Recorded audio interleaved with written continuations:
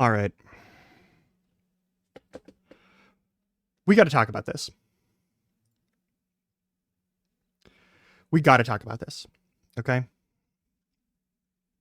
I'm gonna switch this over to some other music in the background. But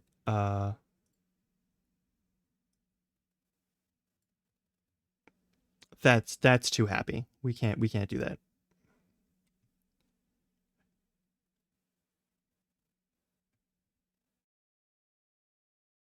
All right, I guess I'm just gonna do this. I'm just gonna do this as is. Fine, whatever. That's just some other fucking background noise. No, we'll just stick with that. We'll stick with the Game Chops. Game Chops is good. Game Chops is fine. They're playing Rainbow Connection. I'll wait. So hey, welcome on in. Thank you for watching this, especially if you're watching this on recording. If you're watching this on recording, check your clock. If it's between the hours of midnight and 5 a.m., consider going to bed, especially today, because I'm going to say something that might make you irrationally angry for no reason.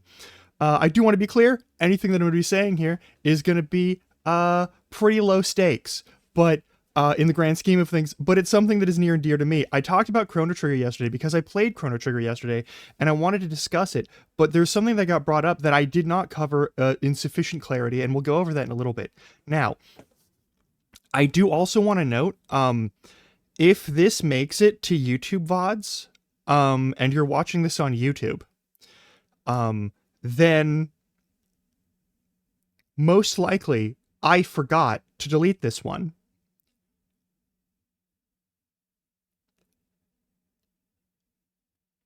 I know there's a bunch of people who are going to hear what I'm about to say, and they're going to get really butthurt. And they're going to get really butthurt, and they're going to want to be some kind of angry. I'm probably going to get like a lot of dislikes on this if it makes it to YouTube. That's fine. Okay? I don't do this for you. I do this for me. So what we have is, we have a game where you have a silent protagonist, okay? You have a silent protagonist. You have someone of uncertain parentage with unusual capabilities that do not make sense for the time frame or the area in which you have them. They have them. You have a kidnapped noble or the duplicate of a kidnapped noble. You have an enemy who has turned into a friend by circumstance. And you have some manner of sentient, non-organic entity. Okay? This is the party that you have. It's a party of 5 people. I believe I named all 5 people.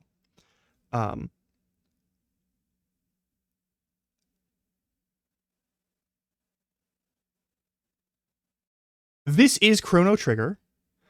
The problem is, it's also Super Mario Brothers RPG. Now, Chrono Trigger has an A-list team of people. And I enjoy Chrono Trigger a great deal. All right?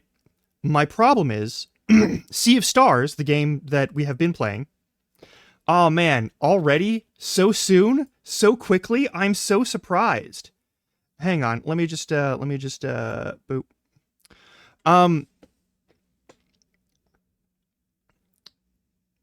The problem is, these aren't the same game. I like Chrono Trigger. I love Chrono Trigger. Okay, it's a great game. I'm not here to argue that it's not a great game. All right. We are not in slow mode. We are not, in fact, in slow mode. That is lying to you. If you refresh this page, it will not be in slow mode. I guarantee it. I don't know why it keeps saying it's in slow mode. It's not in slow mode. Twitch is literally lying to your face right now.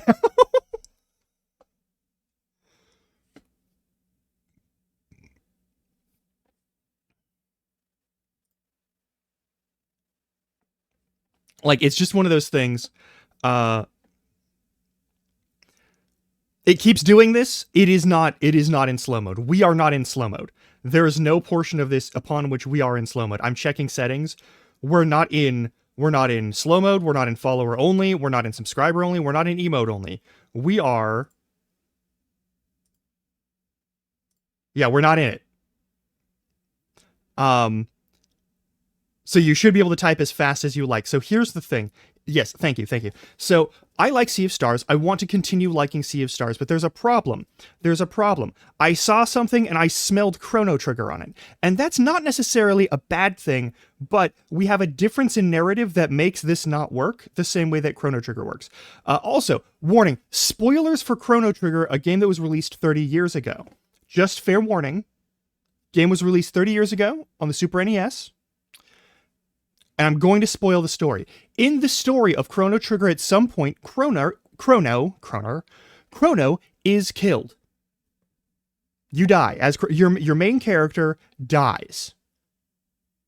Now, all the characters that actually get characterization, because they get dialogue and like an actual point to their own storylines and their arcs, and are just some person with a sword who made some really stupid choices as the designated himbo hero. All right. As Chrono, you die in-game, and you can finish the whole game without Chrono, with Chrono being dead. All right? That's a thing that you can do. That's a thing that happens. It's warranted. You're playing someone who is guaranteed by your own character, by every characterization that is granted to you, is a reckless, foolishly reckless individual who is more than willing to put their life on the line at the drop of a hat. All right? Just a deeply imbalanced person who has been given a sword and carte blanche to fight monsters. All right? A natural side effect of this is that you will get laser beamed into non-existence. That's a whole thing. The trick is, the premise of Chrono Trigger is that you have fucking time travel. Do you know what having time travel means? Time travel means that mortality is a joke. Mortality is a joke you tell each other as time travelers. You have the power to control rifts in time. So, of course, you can fix a problem in an event that happens in a period of time. If it's on the space-time, like, dimension, you can change it. You have time travel.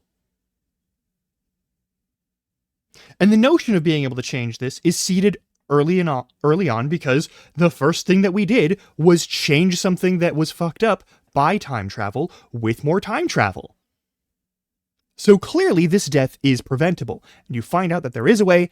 You acquire a method to temporarily stop time, you grab a duplicate body, you replace the body, the real Chrono, with the duplicate Chrono, who's basically like a mannequin, or a real doll if you're being less charitable, like someone was yesterday, I believe either here in stream or during the raid while we were chatting with people. So that's a thing, okay? It's well grounded, all right? The problem is, the last stream that we had of Sea of Stars, we noticed a time stop situation. We have not had time travel. We've had some mystical energy where we change the color of the sky, and depending on the color of the sky and the position of the moon or the sun, certain crystals glow and point light in a direction. But clearly we have no effect on tides. None whatsoever. We might acquire some, but we don't have it right now. We do not affect tides. We do not affect seasons. Our movement of the sun and the moon appears to be literally just us fast forwarding or rewinding ourselves relative to the world more than anything else. And that's fine. That is a minor time dilation and time diffraction, I believe the phrase is, where you're shifting the position in which time is being perceived and the direction in which time is being perceived, which is not a minor ability.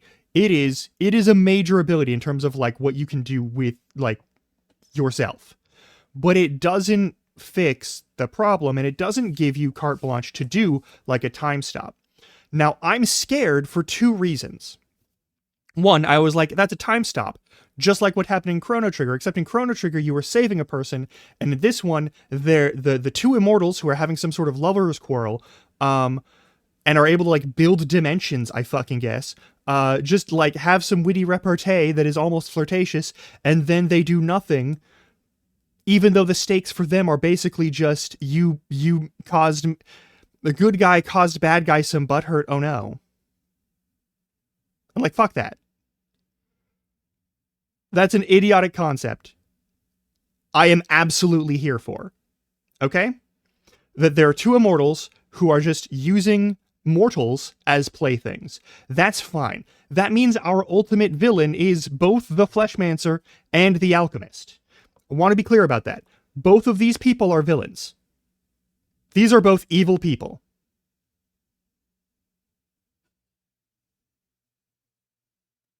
And I was like, this is some really, really self-indulgent, fucking weird-ass storytelling.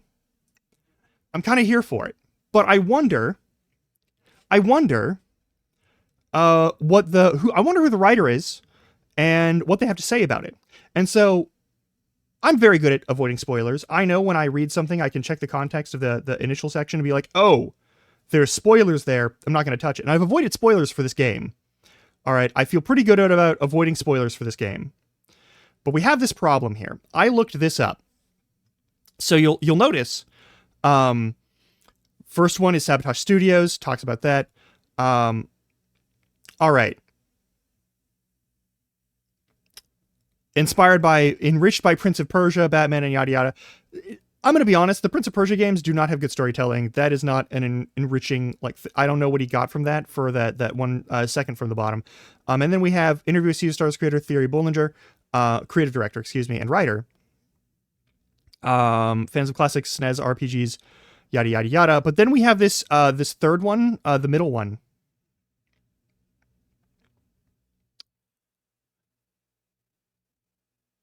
Yeah. Arlington Eagle. Also, the eagle that is said to be the deliverer of the Solstice children is the Alchemist, which also, thank you to Recane for bringing this up to me yesterday.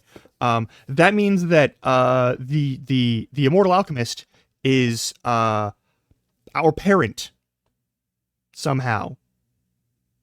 And since they're basically an immortal and essentially a demigod or a god, we are playing two demigods that have about as much personality collectively as Chrono does, which is its own thing. I'm going to be honest. The writing in Sea of Stars is meh. All right, it's mid as fuck. As far as storytelling goes, I do not care about Zale and Valere because they don't seem to care about anything. They're just angry about stuff, and then they're certain that they want to fight monsters. Okay? That's fine. That's all I'm asking. I'm fine with Chrono being that kind of person as well. But in the scene that we saw, Garl got shot by a mortal curse to die horribly. All right? And then he was given some time frame. This means that Garl is currently doomed to die. Which is good. Because for once we're having some actual stakes in this game. Some real stakes. Some real, actual, emotional narrative stakes. Garl has to die. But then I have the problem with this statement. So on the third one, the middle one here, Sea of Stars director unpacks Garl 2023 is yada yada yada. Bollinger also says he feels the true ending, the fact that there's a true ending, is a problem. That's a fucking problem. The fact that you're considering one, there'd be a standard ending and a true ending in a game like this is a fucking problem. That's not cool. And the other thing is the true ending happens late enough that you're kind of done grieving and invested in something else and fully accepted his death, which is Garl's, I assume. So we watch Garl die, and I assume we keep playing afterward. All right? Fine, whatever. But the true ending is the thing that bugs me. I'm worried that they're going to, find a way. If we resurrect Garl after he dies, if we find a way to imbue life and restore the soul and mind of Garl after he is dead, that fits in line with the scale of the storyline and the style of the storyline of the fact that, we're playing entities that do things because they are the only end course for them to do. Zale and Valere don't have parents. Zale and Valere have a village that they grew up in and care nothing about. Zale and Valair are not, strictly speaking, characters. They're characters like your character in Skyrim is, but with way less personality. That's an issue. I'm considering that a failure since they had so much time to do the writing. They had a bunch of Kickstarter backing. Sea of Stars had so much stuff going for it, and the story has two very blank slate characters. It literally says that it does not matter which one you pick because you're playing as both of them the whole time. That would be cool if something was used to like subvert that. But currently we just have two mostly blank slate characters that only say, we gotta go do this quest. Let's do this quest. We're gonna do this quest. This is our destiny. We have to try. We yada, yada, yada. It's fine. But like, it's not characterization. It's just, again, MacGuffineering. They are the thing that moves the plot along. So of course they're going to say we have to keep doing stuff. Okay. There's never a doubt that they're going to continue doing things no matter what. That's not an option. Garl gets characterization. He gets wounded early on. He refuses to give in to despair, which is kind of like, he's a shallow character, but he's not like a bad character. I enjoy Garl. I appreciate Garl. But him dying is narratively satisfying in a way that like him just being MacGuffined out of death does not. And what I'm worried about is that the true ending is that he gets MacGuffined out of death, and not that like we do something, we sacrifice something, and we produce a restoration of Garl's life. I don't think that's how that works. I don't think that's how it's going to go. I'm very worried with the rating of they fully accepted his death. That's a thing that tells me the next sentence in that, and I haven't clicked this article, and I'm not going to click this article. But I no longer have any faith in where the story is going. So that's thing one. Sea of Stars is, in my opinion, a game that is fun, but narratively too afraid to actually throw its own punches.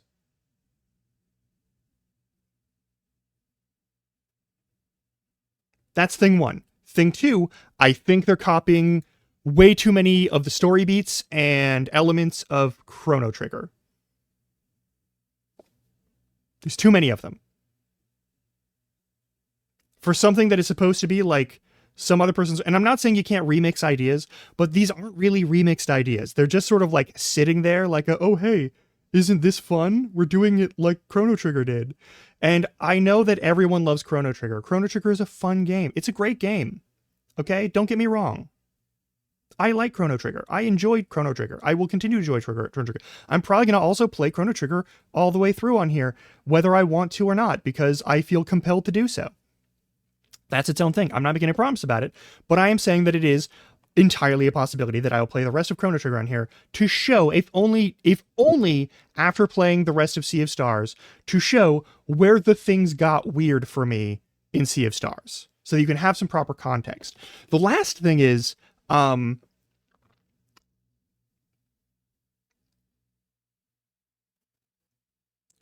like Chrono Trigger. I think it's a good game. I don't love Chrono Trigger. There's a lot of people who want to huff Chrono Trigger's farts and suck Chrono Trigger's dick, and I'm not one of them. I'm never going to be one of them. I will never be someone who thinks that Chrono Trigger is a game without flaw. Especially considering that, one, it was made in 1995, and the combat system is kinda ass. There's some fun stuff in it. You get some cool stuff, but it was made in 1995, and it shows its age really clearly, and did show its age even when I played it, which was like, God, more than 15 years ago. 20 years ago. It was more than 20 years ago. okay? More than 20 years ago, I played Chrono Trigger, and it was fine in terms of its mechanics. The stuff they did with their world building was really cool. The art is amazing. I do not mean to disparage any of the hard work done by people. All right. As far as games, it is the one that I actually like the most that Akira Toriyama made. Dragon Quest is great. All right. Don't get me wrong. All of Dragon Quest, very fun, very good. There's laws in Japan that you can't release Dragon Quest on like school days or so. That's like it's either an urban legend or it's a real thing, and I don't care. It's too fun to not believe. There's a lot going for it, okay? But Chrono Trigger's good, but I don't believe it deserves all of the hype and the worship that it receives. A lot of people love Chrono Trigger. I like Chrono Trigger. I don't love Chrono Trigger. The worst thing is a lot of the things that Chrono Trigger does, and I hate to say this, is a lot of the things that Chrono Trigger does, Super Mario RPG Legend of the Seven Stars did better. And here's the worst part. They were almost certainly working on Super Mario RPG while Chrono Trigger was being made and was released. There was only a year apart. And games weren't made that fast. So, for a fact, the people who were working on Chrono Trigger, most of them probably did not work on Super Mario RPG. And yet, Super Mario RPG has overall a better standard art style for your world and your travel. It doesn't really have much of anything in the realm of like cutscenes. All of the cutscenes are in game with all of the same models that you have for that. Chrono Trigger uses pre-made, like hand-drawn, fucking fully illustrated cutscenes by one of the preeminent artists in Japan in the 90s. All right? You're not going to beat their cutscenes. I'm not saying that it does. It doesn't. But in terms of like the gameplay structure, in terms of the playfulness versus seriousness that it takes and handles its own game and the way it works, the stakes of the narrative, the main protagonist being silent is in no way a detriment in Super Mario Bros. RPG, because you still communicate through very sophisticated pantomime that is also a delight to watch and clear in its communication. All of the special abilities that you gain over time make perfect sense for each of the characters. You get characters that are beloved even outside of that game. Listen, Geno is a lot of people's favorite character for a good reason. And especially considering that when you watch, for example, Super Smash Bros., that everyone wanted Geno to be in, the reason they wanted Geno to be in it is because it made the most sense. You saw some sort of magic appear and enter a toy, and then that toy became Mario, and then another toy had other light enter it, and that toy became Pikachu, and those two fought. And literally the intro scene for Geno existing as a character is a sentient entity of light showing up and selecting Geno as its character. Years before Super Smash Bros. Was a thing, the idea of animating a toy to fight is a thing that existed in the Mario universe. It was already seeded in the world building.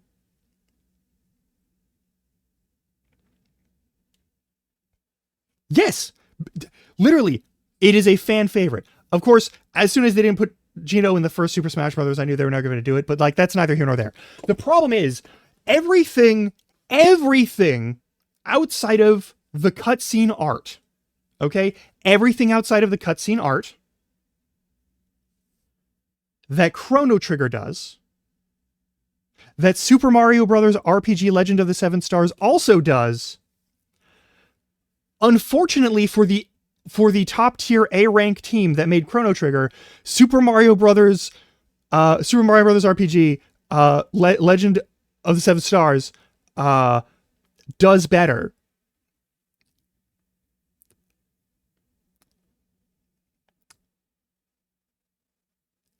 And that is a troubling fact considering that Mario walked into their genre, slapped the crown off of them, and then left and never did it again. And they did it barely a year after Chrono Trigger did it. Like, Chrono Trigger didn't even get to keep that crown for like a year.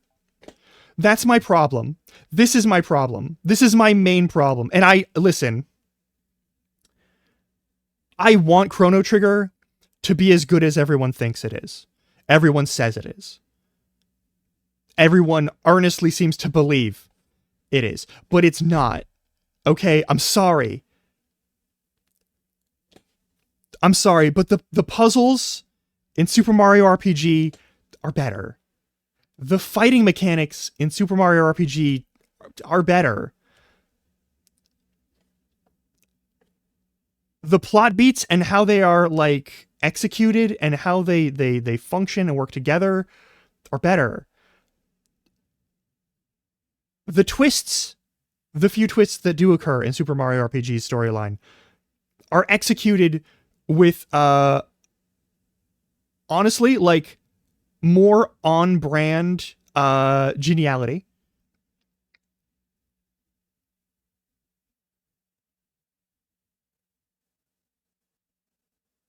And I'm sorry to say that because it is completely correct, and also because it's going to piss off people who love Chrono Trigger. Now, I want to be clear. There is one metric that I found, okay? Like, we can talk about the Metacritic scores, but the Metacritic scores, unfortunately, are a bit fucked over because Super Mario Bros. RPG got a release recently, and a lot of people are like, oh yeah, that's a game from 1996, and it feels like it, because it's a game from 1996, and it feels like it. And the last remake for Chrono Trigger was what, on the DS? Pretty sure on the DS. And we're playing, I think, an altered port of either the DS or the one that was before the DS. I don't remember. There's a few releases, but none of those releases were like this far into how RPGs have evolved. So of course, Super Mario RPG from 1996, with no actual mechanical updates, is going to take a hit on its Metacritic score. So I don't have anything to say, and I cannot qualify the Metacritic score as like a definitive defeat on the side of Super Mario RPG. Like, Chrono Trigger wins that. It has a pretty much perfect Metacritic score, and Super Mario RPG doesn't. But outside of that, the only other like metric that I can look at is sales in Japan versus sales outside of Japan. And that one is obviously anything from the Dragon Quest artist is going to win. But outside of Japan, Super Mario RPG clearly takes that trophy, like by several thousand units of sales, which back in 1995-96 is so much money. And every other mechanical metric that I can think of to compare these two games from their time period together, unfortunately for y'all, Super Mario RPG does win. The ease in which you are able to recover your abilities to use special powers in fights, which means the pacing of fights is always more fun.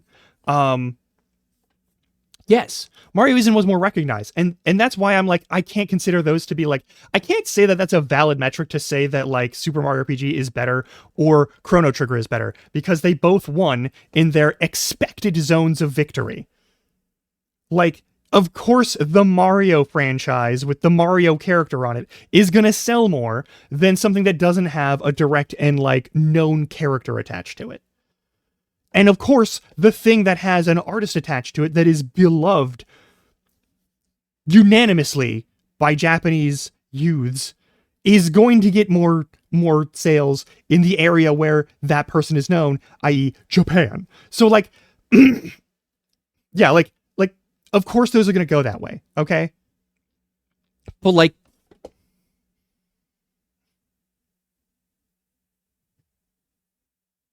Chrono Trigger likes to drag ass. Okay, it does. Super Mario RPG kind of doesn't. You get a lot of fun plot points, you get a lot of like weird shit, and you get sufficiently invested for the stakes that are going on, and you are confident in your ability to do all of the things that you need to do to win that game and clear through that story. And the story is a fun ride. You get extra twists, surprises, and other that you wouldn't normally think would be a thing in a fucking Mario game.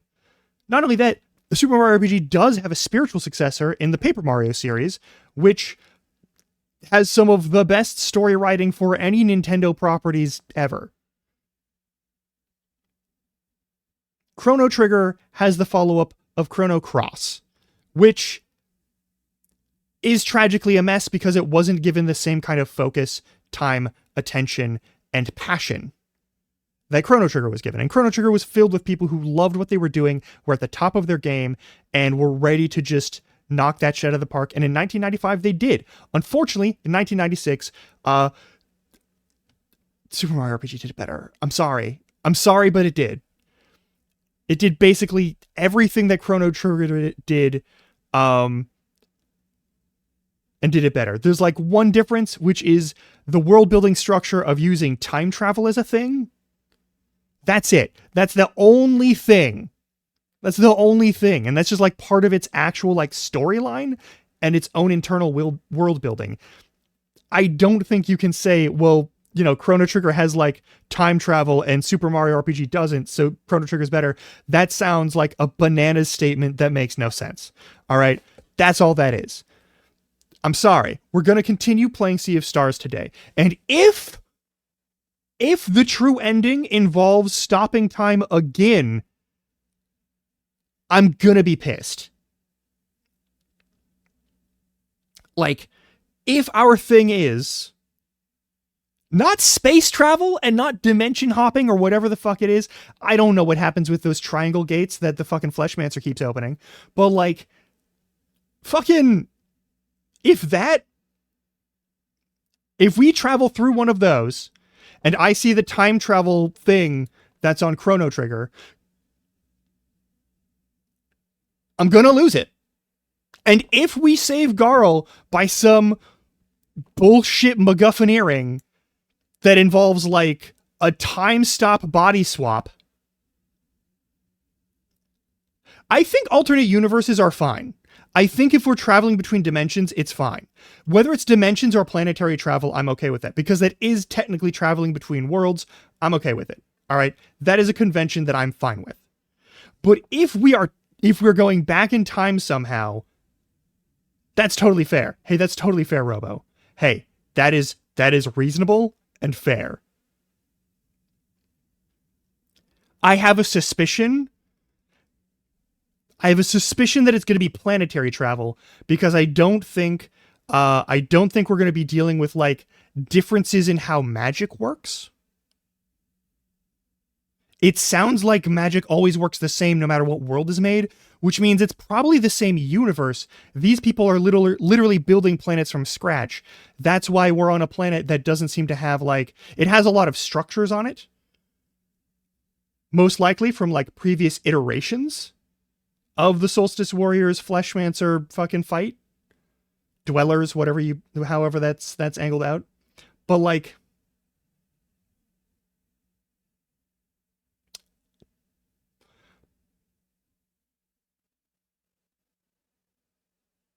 but it could be dimensions. It would be weird if it was dimensions. I think it's planets, and then they like cycle through a series of planets probably at the end of the day. So like, there were Solstice Warriors here. The world got quote unquote eaten. And so everyone died, and then it got turned into a barren wasteland.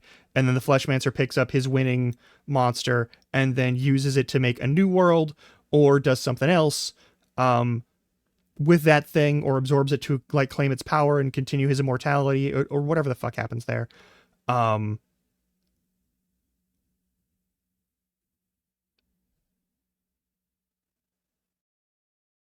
Yeah, like there's a bunch of like, that's what I think is probably going on.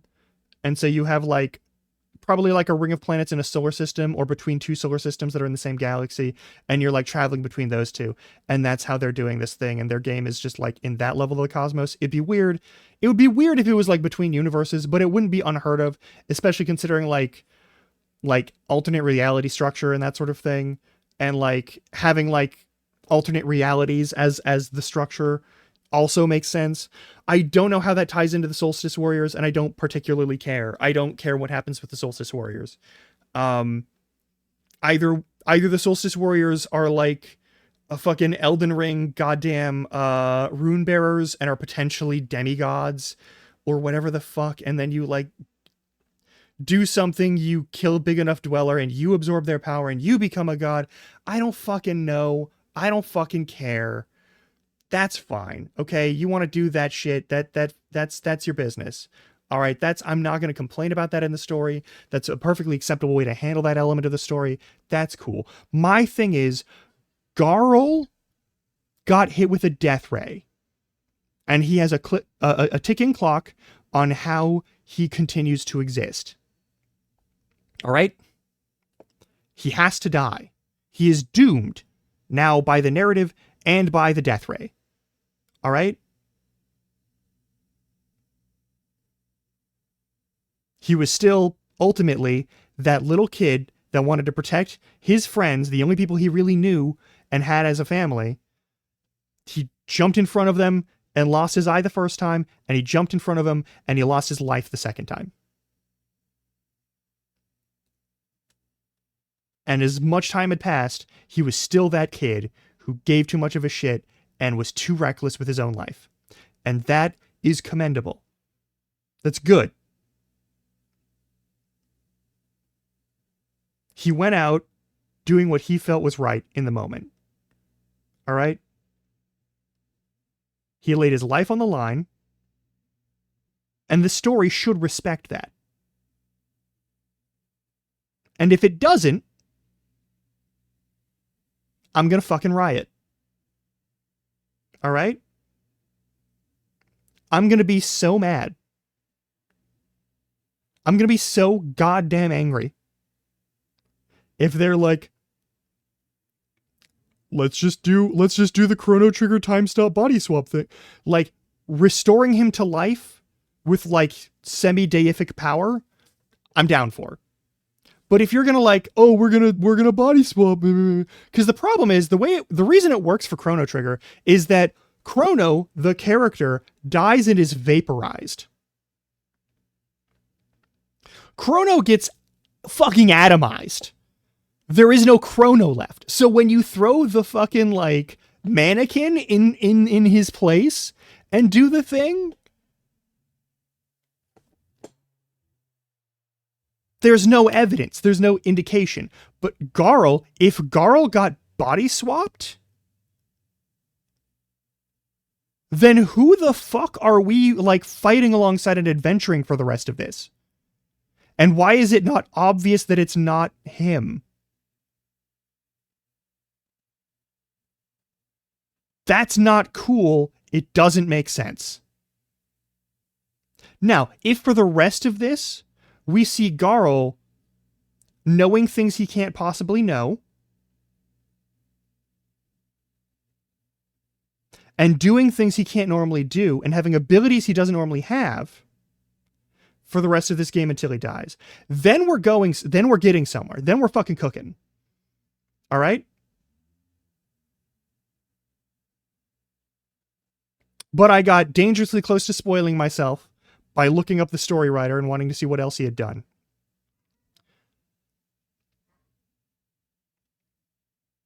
And I'm not willing to click those articles to read them because those are spoilers and I'm not going to do that. But like, either Garl needs to be a different person after the laser to the chest, or he has to actually die. If you're going to have an ending where he lives at the end, and you're going to call it the true ending, you gotta do the legwork. And if you don't do the legwork, I'm going to say retroactively the story of this game is shit. It's fucking garbage. And the people who wrote this story should be fucking ashamed of themselves. And on that note, I'm going to take an early ad break. I'm going to heat up my coffee. I'm going to set up the game and we're going to play it. And we're going to play through Sea of Stars and we're going to go to the regular ending. And then I'm going to read the articles and I'm going to find out what the fuck the ending actually is.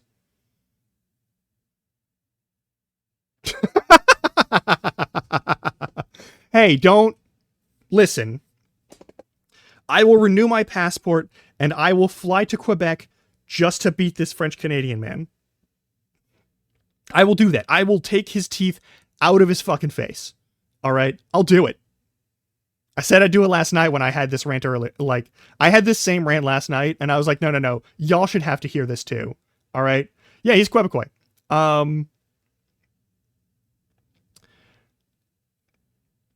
I am. Yeah, no. Exactly. Anyway, I'm gonna set up the game, and I'm gonna get that running, and then we're gonna play this, and we're gonna see how we do. Okay? We're gonna see if it's any. We're gonna see if it fucks around, and if it finds out. All right?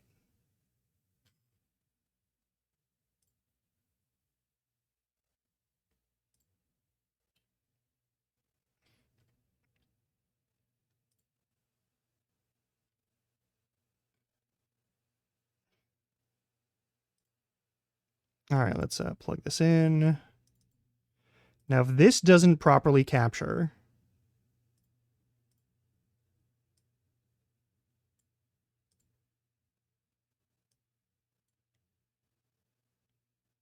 it does capture. Excellent. Stretch that to there. That's fine. If it's got a little on the corner, it's fine.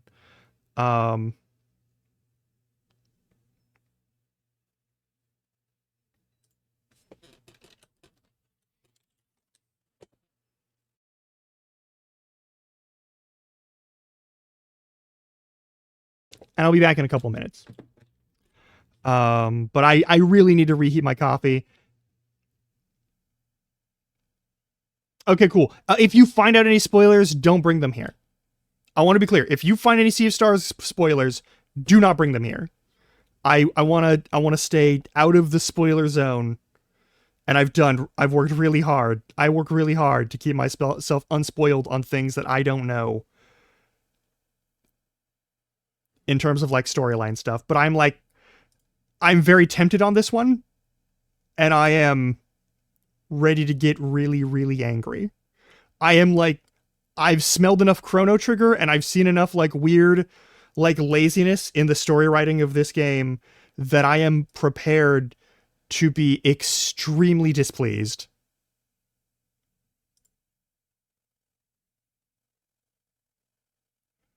So that's a thing.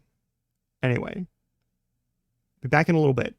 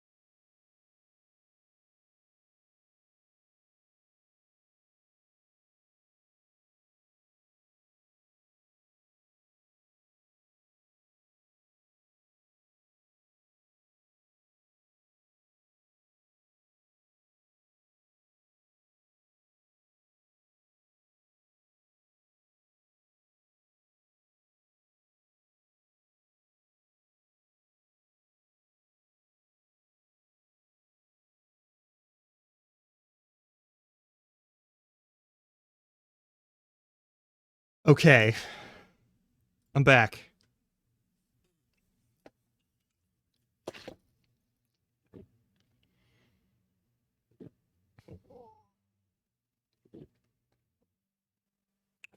I feel like I've been yelling at my microphone the entire time, so I should probably try and keep my energy at a reasonable level so as not to do that. But let's continue this game. I am excited to continue this game because it is a fun game to play.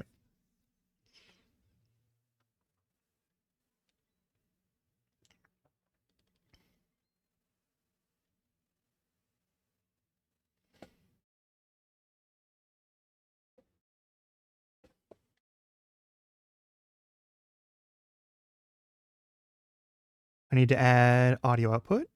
Hang on.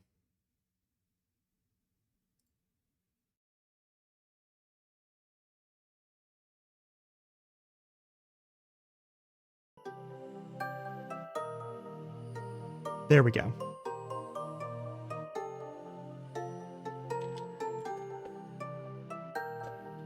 I might have to turn it down at some point.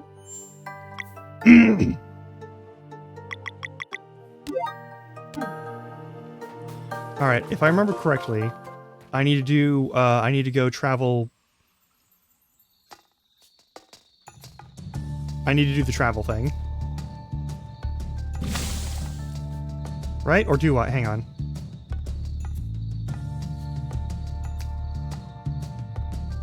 Yeah, that's perfectly fine.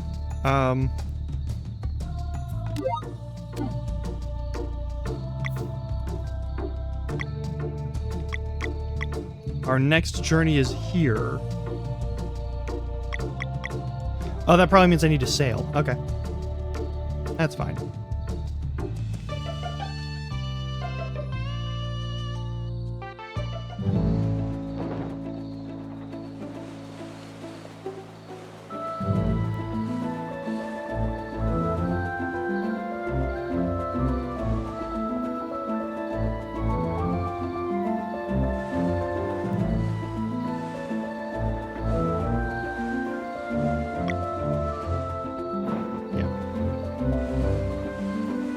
Well, it's comforting to know that they didn't have too much to do with each other.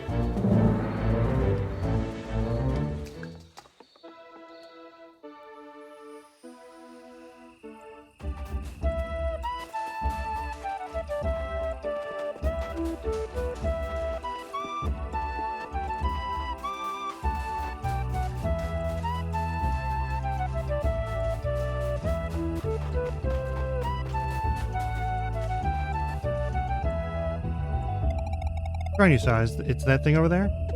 Yeah, I'm sure of it. This is how we can grant access to the Sea of Stars. It's way out of reach. Do your vision Canadian about how to get to it? Not really. Just do you know that we have everything we need. Okay.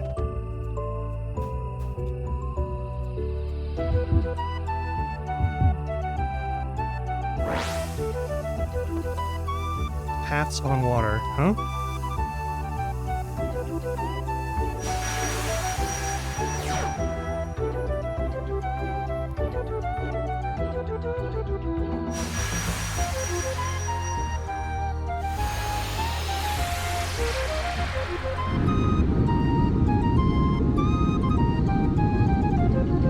Unsurprising.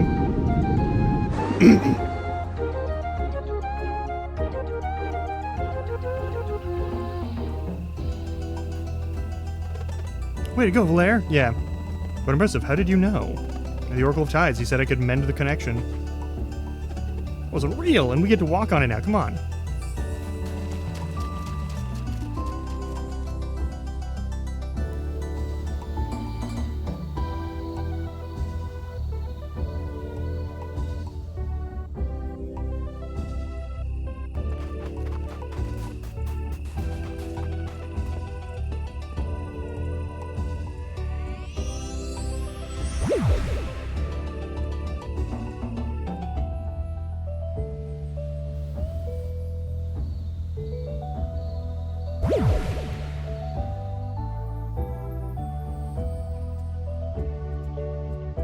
Hey, it's the floating shrine that we couldn't get to.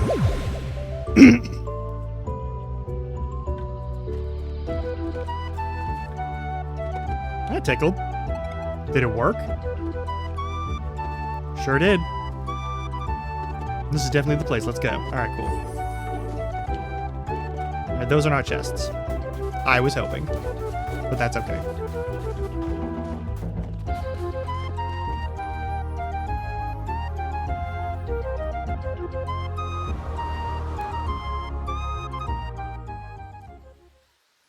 Alright.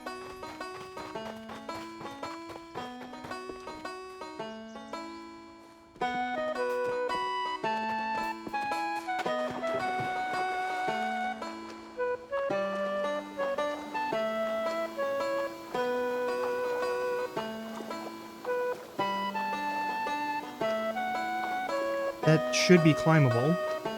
Clearly it's a ledge that we should be able to climb. Fine, whatever.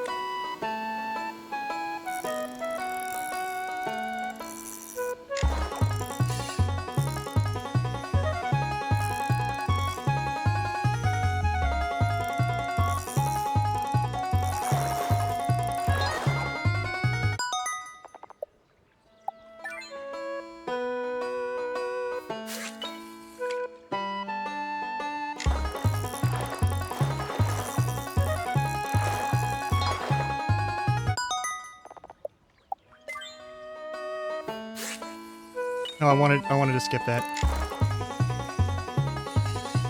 Oh well.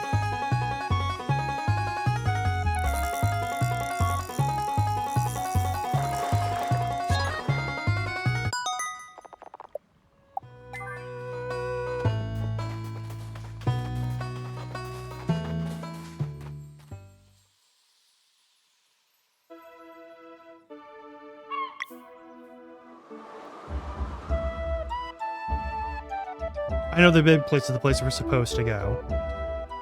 Air Elemental Sky Land? Yeah. We don't have the key. That's fine.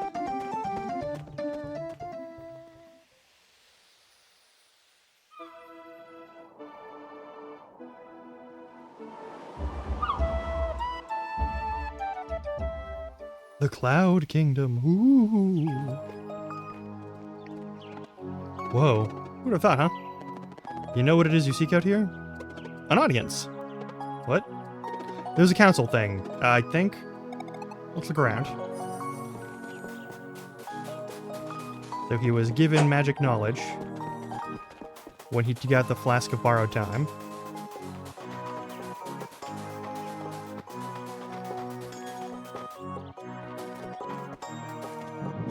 Small visitors, did Luana mend the connection at last?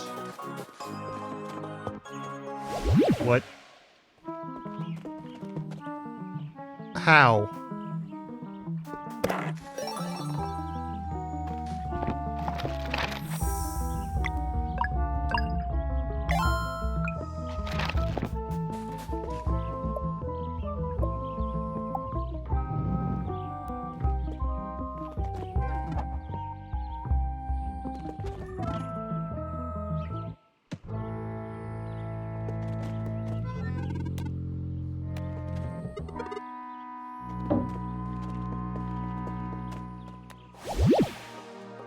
They trouble me.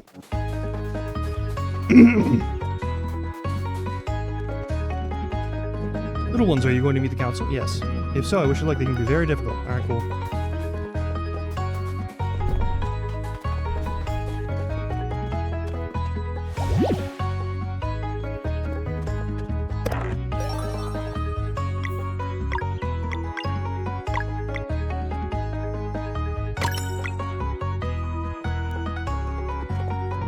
I'm a local craftsman, so yeah.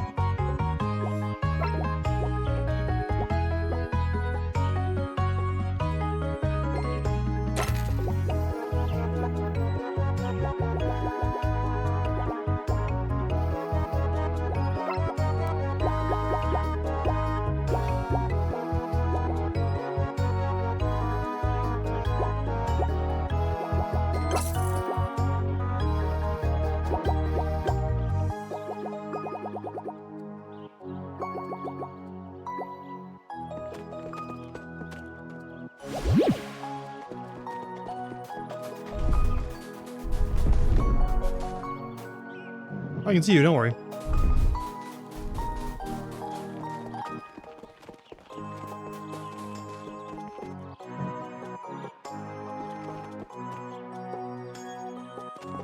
I might have to, yeah.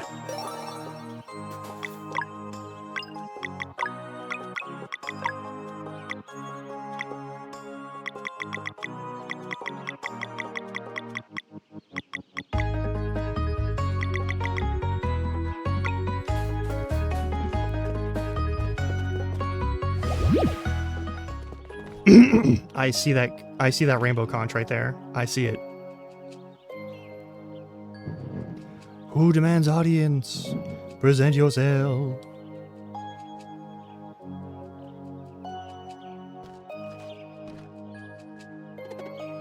I am the one demanding audience. We can hear you just fine, no need to shout. Oops. Name? Carl. Title? What? Title. Title is Warrior Cook.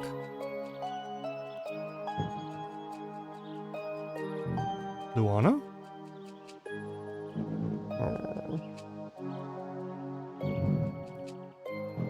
Warrior Cook, it is our understanding that you are on borrowed time. I am an have a request. Then speak. It's for my friends here. I want you to grant them access to the Sea of Stars. Do you understand what you were asking of us? Absolutely. And who will vouch for you? Ouch. I don't know, I thought we could just, I will.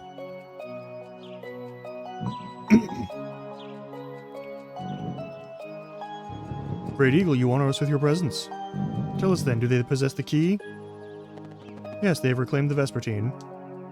Do they possess the strength? Yes, Luana and Solon have awoken. Their wish is to accept this final gift from their friend and complete their journey. Do they possess the will? Sarai? How did she get here?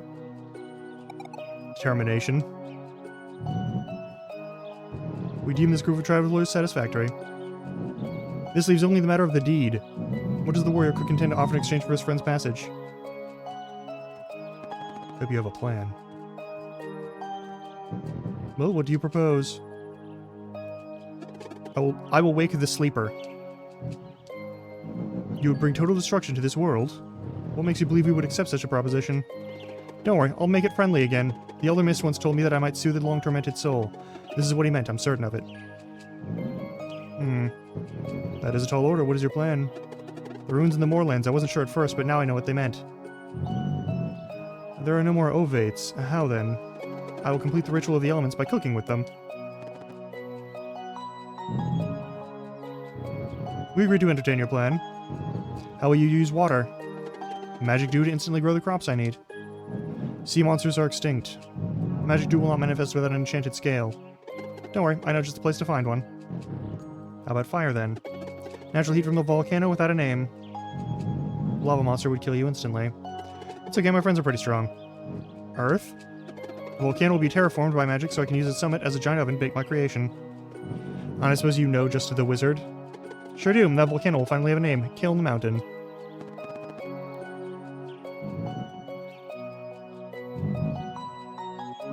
We like the name. That leaves the final element. How does wind come into play? We'll capture Zephyr in a bottle. When my creation is complete, I will let it carry the scent to the sleeper's nostrils. Why do you require a volcano-sized oven?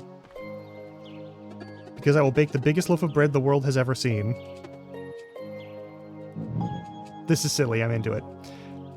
What makes you believe that it will be enough to make the sleeper friendly again? Oh, come on, no one can be grumpy when they wake up to smell freshly baked bread.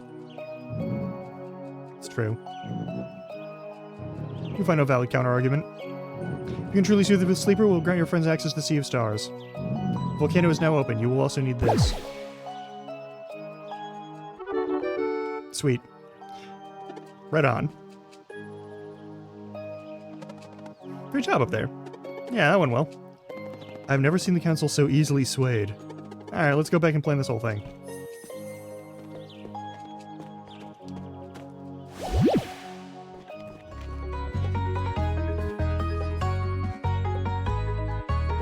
What's her name? Humpty, why do you ask? Great, 1 sec. I don't have a lot of time, so we should split up.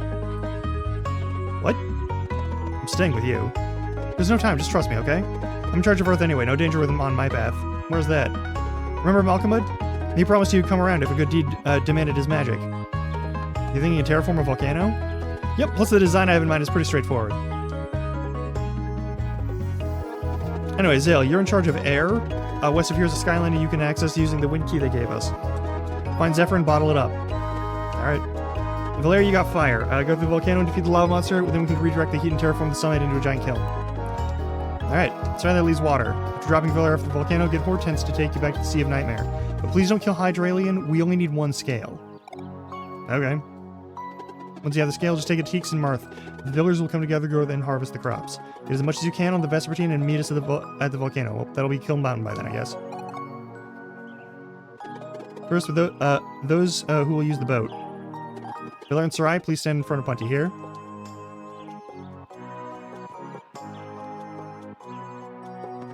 What about me?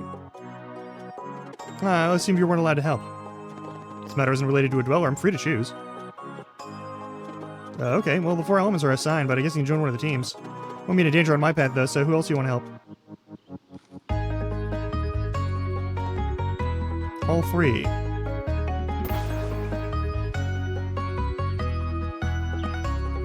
Okay.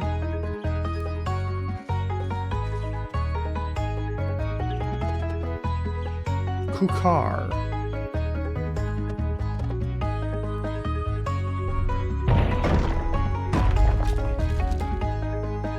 Teeks is on the boat still. Pretty well. So I'll see you over at Kiln Mountain once we have everything. Stay safe.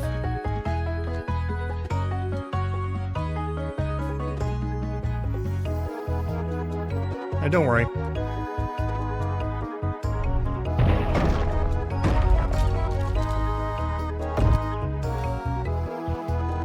The Skyland is west of this village. Lead the way.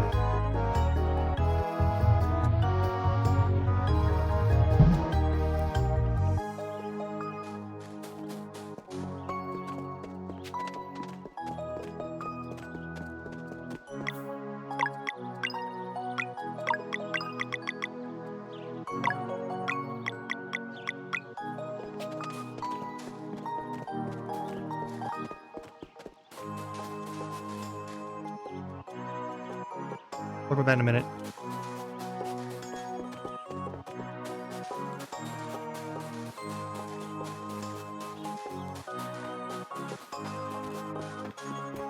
Okay, that just leads us back to here? Okay.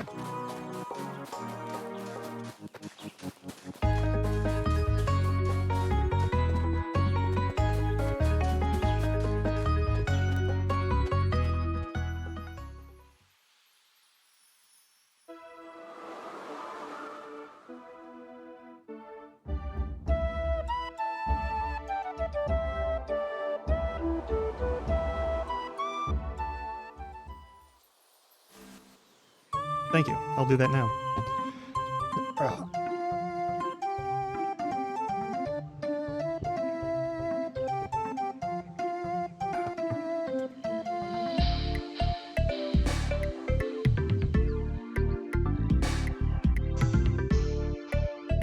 Perfect. All right. You should fix that.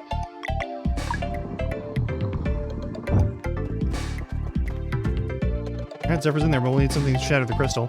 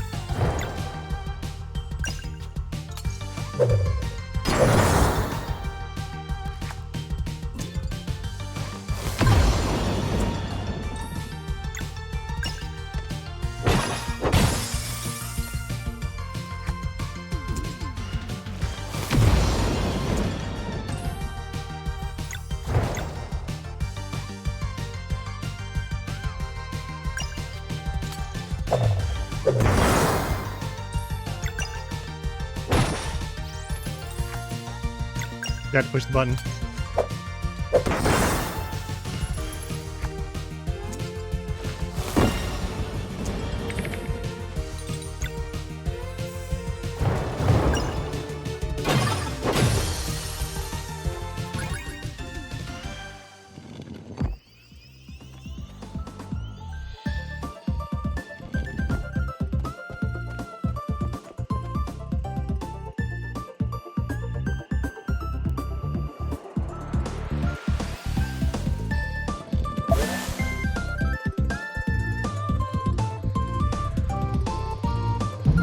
Perfect, another one of those.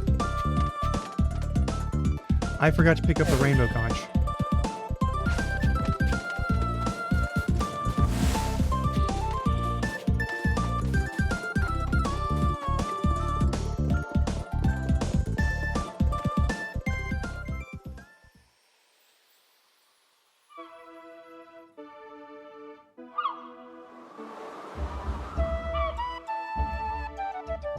God damn it.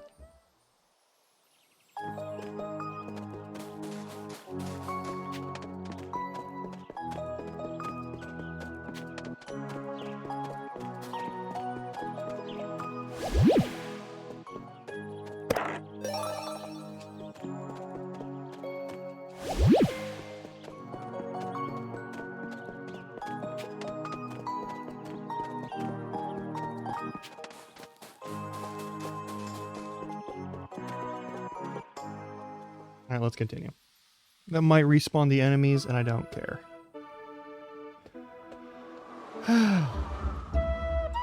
Amaranthus! Welcome back. How are you?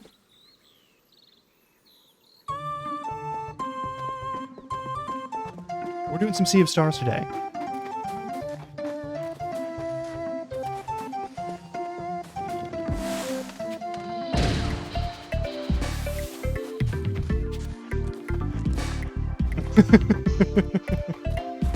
Hold strong. What?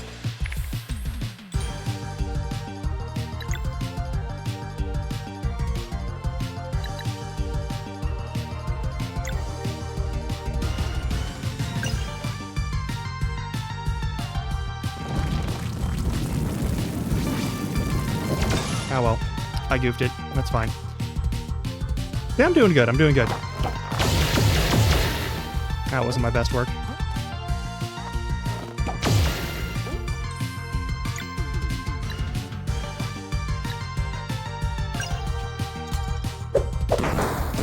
Whatever.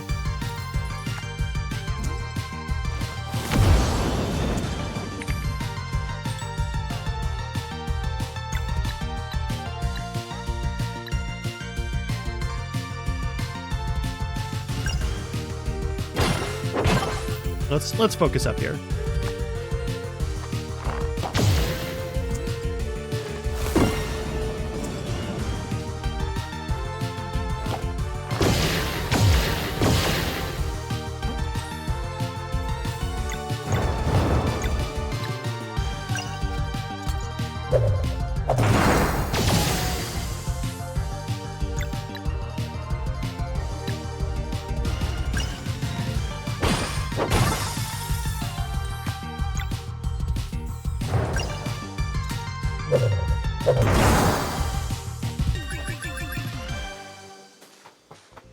Yeah, my brain is a little bit foggy, I'll say.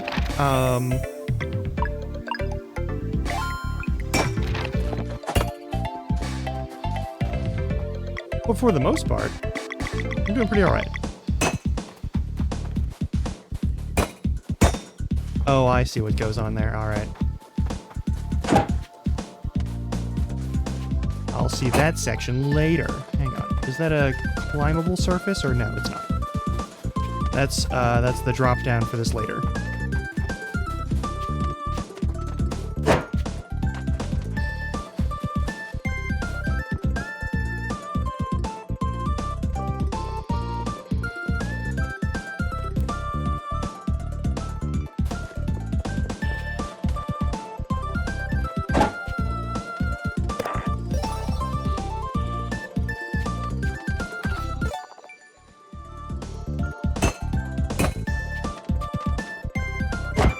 Okay, okay.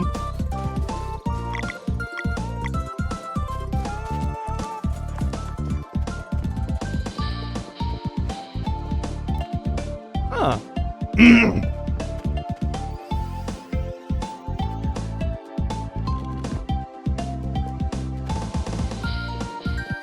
Okay. I need to figure out where we need to shoot this laser. I assume...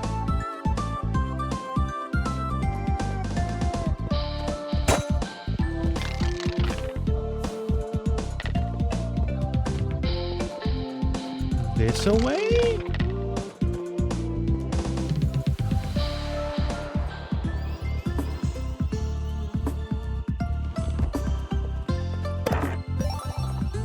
Never mind.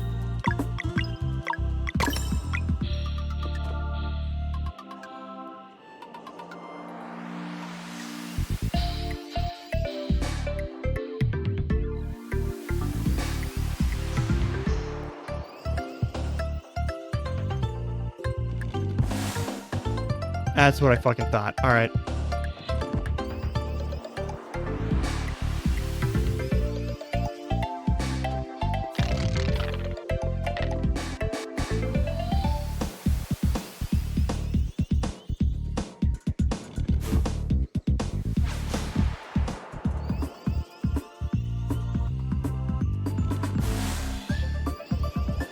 Yeah, I know, I know.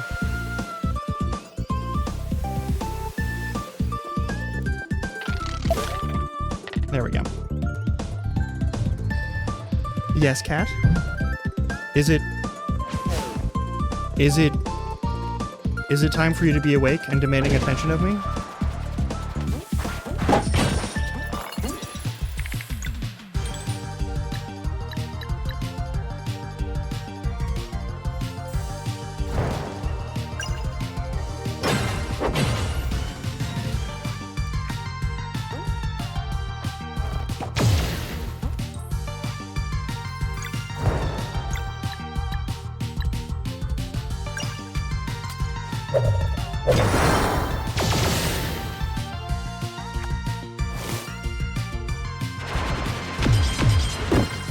That's a lot of damage.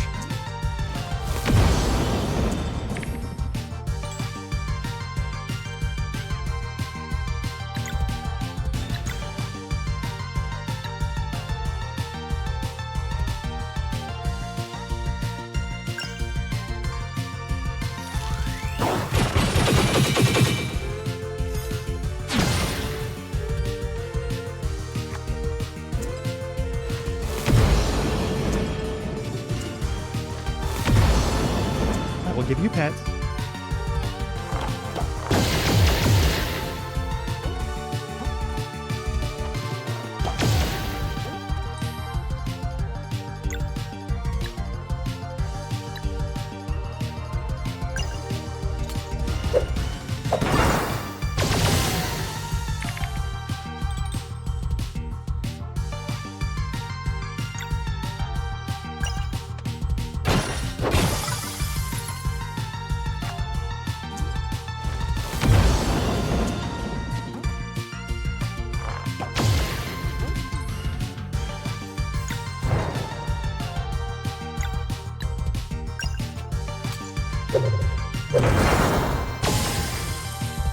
There we go.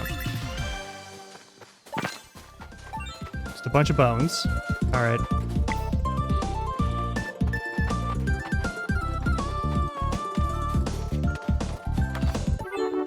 A triangular slab. We'll put it in the thing that's elsewhere.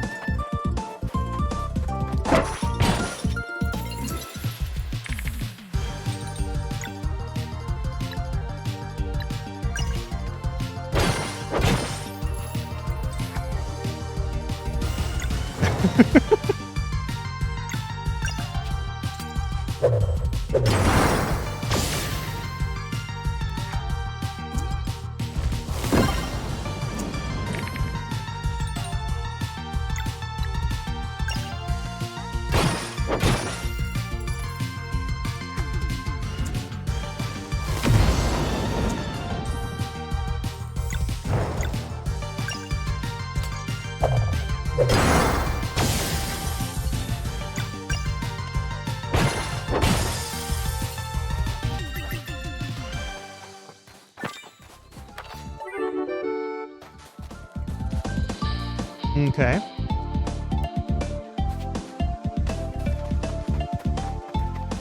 Is there a cave over here? No, there is not. There is not a cave over here. Okay. No, that's just the same way. All right. Through the whooshings. There we go.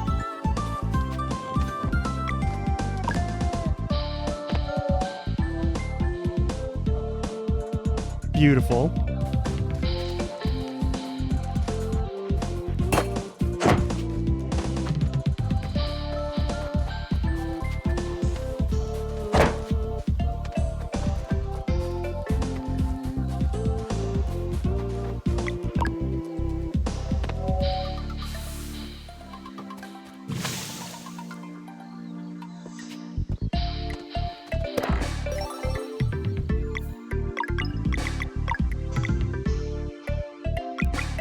I'm never going to use that.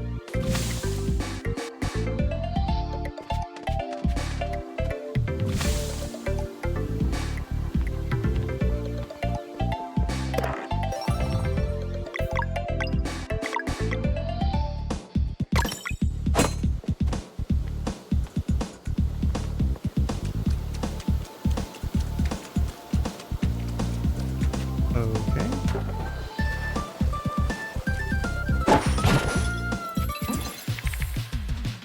Oh my fucking god.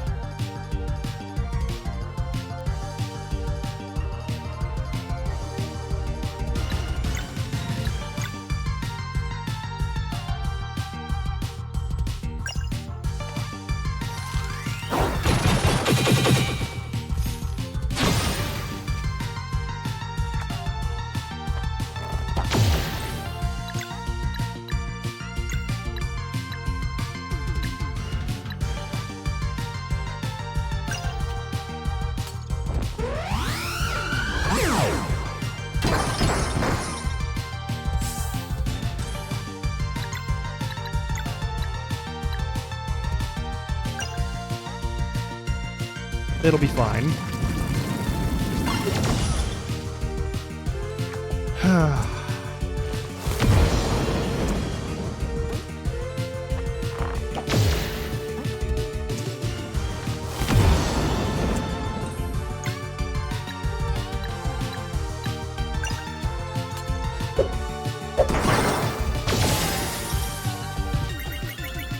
Hey, hat trick.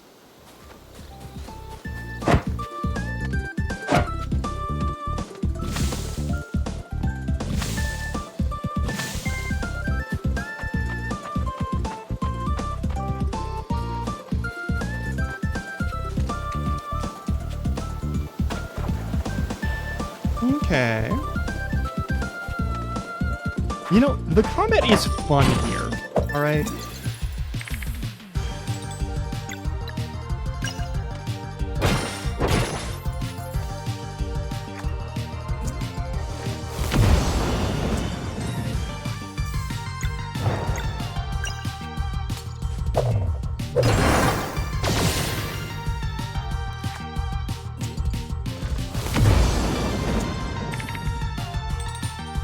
Okay, you know what?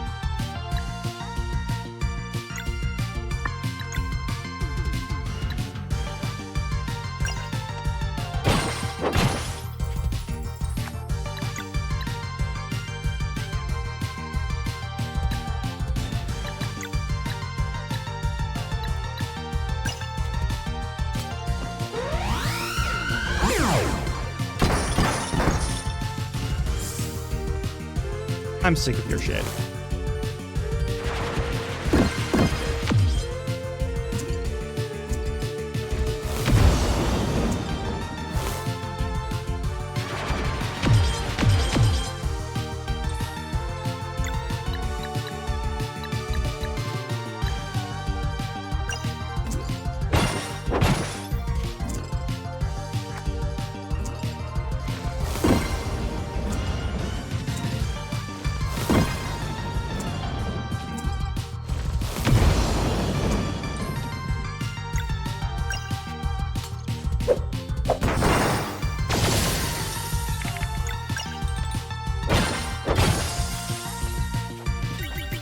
I'm being definitively distracted by this cat who is demanding scritches and pets and love.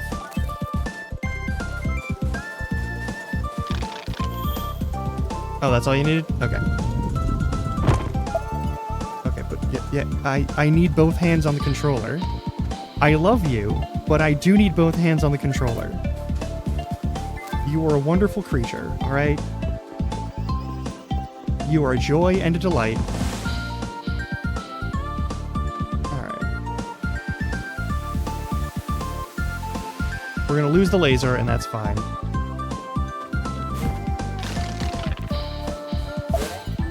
There we go. Hello! Yes, I love you. I love you. Very much. Oh. 4 big guys.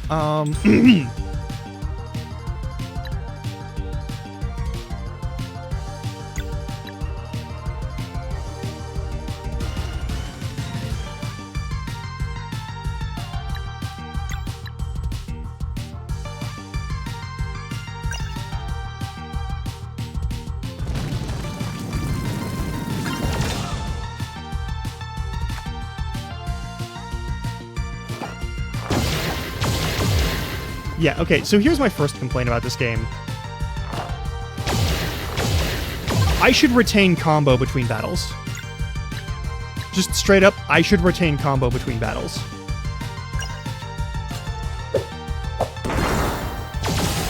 "100% I should retain combo between battles. That should just be a thing. The fact that you don't just means that you don't get to use your cool moves anywhere near as often as you reasonably should get to.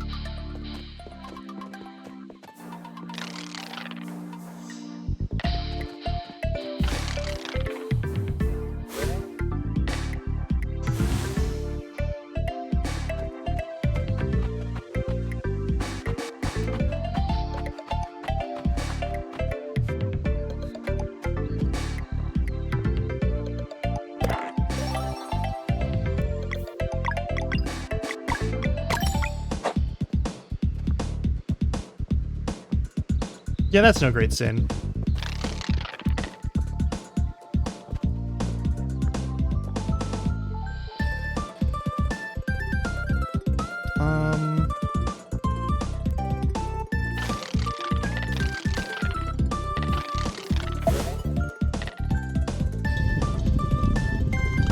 Okay. Here's the thing, I don't think we're gonna be able to use combo after combo. Because, like, combo after combo in a single fight is a thing that we always do. But I mean, like, between zones, we should retain combo meter. Like, between that fight that we had in that building and this fight that we're having right now, we should have combo from the previous fight. Those should be maintained. And I do not see any good reason why they cannot be maintained.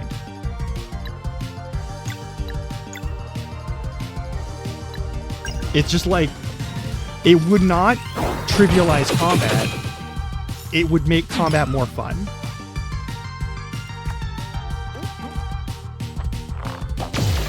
Because they've scaled their damage good. They have good damage scaling for if you had infinite combo.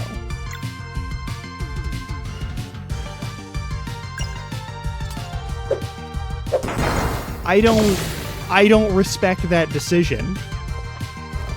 I just don't. See, that's just rude. You know I have an ability that would let me do that, but you're gonna be an asshole about it. Alright, that's fine.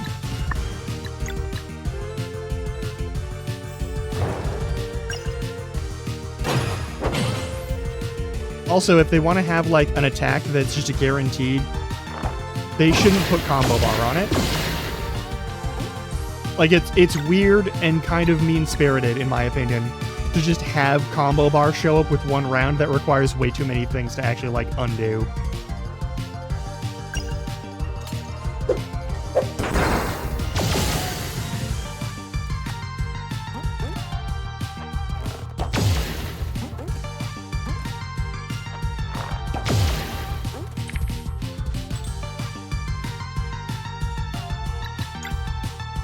Alright, and that requires 3 combo, which I could not possibly get.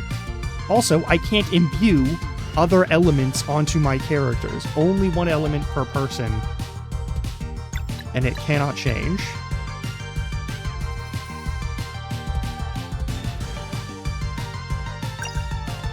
I'm gonna make sure that we get as close to killing you as possible.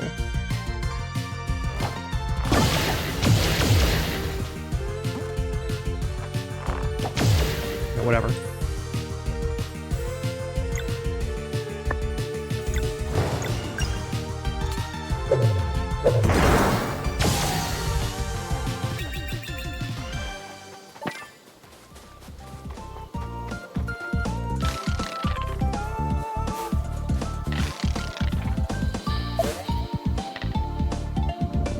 I do enjoy the light puzzles.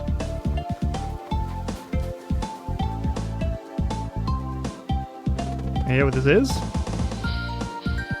A highly refined crystal. Its energy matches the one containing Zephyr. Could it be used to break the other one? Without a doubt, but it won't budge. Sensing in frequency.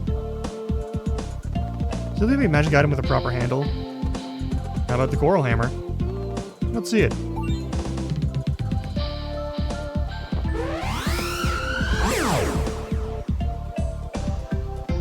Yeah, this'll work.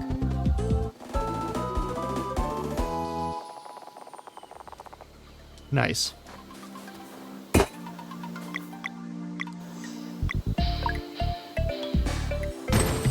Cool, now we can break this. I can't jump up there? Okay, that's fine.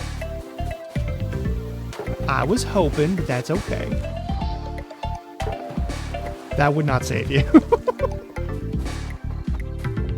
Oh, quite a few places. We're gonna go break several of them now.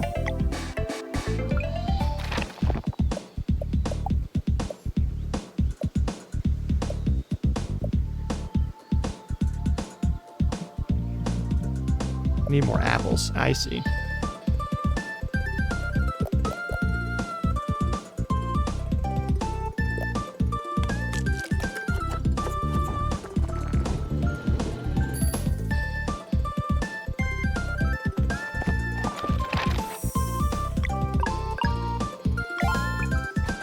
Now that we have the item, gonna go double check for crystals. There's been a few locations outside of this zone where we have crystals that we can break. My short-term memory does not tell me whether or not we have crystals here. So we're going to double check.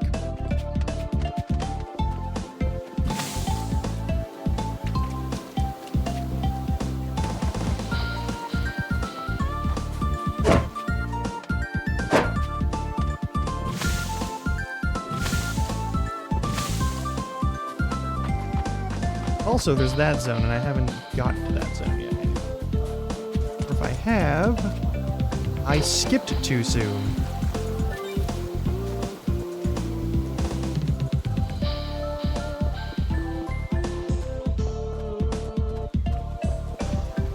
Alright, so that was a wasted backtrack, but that's okay.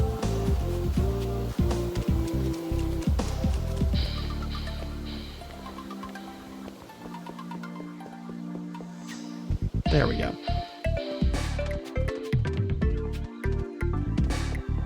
It's fine.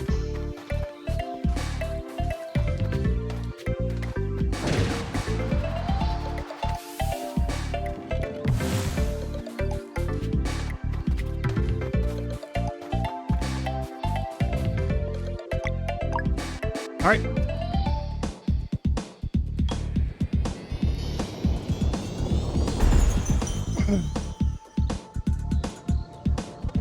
How do we capture wind? Leave it to me.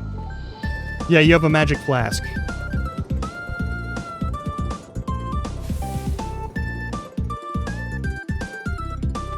That's it for us then. Hope the others are okay. They're fine.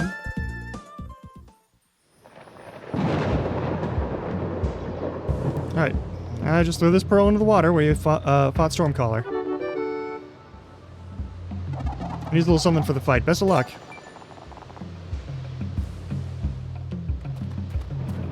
Well, thanks.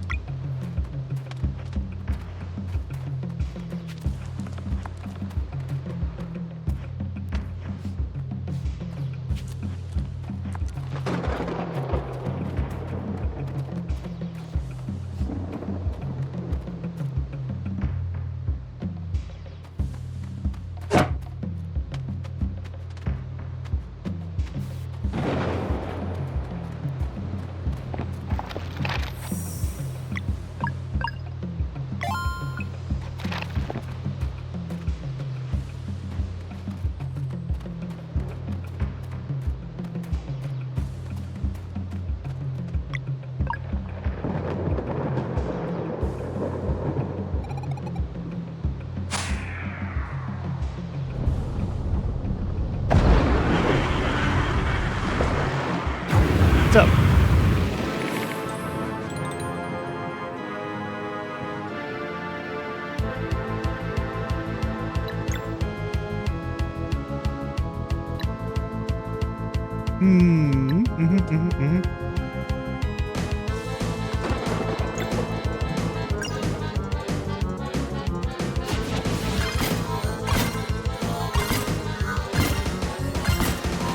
I feel like this should count as both dagger and poison also.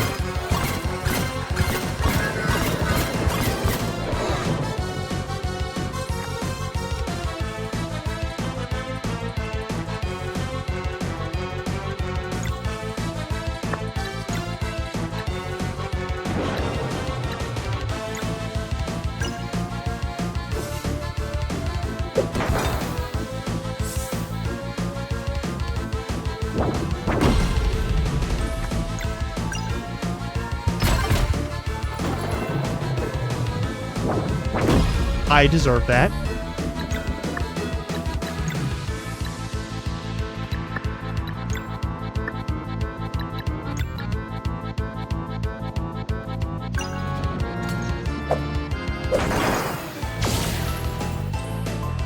Oh, right, that is poison.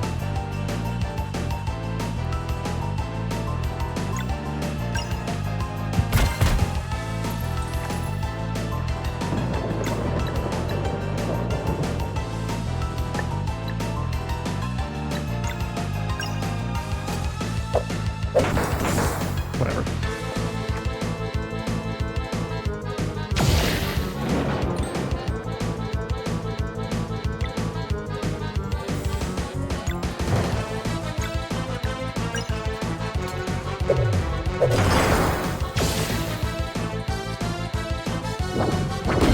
That's fine.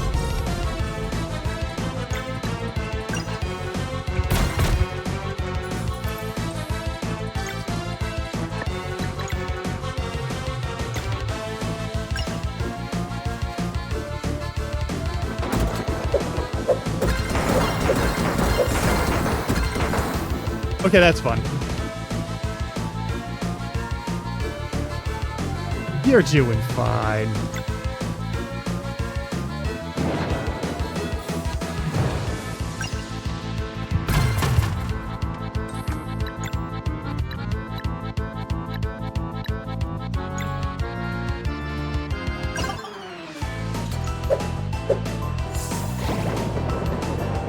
Nice.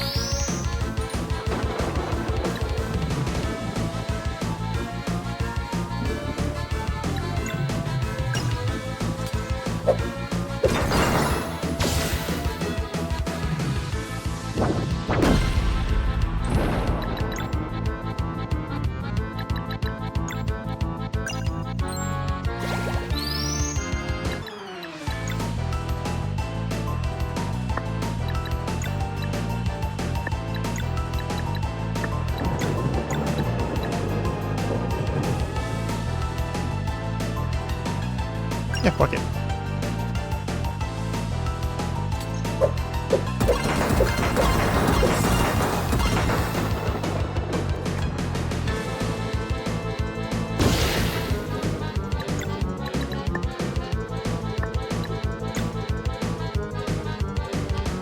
Correct.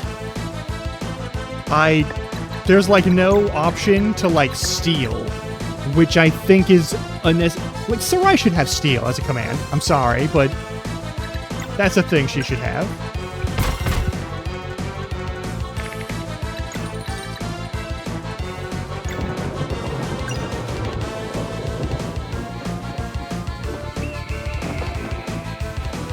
This should do enough poison hits.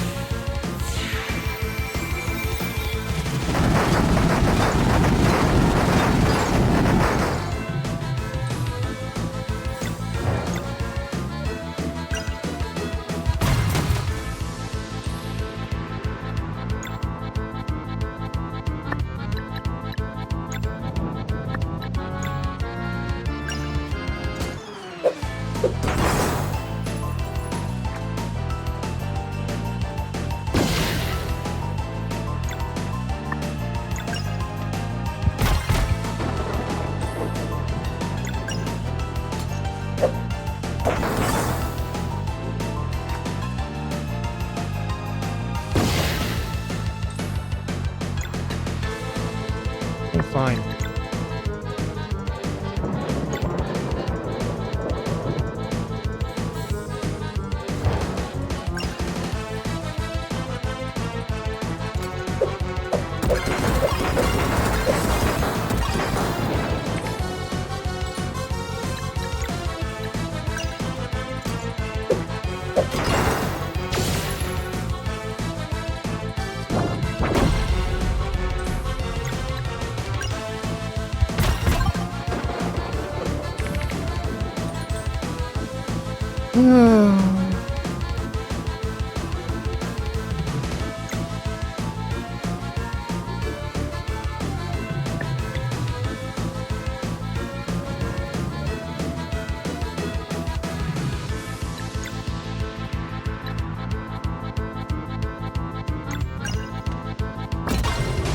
Oh, that's what gets you? Okay, fine.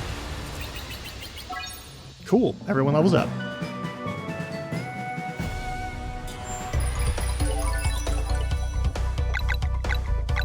You are in dire need of help, but also you're in dire need of combat stuff. I hate to say it, but we're still going health.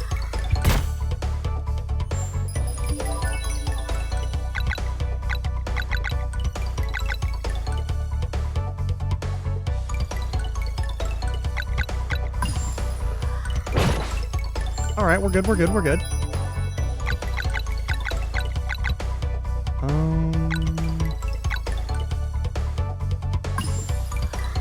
Doesn't matter too much, but it's fine.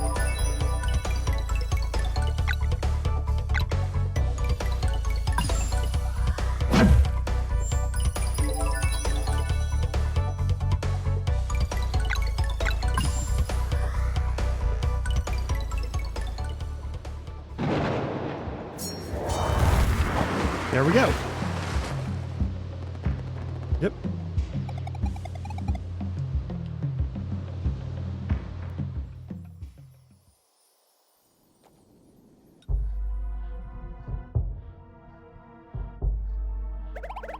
What are the shafts for? Oh, there's going to be a whole lot of wheat. But you see, if we just drop it all in there, it should get ground up on its way down and leave us with flour at the bottom. Grinding on volcanic stone? Yep, we're feeding a fire breather here. It is a big challenge. I don't know if I can do this. But I will try for you. Cool. Thanks. That's all I ask. So we go now? Yep. We'll have cleared the volcano by the time we get there. On that note, let's be Valere. Yep.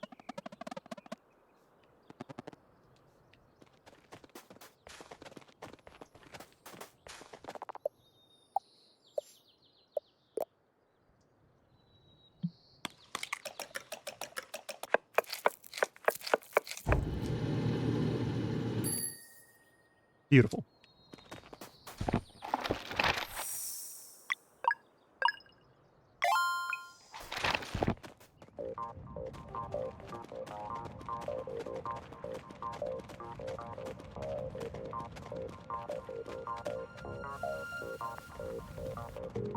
There's a lot of built stairs into this place.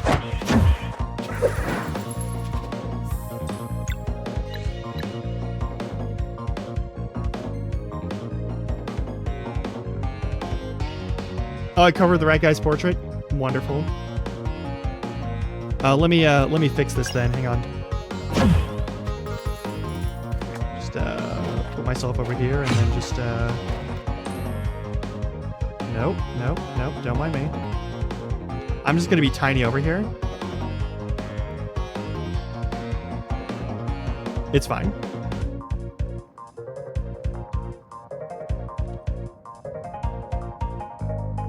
I look like a fucking Fire Emblem character on stream. That's very fucking silly. All right.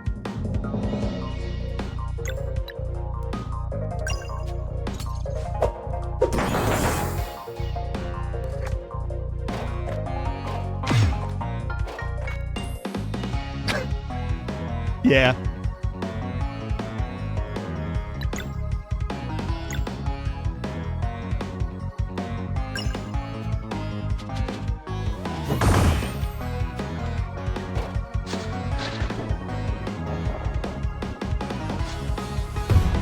I doubt that's gonna go well for you.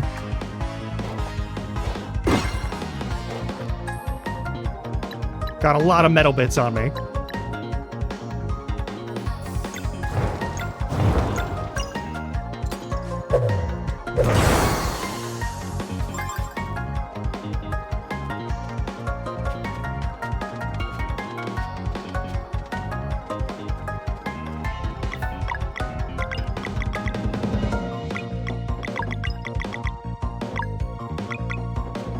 Fine, whatever.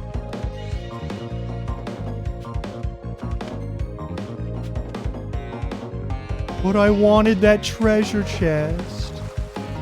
Fuck. Oh god, that sounds horrifying.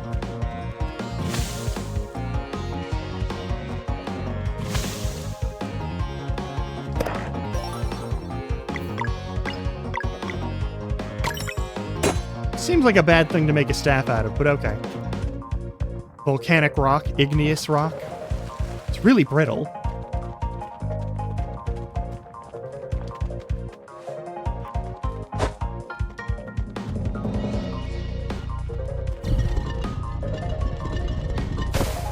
Perfect.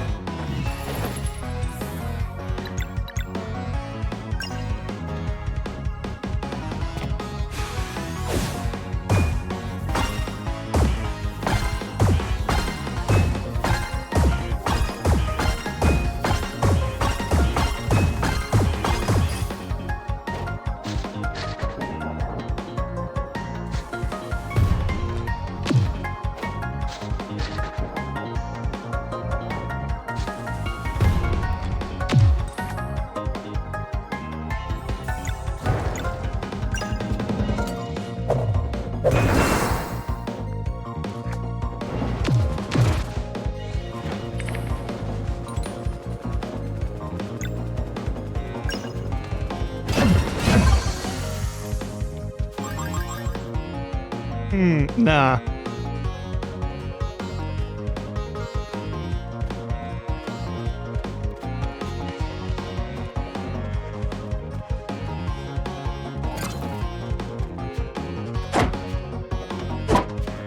Not to naysay. I'm just, but like it's not gonna work.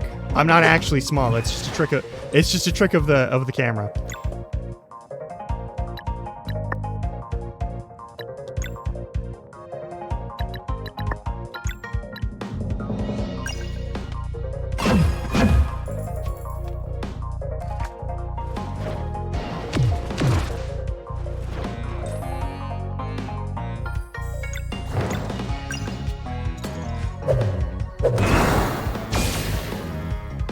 They're weak to magic. All right.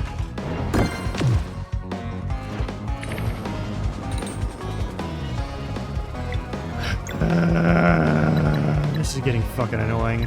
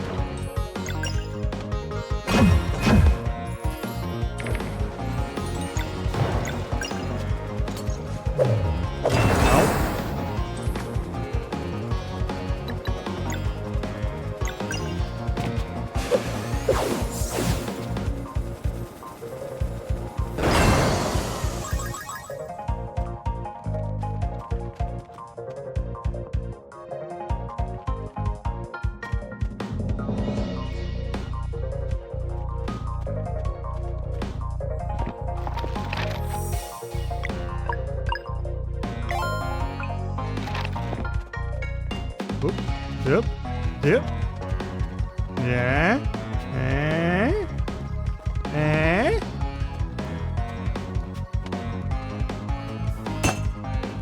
We're gonna get something to break this. Okay, cool.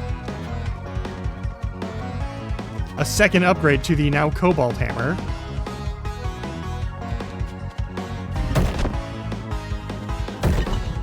Oh no.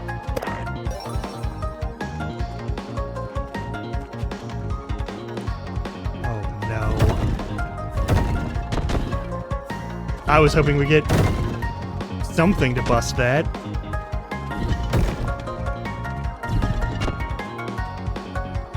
Oh, we don't get to send that down to the... Alright, fine. Fine.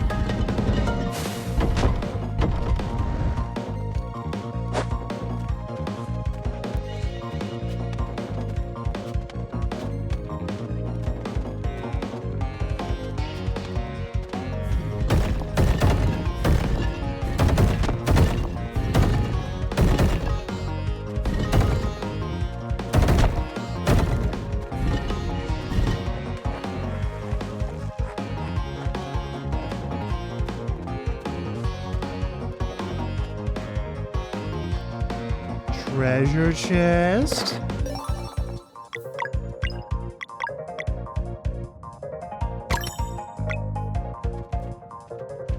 Alright, we get a new armor upgrade.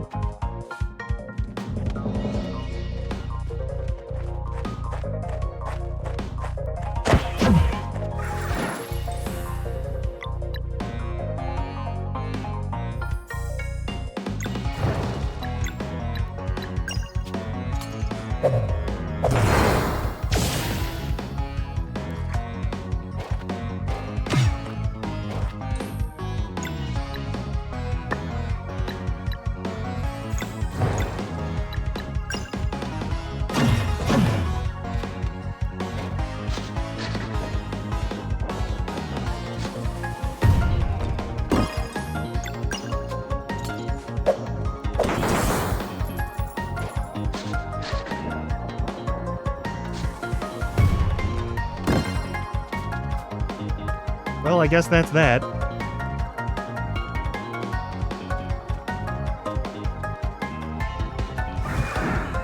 Sweet.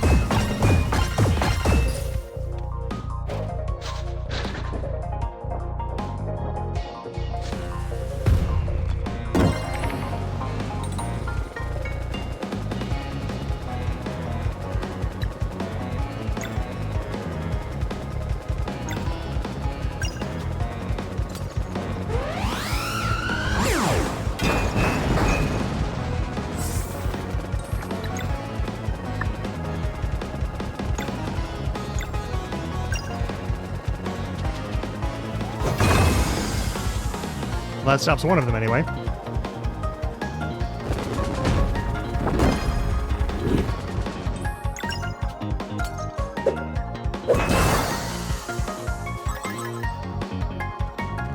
All right.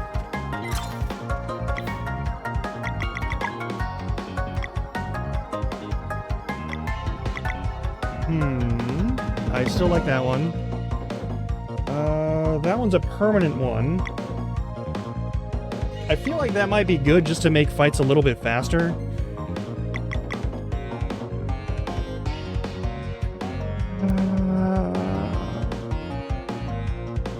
Maybe, but probably not.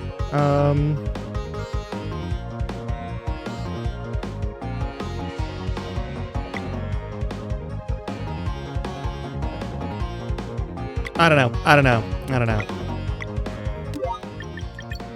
Well, we're about to hit ad break, so I'm gonna turn that down, and then I'm gonna swap us over to the BRB screen and send us on our way to Game Chops, and I'll see you all in like 3-ish minutes. Also, I'm going to adjust myself again. Hang on. I'm just gonna be here, so it's just my face, but it's my face, so it should be fine. I'll see you in a bit.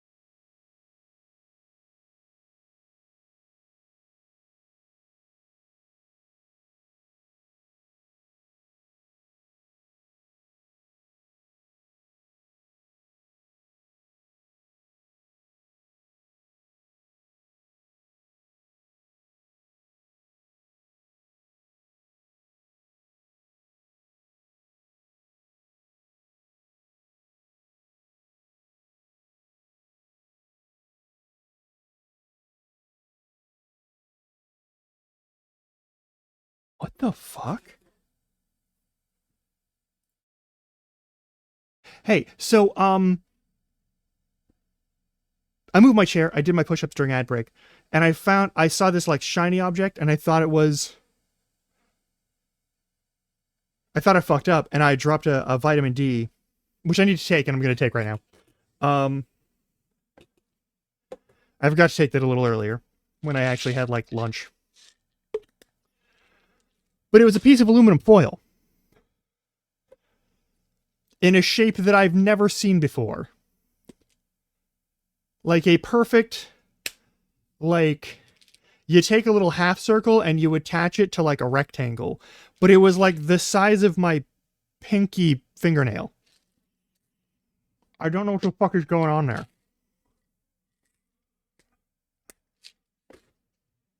That's the thing. I'm really glad I caught it because, like, that's the kind of thing that the cat would want to eat.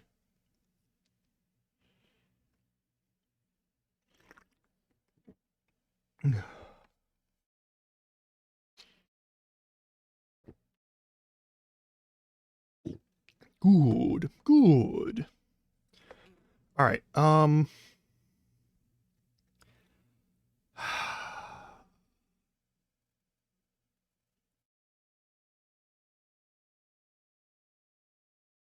Oh God. Let's do this. That could have been so bad.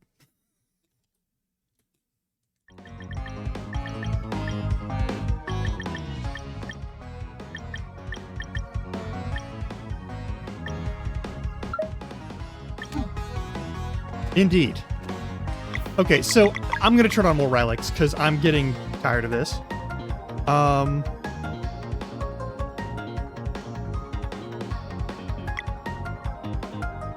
Why would you do this to yourself? That's terrible.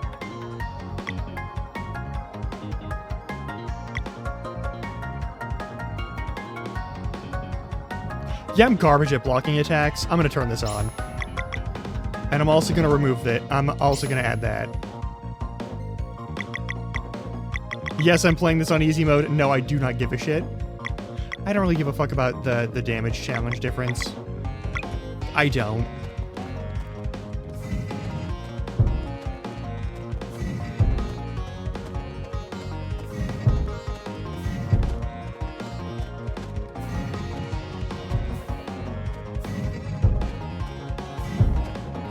Oh, that could have been very bad. That fucker really wants to fight me. Alright, there's something we're gonna do here. There's water pouring into the lava eternally. I don't know what's going on with that.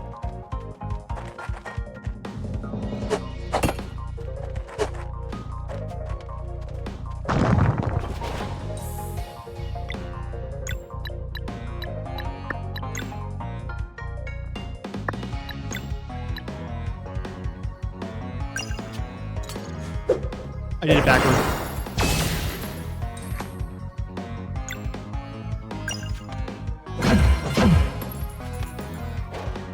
Ow, you're gonna blow up on me.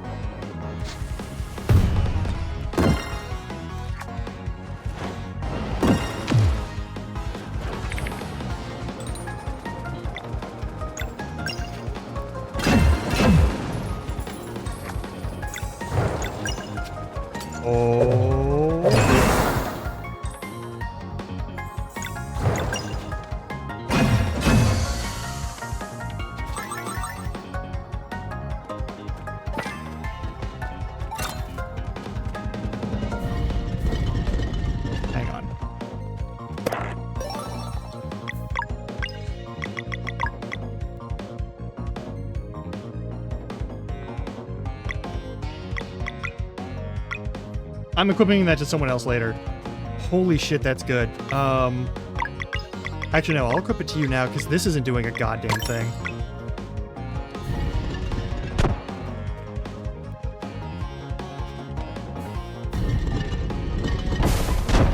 There we go.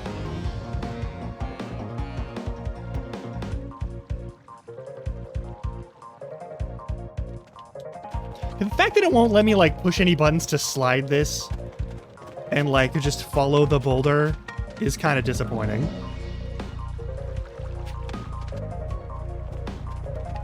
I feel like that should be a thing. I think that would be cool. That would have been good.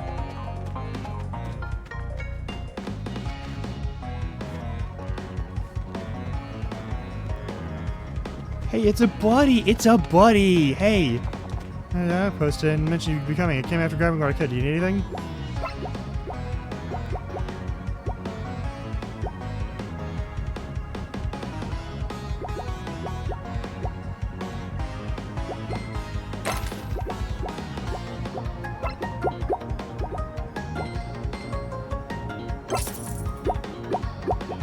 I'm selling this because I'm literally never going to use it. I don't want to drop my fucking defense by 20 under any circumstances.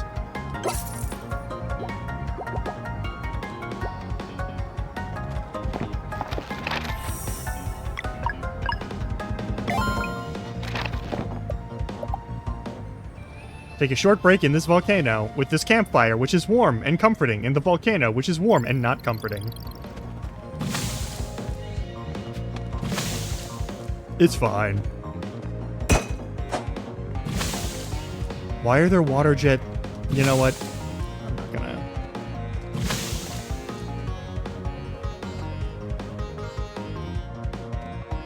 Hey, hey, hey, hey, Sea of Stars. Hey, Sea of Stars.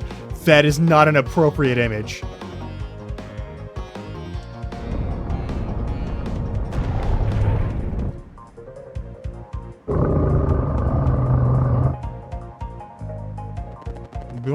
Yeah, okay, cool.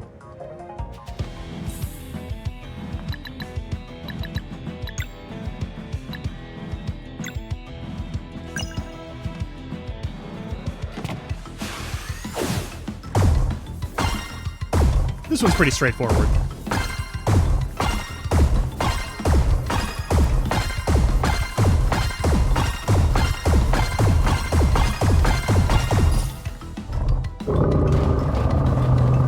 Uh-oh.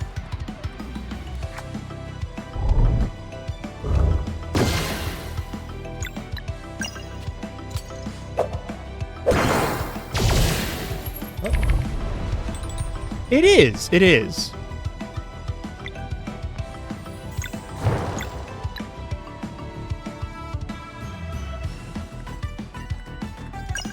This is only going to be one magic. A goon.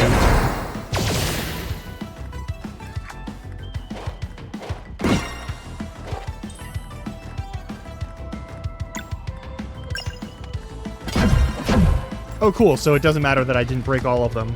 It's still going to be 100% power? Cool.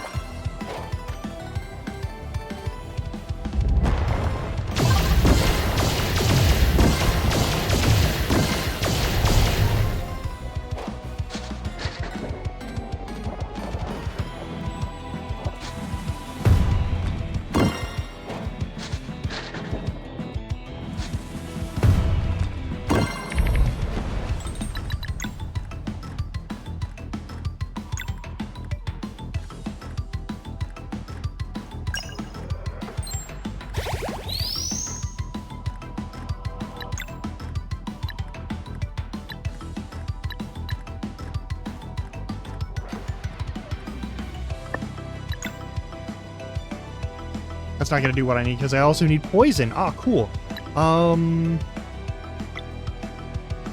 There's no way to use bludgeoning and poison or bludgeoning and magic, which is really annoying.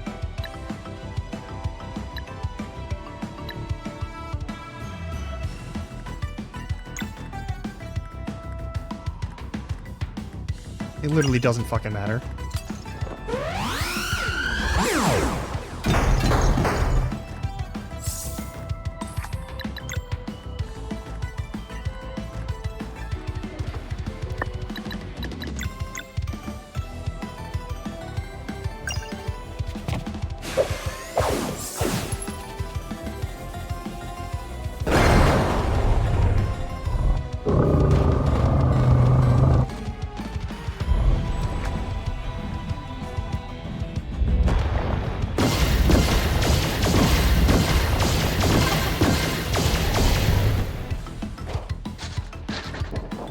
Rude.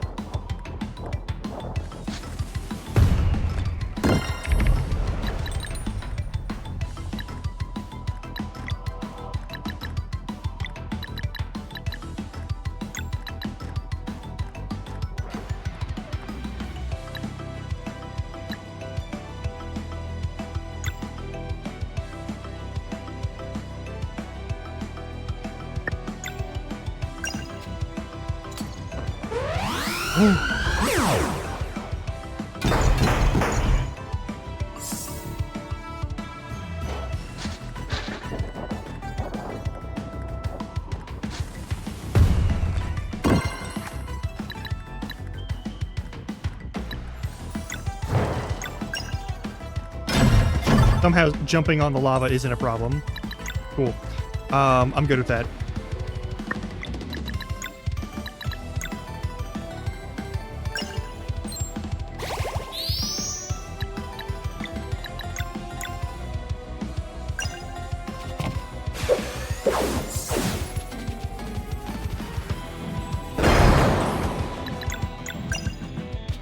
Oh yeah, no worries.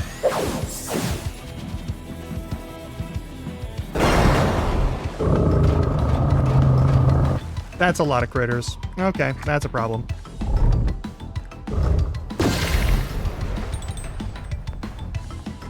Fuck you too. Alright,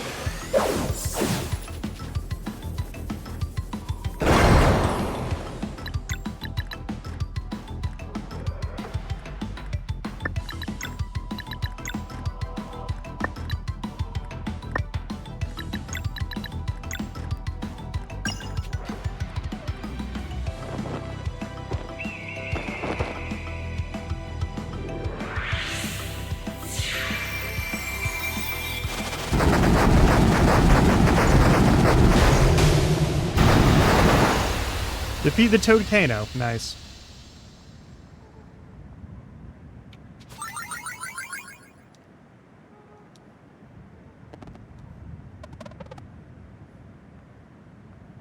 Now to wait for the others. Now everything, all of the plans should be in effect.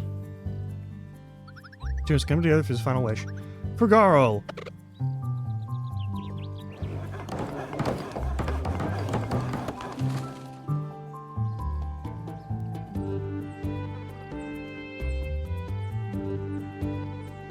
Just the two of you?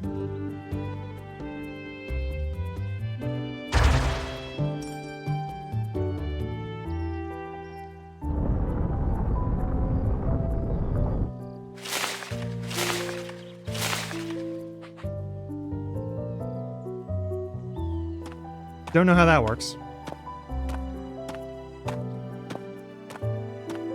So we work with Wind Mage. Alright, that'll their hole be full to the brim. Alright. Valiant effort. It's time to set sail. All aboard. What wait? Oh good, you're coming with us.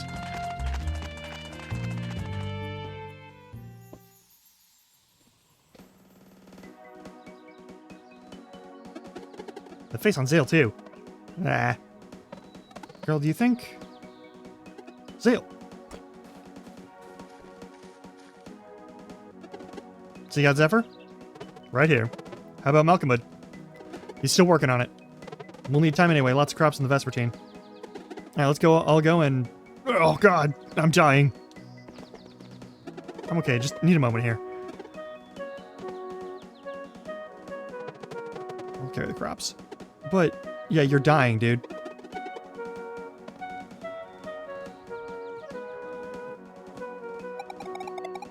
Some time with your friend. Aww. Thank you, Sarai.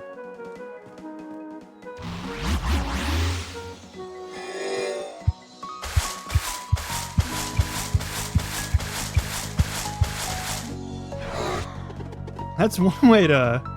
Oh, I'm dying. Yeah, it's dying. It's gonna hurt a lot. We're with you no matter what. When it comes this far for nothing, I'll see this through. I think I finished. Cool. Yeah, are you happy with the result? Why do you ask? I did for you. Well, are you happy you did it for me? Yeah, but I hope you like. I'm sure you will, Malcolm, but... I remember you. You can look too. Okay, well... Yeah, alright.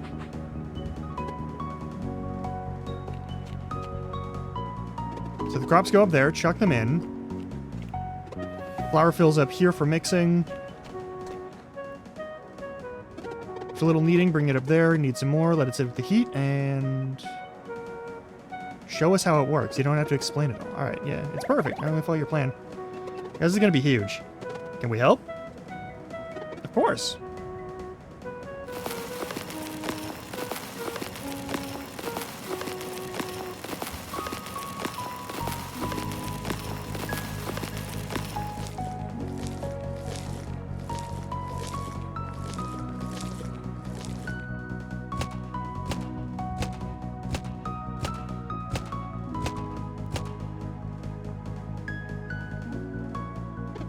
I'll give time for the heat.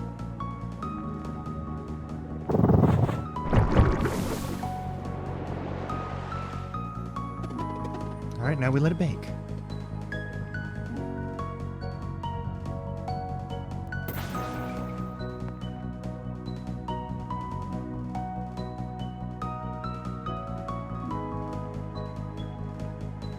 Comes and goes. Like right now, I feel just fine.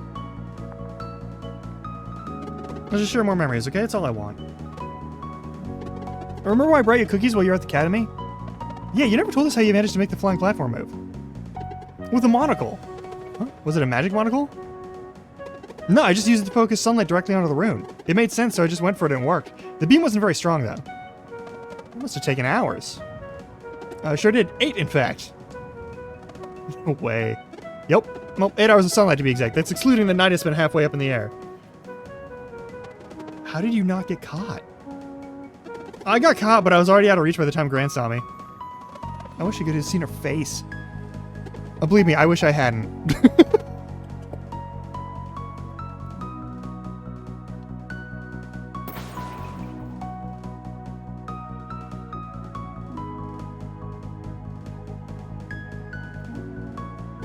Then... Yep, I know that feeling. I think my time's almost up. Don't say that. I have to. I have to finish this. Will there please tell Malcolm to cut the lava flow?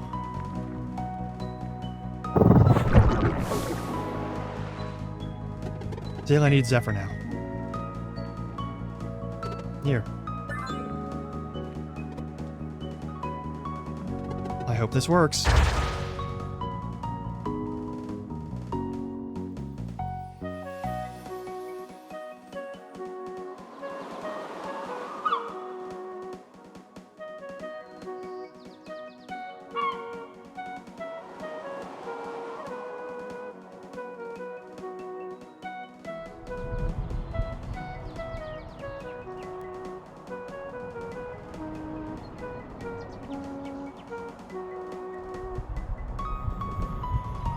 Oh, those are very human eyes for a dragon.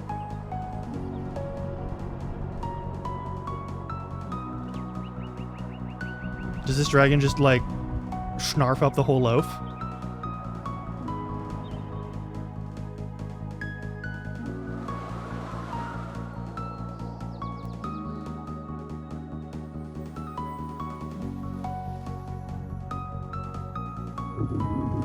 Thank you, Curious One, for this unprecedented act of goodness and generosity. Through your creation, the elements have soothed my long-tormented soul. Okay. Anytime, it's just bread, really. This marks a new beginning for me. If it is not too much to ask, would you be willing to give me a new name? Sure. Still have a bit of time, I can do this.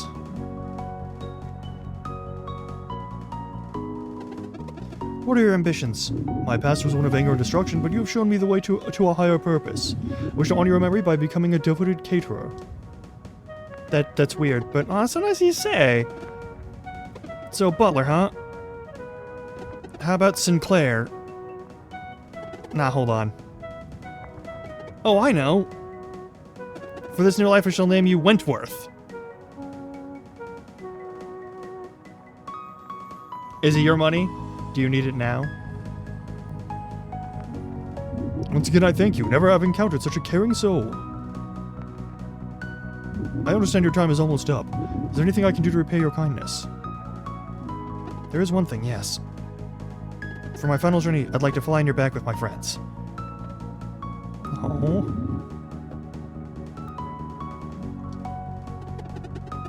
And please take us to Mooncradle. I want to be buried under the Celestial Willow.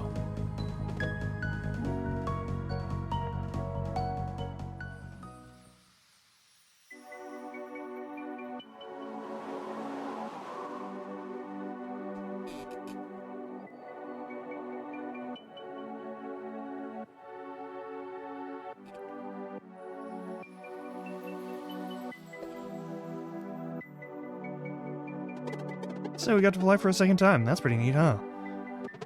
You should save your energy, girl. I'm okay, it doesn't hurt anymore. I'm just really sleepy. I'll be with you till the end. You promise me one thing? I want you to use this gift. You'll travel across the Sea of Stars, whatever that is. I'll do it for you. I mean, someone has to kick Darlena's butt and teach the Fleshmancer a lesson. Might as well be you, right? We'll go and do that, don't worry. And you'll keep cooking too, right? Use what I taught you? Miss you so much. Yeah. Hey, for everything. All those moments, all those adventures. Aww.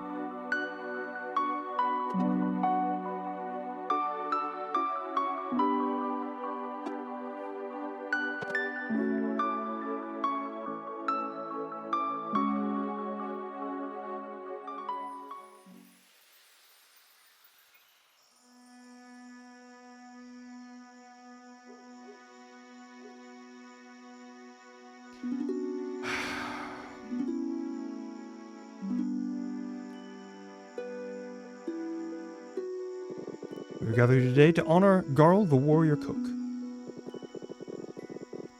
Born in Mooncradle, he chose a life of adventure and accomplished many deeds.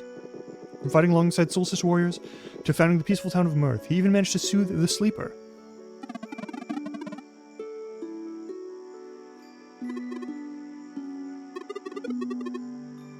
Yeah. May he be remembered for his warm heart, his bravery, and his unrelenting smile.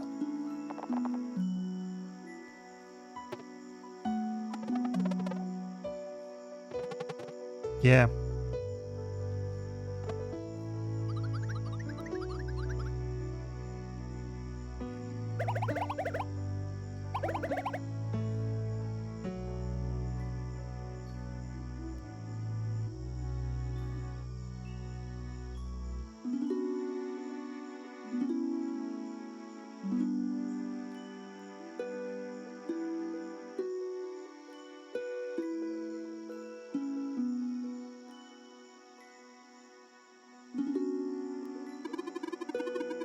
We're leaving anytime soon, Captain?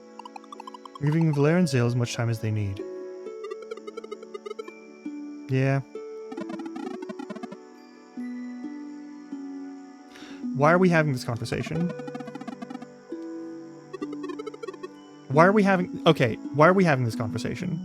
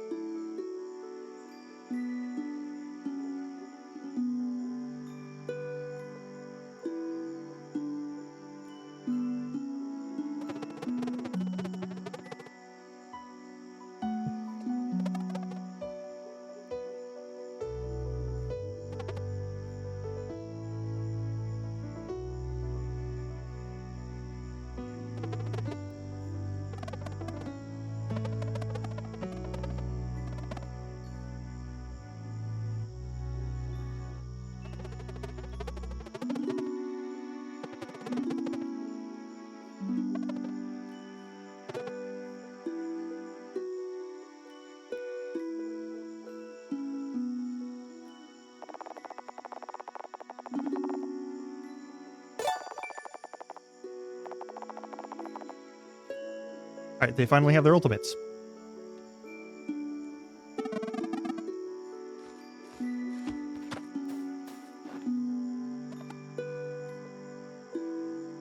See, this is why I'm like, hey, if they just, like, resurrect Garl, then, like, that causes kind of, like, a... That's a problem. Do you see that? Do you see why that would be a thing?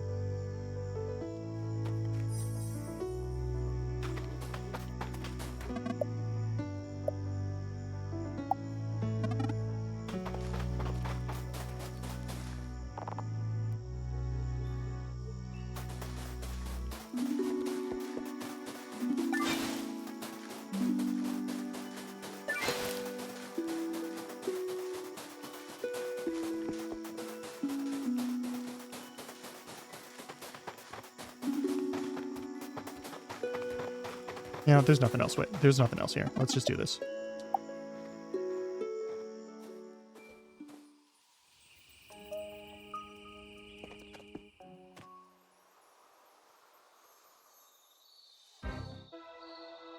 No, we should... I don't need to go do other stuff.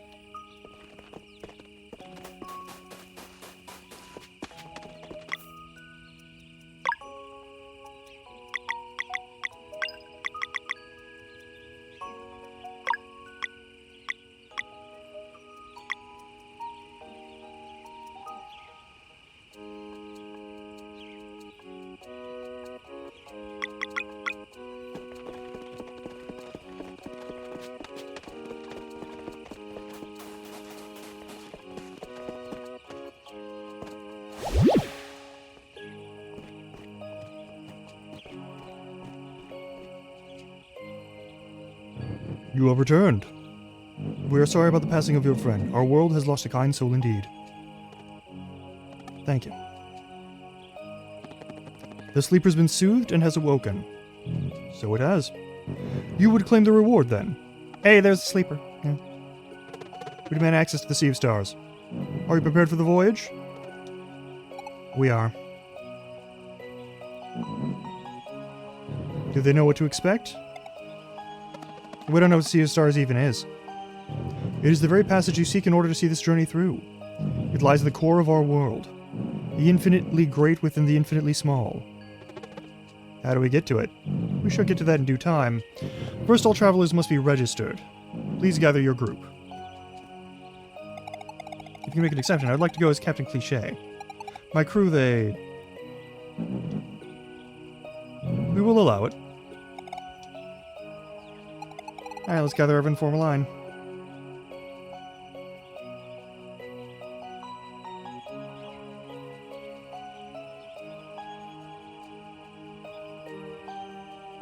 Present yourselves, travelers. Lunarmonk Valere. Silverblade Dancer Zale.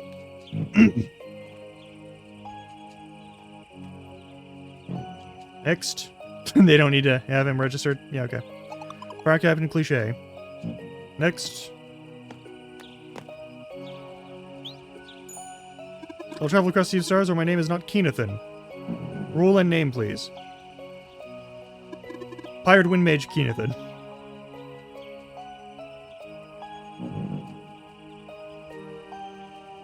His name isn't Keenathan. There must be on errand. We will disregard it. Next.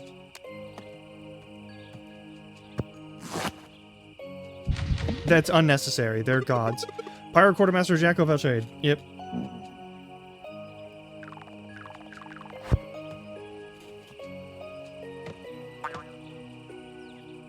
Pirate First Mate Yolande, earnest, well-meaning demolition, busy lookout, practically anytime service, fort wall.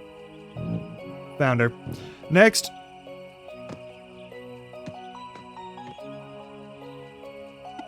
Ghost Navigator Hortense. Are declared from a previous trip. Next. Traveling Historian Teeks. All clear. Luana. You are the leader of this group? Yeah. We are granting you access to the Sea of Stars. Allow us. So where those 4 statues are underwater? It is! Called it.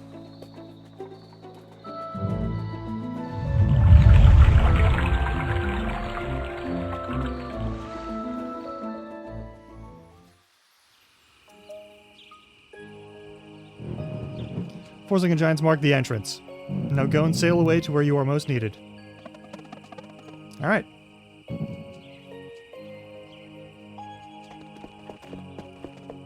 I mean, whatever our speed is, that will be the god's speed, because, you know, we're traveling, like, the guy in the back of the line there, that's basically a god.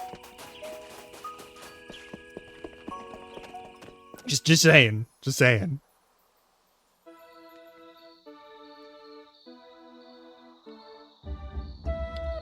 Alright, now we can do all the things that we need to do between now and traveling to the other dimension. Or world, or whatever the fuck it is.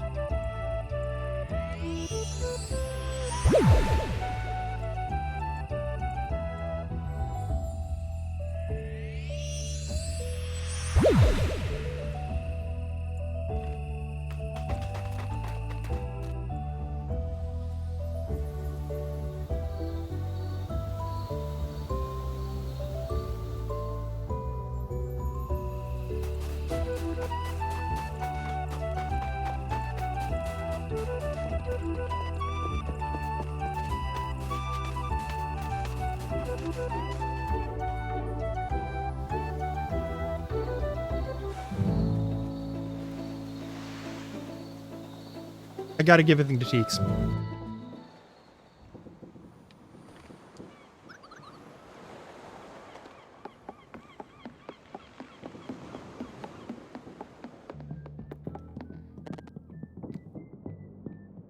Yeah.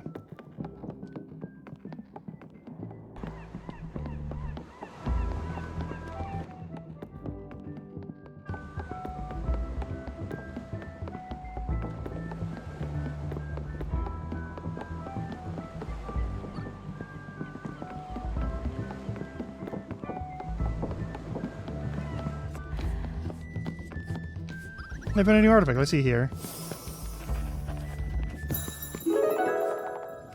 Kukar the Unyielding. The Clockwork Castle.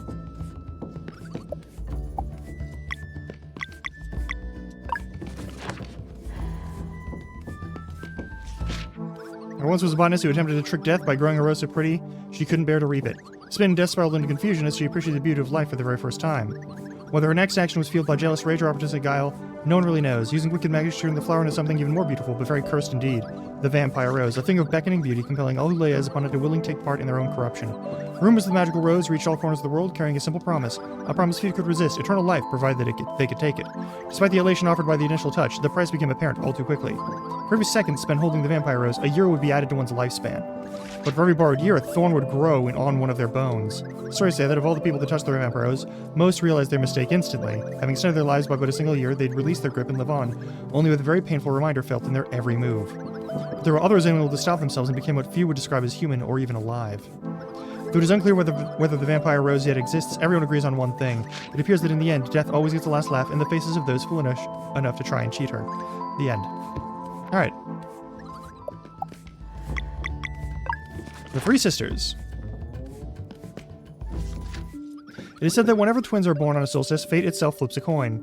Their innate magic would be either incredibly heightened or corrupted into something that ought to be contained for the greater good. For generations, many solstice warriors twins have accomplished many great deeds, but despite their immense potential, could never ascend into guardian gods. For ascension requires one of the winter and one of the summer, but kindred souls are not meant to part for eternity. On a particularly warm summer solstice, fate's coin landed on its edge, and triplets were born. With the great eagle's instincts indicated, it soon became apparent that morality had split itself in three, as if to see their innate magic expressed in distinct flavors. Because their actions would inevitably drive them far away from one another, they were given annoyingly similar names: Moyara, Ryomara, and Romaya. Moyara was flown to Mooncradle, where she became a formidable solstice warrior and Zenith Academy's headmistress. Ever the Star Protector, Moyar gave her life while leading the charge against the Dweller of Strife. Yomar was the neutral one, better known as the Crone of Songshroom Marsh. Living a secluded life, she is an observer of the distant future, offering cryptic insights on key events and looming threats that may or may not transpire. Age 5, she correctly predicted that the Fleshmancer would leave if the Dweller of Strife were defeated at the cost of Moyara's life. Despite her immense power, she remains impartial in all conflicts. Meanwhile, Romaya devoted every waking moment to studying what could be understood to the Fleshmancer's ways, and developed forbidden arts of her own. Through her understanding of blood magic, she became the first necromancer and devised a way to trap souls with an object. One notable invention of hers is candles that never burn out, noticeable by Romaya's signature green fire. Although their extreme commitment to differing paths, the three sisters prompt countless movings on the choices one makes in life. To live bravely and selflessly Mayara and embrace an early death while fighting for a worthy cause, or to live a quiet, peaceful, albeit solitary life like Yamara, forgoing ambition for the sake of safety but never discovering one's true self. Or perhaps to indulge oneself like Ramaya, with utter confidence in her ability to overcome any retribution she might face as a result of her corruption. Could the three sisters truly be a trick of fate, or the spiteful game of gods unknown? Or is it simply that, in our search for meaning, we sometimes mistake pure happenstance for prophecy? It is probably for the best that we shall never know. The end. Okay. Two alchemists. Countless millennia ago, two powerful alchemists named Roshan and Aphoril set out to create the elixir of life and succeeded. As all things in alchemy come at a price, the gift of immortality caused their bodies to decay, leading them to conceal their hideousness under colorful robes. Reveling at first on the bright side of their immortal coil, they spent centuries nurturing the world and creating wonders to inspire its mortals. Over time, however, Aphoril grew increasingly jealous of the ephemerality he would never taste again. And thus began his wicked journey into the forbidden schools of alchemy. A journey which would see every last bit of good in his heart dissipate as he experimented with soul, bone, flesh, and blood alike. So you would have it, Aphoril fully embraced evil and emerged as the Fleshmancer, a vengeful immortal plaguing the world with his new monstrous creations. Roshan tried intervening as best he could, but all that ensued was unspeakable chaos and collateral damage as the two former friends fought with godlike powers. After much struggle, Roshan discovered the Flesh Manian's only weakness to be solar and lunar magic, a power bestowed upon those born during a solstice. He began training these children to become solstice warriors, singularly tasked with culling the numbers of the Fleshmancer's creations. But April's knowledge was also growing. Eventually he became capable of creating oddities of unlimited potential known as Dwellers. They would be impervious to all forms of magic except during a total eclipse, when solstice warriors would have a very short window to attempt taking them down. Dwellers, it turned out, were creatures in development, feeding on local life. Left their own devices for too long, they would evolve into world leaders, spelling doom for all. Armed with knowledge and power, the Solstice Warriors would control the world, tracking Dwellers to determine which would be taken down during the next eclipse. If they remained vigilant, there would never be a world leader, but Roshan knew such a stalemate could only cause Aphoril to devise something even worse. And as Roshan boldly performed transmutation, looking on the very space-time continuum itself, scarcely splitting reality into countless timelines and parallel worlds. He shelved his alchemy vial and took up the mantle of archivist. On an endless journey across all realities, he would catalog every possible outcome in search of a resolution to the throes of the Fleshmancer. Meanwhile, Aphoril rejoiced at the infinite number of opportunities for destruction that had just opened up to him. To find some measure of peace amidst their immortal conflict, the two alchemists made a pact to let the fate of each timeline play out on its own. So the game of cat and mouse began, played by Dwellers and Solstice Warriors on one level and by Roshan and Aphoril on another. Across a myriad of timelines and over in numerous centuries, some worlds would never be visited by Aphoril, while others would be cursed by his mark. Once marked, it was only a matter of time until a world met its finality, often following centuries of struggle. Each would either be destroyed by a world leader or permanently saved by the ascension of a pair of solstice warriors into guardian gods. So we are demigods, and we will ascend into gods. That is annoying. As to which plans recomposing the timelines, or whether he even knows how, remains to be seen. The end.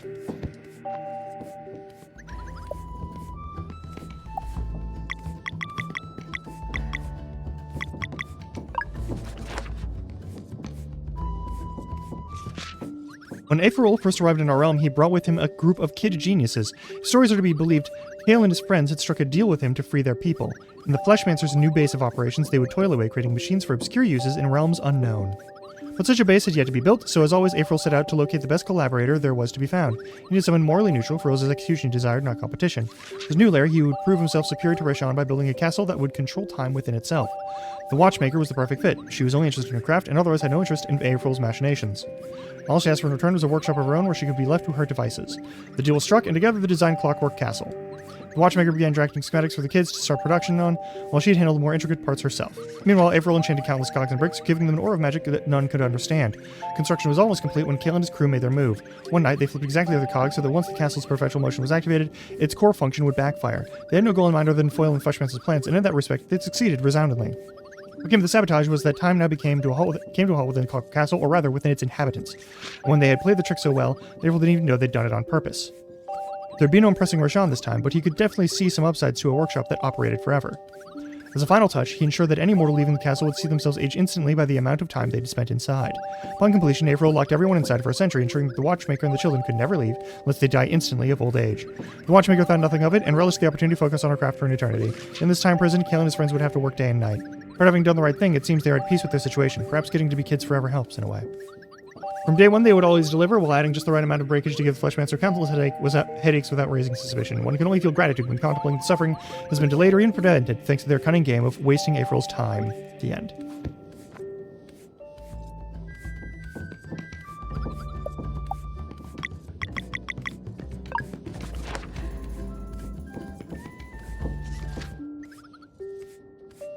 It was like a dream. No one believed it at first. The seemingly eternal journey could be finally over. Why them? And why the current Oracle of Tides being so young, who could confirm the long-awaited discovery? But in her heart of hearts, they knew. Before them, appearing even more vividly in their visions, stood the Tower of Ansudlo. And so it was that the nomads of the sea, who had traversed abyssal plains since time immemorial, would settle at long last. Having reached their promised land, they started building next to the tower. In Dokari village, generations would come and go, each following the guidance of the respective Oracle of Tides. Since that day, they have been guardians of Ansudlo, waiting for those destined to open its gate. In this new era, memories of their nomadic ways live on in classic tales, retelling the deeds of great explorers and formidable warriors. The most popular by far is the Battle of Fate's Gaia, Gyo, a story with so many versions it may well just be a myth. To the best of their abilities, historians have pieced together hints from various retellings of the battle, some even dedicating their lives to the subject. It is generally accepted as fact that the Dokari almost went extinct while crossing the territory of a gigantic sea slug. What happened next is a matter of much debate, depending on the interpretation of key passages and the credibility of certain sources. Some claim that the Battle of Fate's Gaia never happened, dismissing it as a fabrication meant to scare off would-be pillagers of ancient Dokari treasure. This theory is mostly seen as a stretch, however, given that such looters' inability to breathe underwater would already be deterrent enough. Some historians say that the giant sea slug was defeated when the Dokari made their last stand on a flat-topped seamount, giving the story its title. For others, the scriptures about sunken ruins are simply too consistent to be ignored. According to this version of events, the men had sealed the monster away when they realized they couldn't defeat it. The key was then split into 3 equal parts, each waiting for somewhere in the deep blue for future heroes brave enough to rid the world of this threat. The end. Alright. Kukar the Unyielding. The many events from the time of the Ovates, many consider the foundation of the Kingdom in the Clouds to be the most significant. It was back in the early days when the world was still being shaped. Once they had completed the islands, they started working on the travel golems. The Ovates first built Yeet and Extol and rejoiced at the ease with which they could activate them using power words. But for Mesa Island, something more was needed. A sentient golem, one that would not simply obey commands but carry purpose. The reason was that this specific island was at sea level, but as the Ovates had seen in their dreams, it needed to be propped up way higher. Indeed, in the future there would be a great flood, and for this world to survive, Mesa Island would have to remain above water. Although that future was a very distant one, the Ovates remained as selfless as ever in their dedication to harmony and balance. Thus they built Kukar, but alas found themselves unable to give sentience. Ever embracing the flow of things, the Ovates held firm belief that their part in saving Mesa Island had been played. They moved on to completing the vision they had seen in a shared dream, and from the essence of the very clouds conjured the Sky Giants. There would come a time when the Ovates would go extinct and would follow the Sky Giants to keep watch. They would be tasked with establishing a council in the clouds to oversee the 3 very important things. The first of which was to keep watch over the elements. While the flood was unavoidable, maintaining balance would remain a challenge unless new Ovates arose. Secondly, they would be gatekeepers of the Sea of Stars, carefully vetting those who would seek travel between worlds. Lastly, there was the matter of Kukar, remaining complete, and so they would need to be on the lookout for a wheeler of magic potent enough to make the construct sentient. The end, it was the Great Eagle who helped them in this. Nowadays, if you're aware of Kukar's purpose, most believing it to be nothing more than an impressive feat of masonry, and even from a prophetic standpoint, there is no real way to know whether it will withstand the coming flood. But until then, Kukar's role would remain a passive one. Holding on with an ever-firm grip, it would stand tall, inspiring mortals as a testament to stoicism and true dedication. One need only lay eyes upon the construct once to understand where it got its title of Kukar the Unyielding. The end.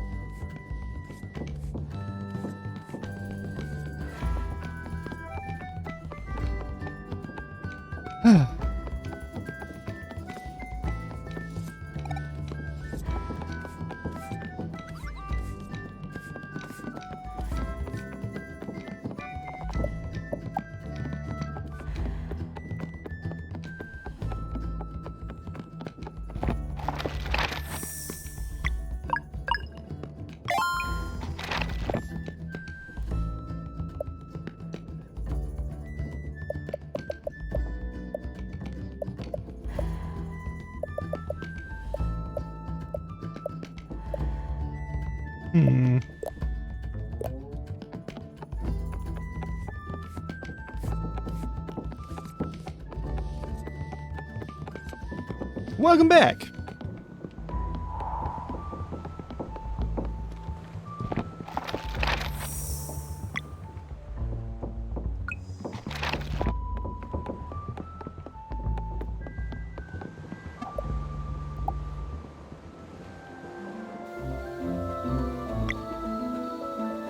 All right. There's a bunch of places with crystals, and we are going to fuck with all of them. Just so we're clear, we're going to faff about quite a bit. You did miss several things, and I am sorry. It's okay, though.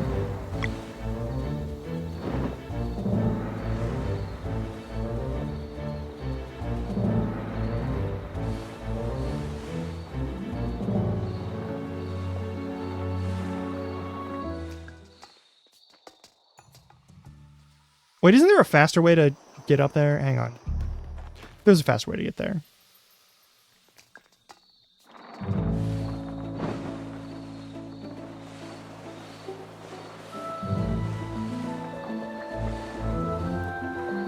Surely there's a faster way.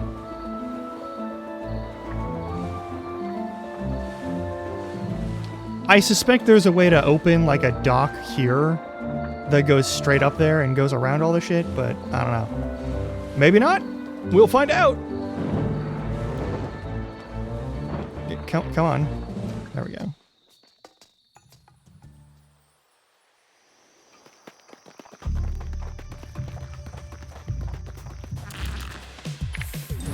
Those aren't crystals we need to care about.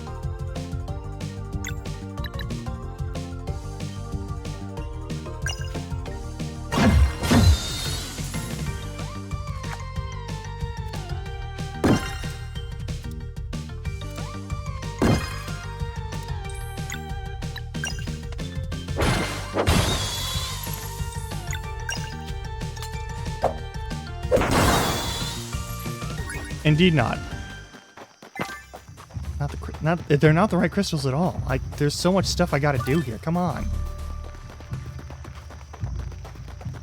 I don't remember the shortcut for this zone.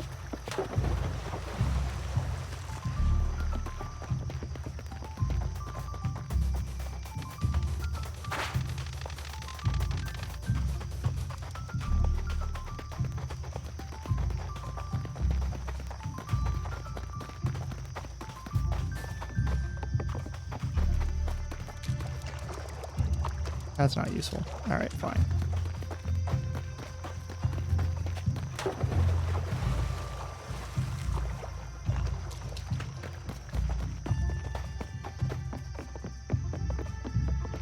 Why do I always have to push this button to activate this bridge? Why can't this bridge just stay up?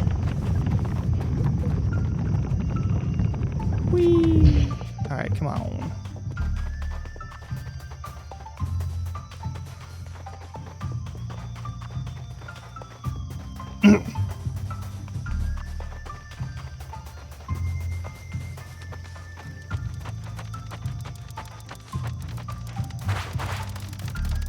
Not now.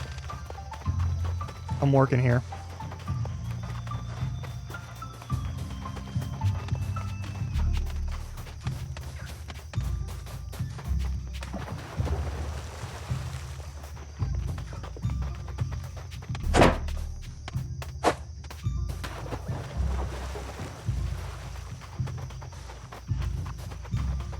Surely there is a shortcut that we can produce for this place. I would like there to be one.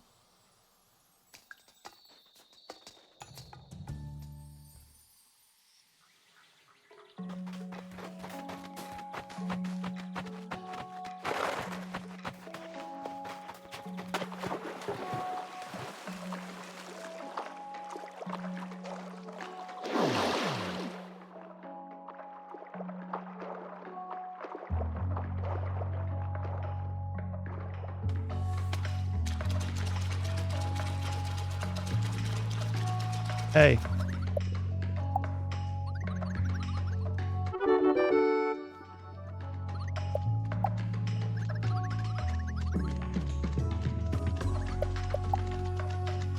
I'm short 2.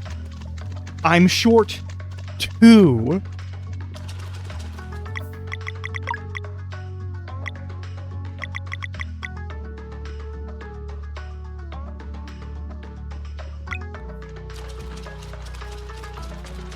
Oh my god. Like, one of the main things that I'd really like would be,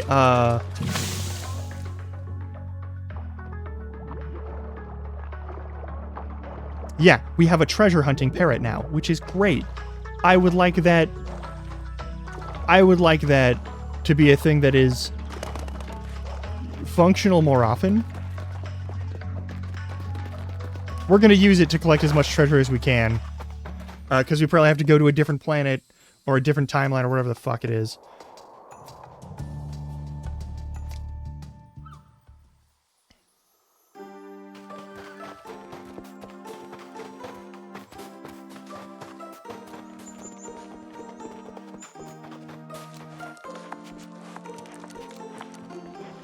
Sake. All right, fine.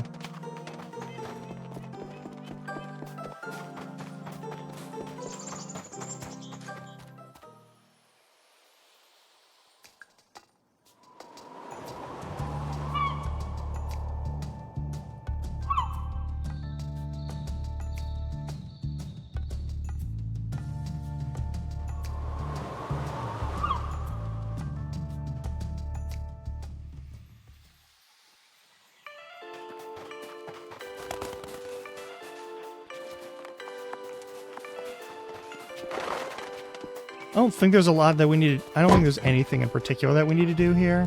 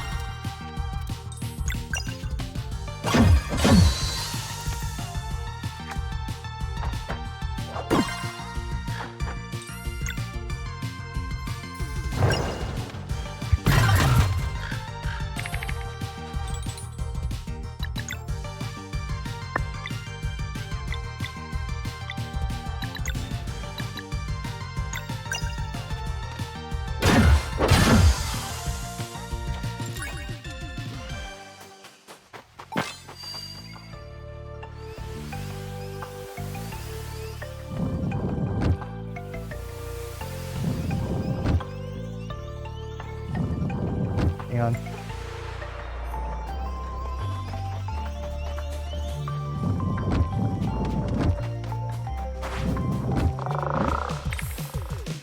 Frog Ninja? Alright, well.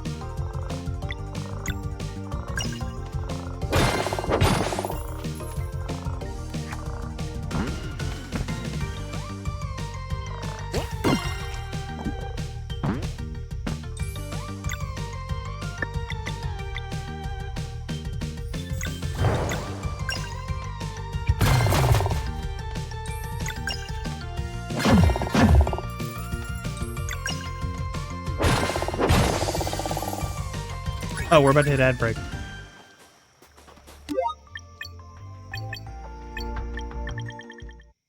I'll see you in a little bit. In the meantime, stretch your legs, get some water, do what you gotta do. You know how it is. And enjoy the game chops.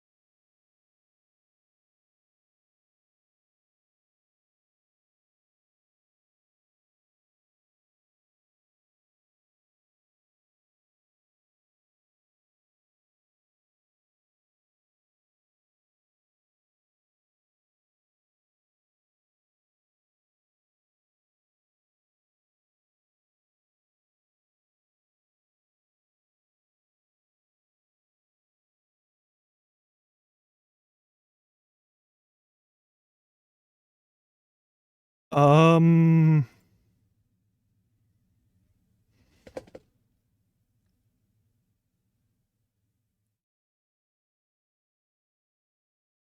Hey. We're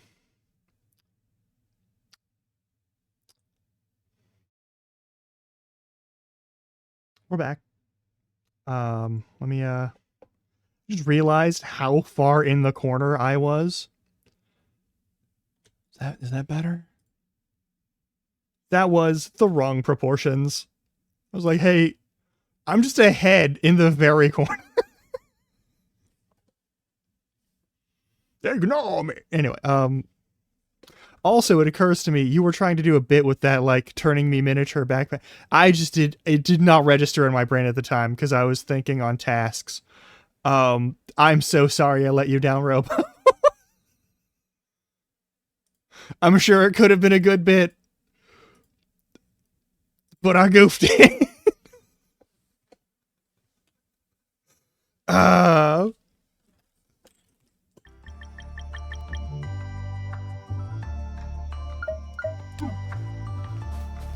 I don't know why I'm here.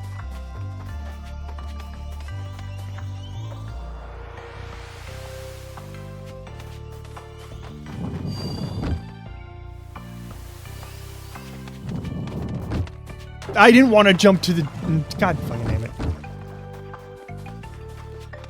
I don't even know why I'm going over here. Is there anything useful for me here? I already did that. I need like a merchant's thingamadoodad. I don't remember what that is. I probably got to get that from somewhere else, right? Right, I was looking for a way. I was looking for a way to set up a fucking shortcut over here. And there doesn't appear to be one. There should. There's like, it's the perfect spot for it.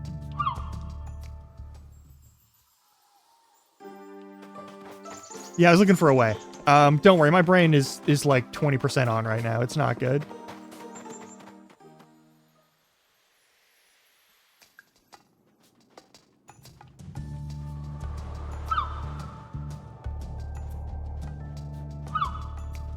If I'm not allowed to produce a shortcut, then I guess I just have to deal with this myself.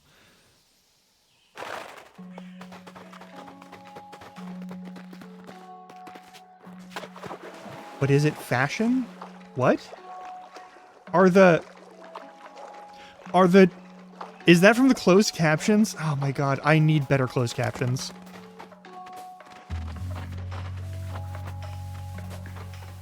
Gotta figure out better closed captions. For fuck's sake.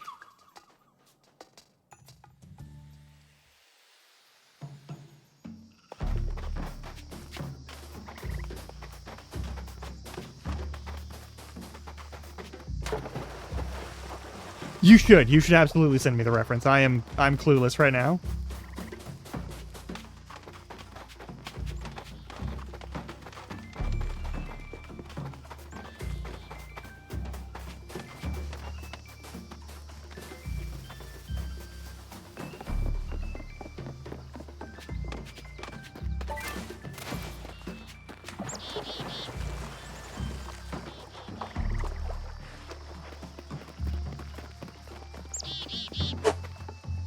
Fuck's sake.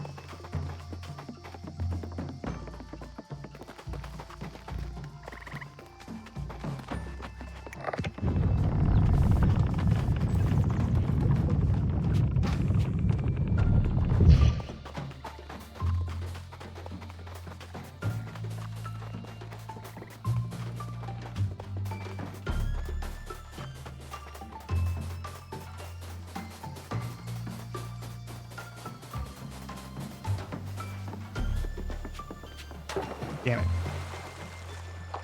Alright, let's grab onto this, because that's the way back. We got Burb, we got Bug. Yeah, we gotta fight.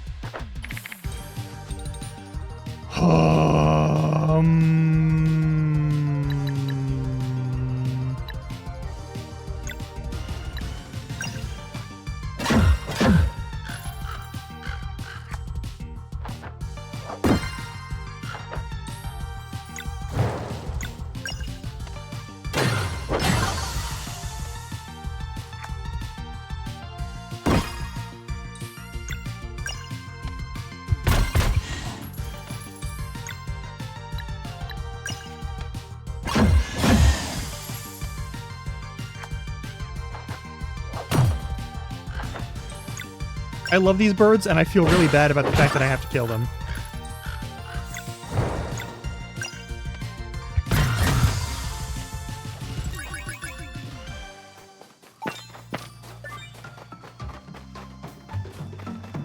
Oh no. Oh no. Oh no. Oh no. I don't remember any other locations where there are crystals, so we're just gonna get on the boat and talk to Treasure Parrot. We're gonna talk to Treasure Parrot and we're gonna see where... Yeah, that parrot. Hey.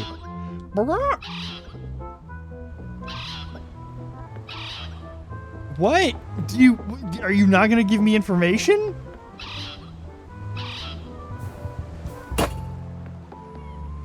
Oh, you little fucker. Worthless, wretched fucking creature. Goddamn toddlers that'll outlive you half the time.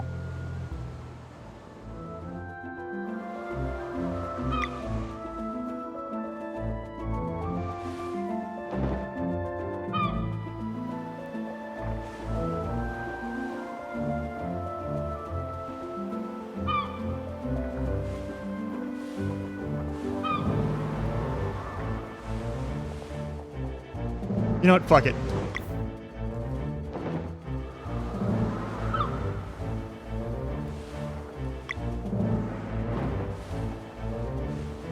Let's hit up the Sea of Stars. We're doing it.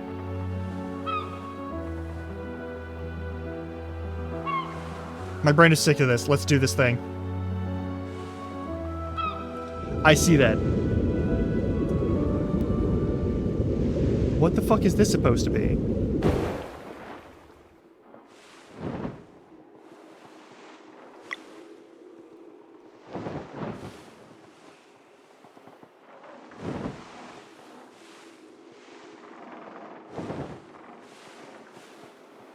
Anything over here?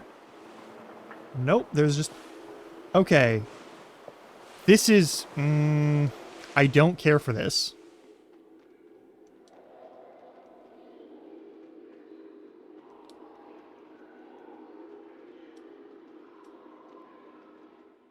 Trek to the center of the world.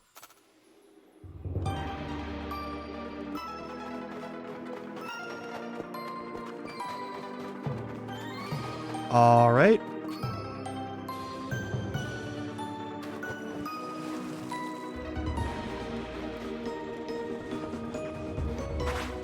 Slorp-lorbins? All right, they're critters. All right, they want...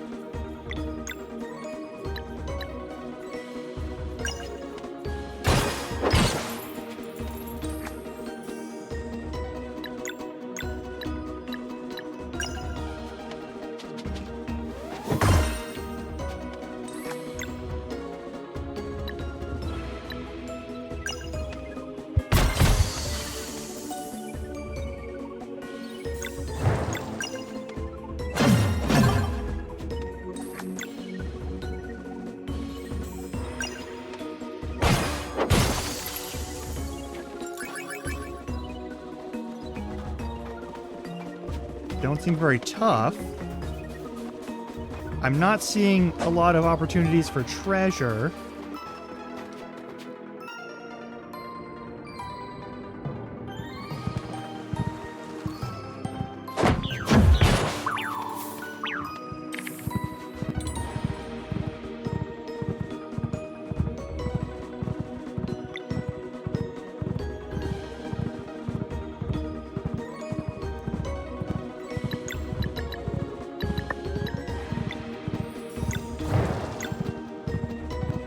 They are previous enemies.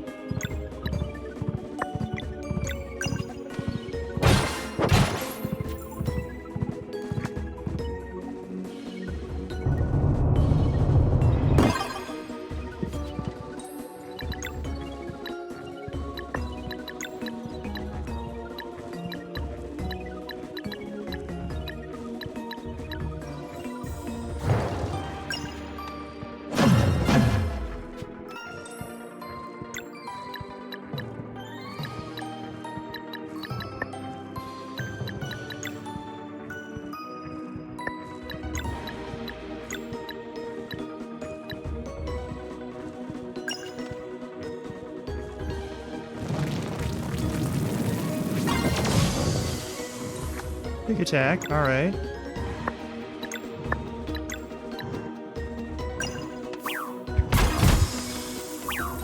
Good enough for me.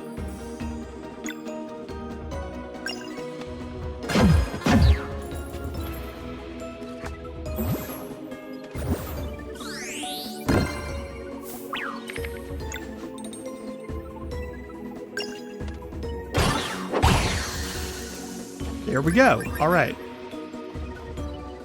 We're doing fine. I'm not seeing any secret items around here, and I'm keeping an eye out for them. We're falling down a lot of holes. This is a really deep hole. It is impressively a deep hole. So it's fall down a hole, get in a fight. Fall down a hole, get in a fight.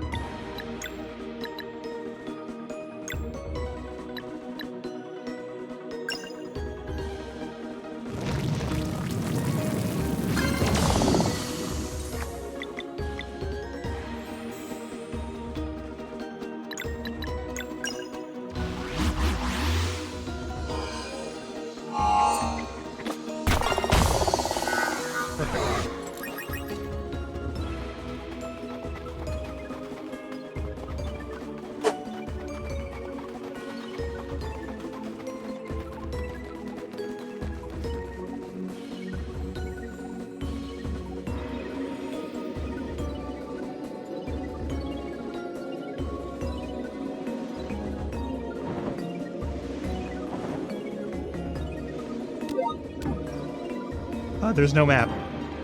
Okay. I guess we go left, because the arrow is pointing that way. Yeah. We're hitting some, non-Euclidean spatial geometry, which is...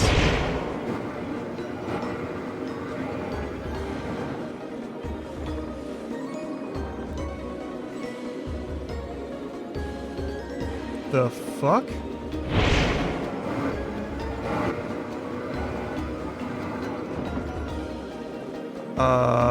What?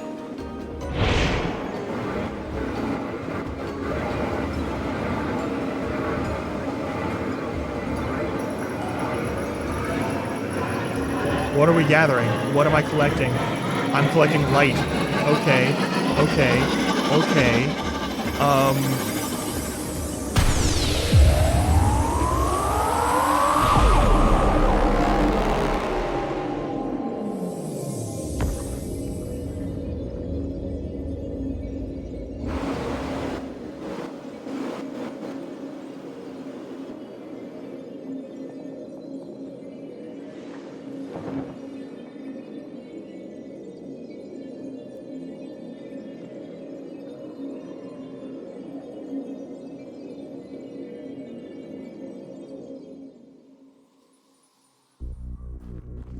Hey.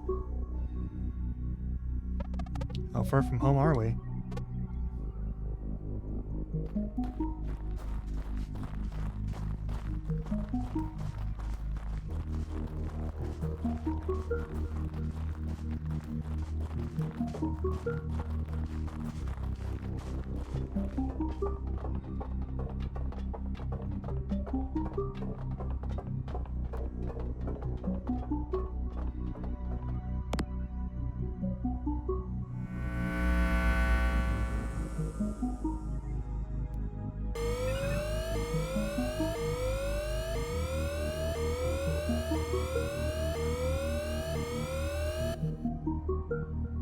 So we're in a post-apocalyptic future land with high technology.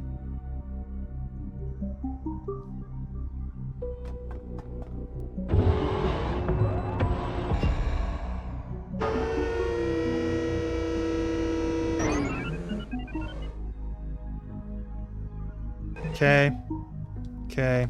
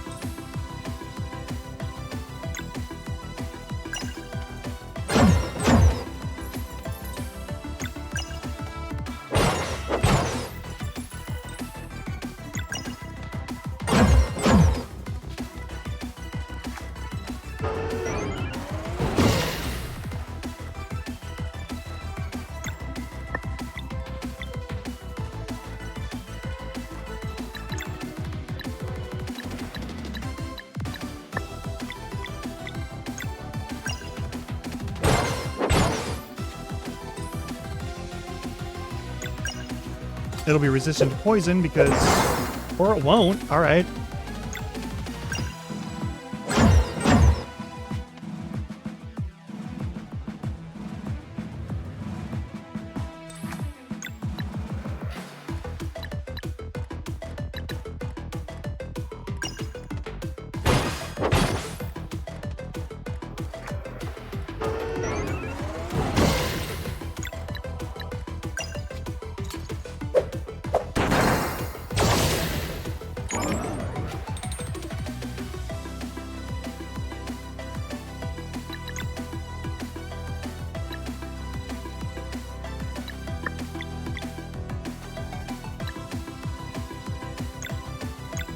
Yeah, this is the thing I'm talking about.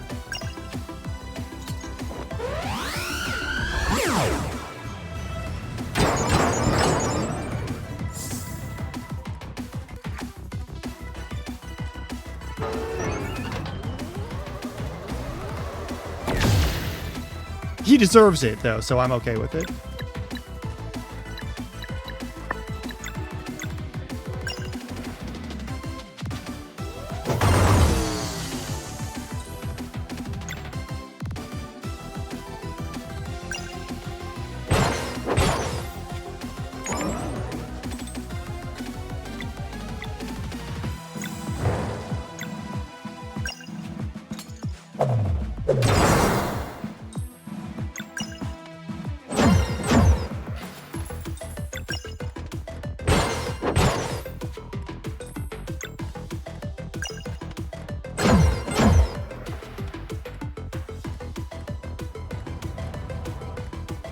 Okay, so we have to, like, knock them the fuck out immediately.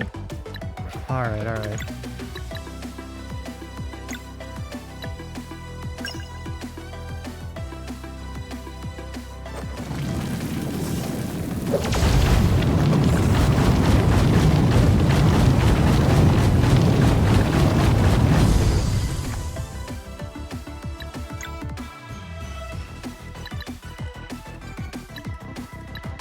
I like that move.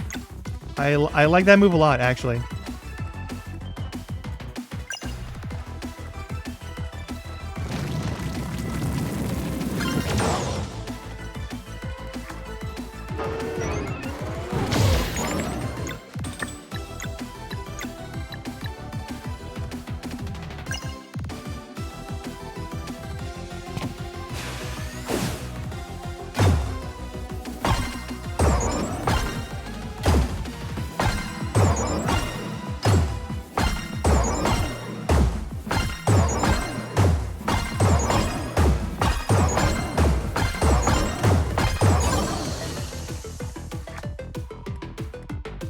Okay.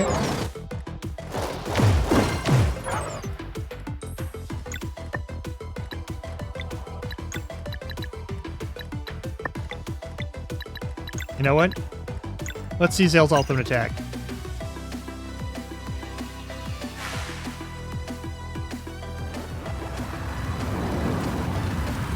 Are you going to Spirit Bomb with a miniature sun? You are going to Spirit Bomb with a miniature sun.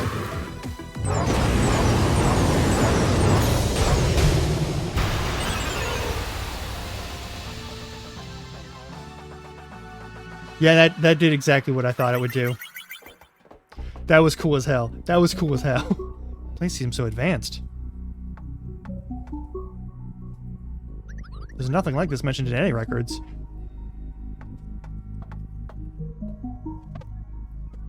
Thank you. I'm just gonna crack this open here real quick. I've been given some drugs, and I'm going to take them here live on stream. I love you. Also, yay, Spouse Arcanism.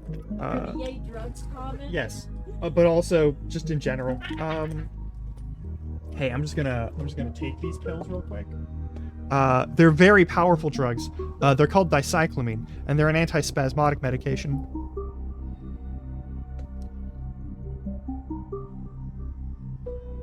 Aroba says hi. Hello.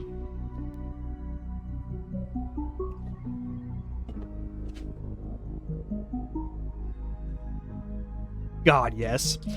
Mm-hmm.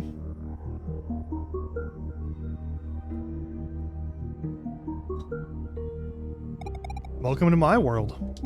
We desperately need you.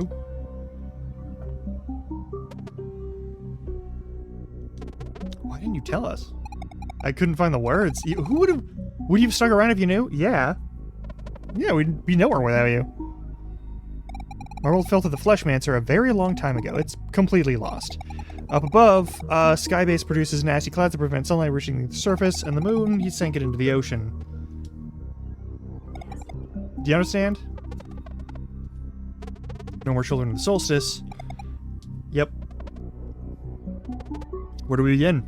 By visiting my home. I've been away for far too long. By people, yeah.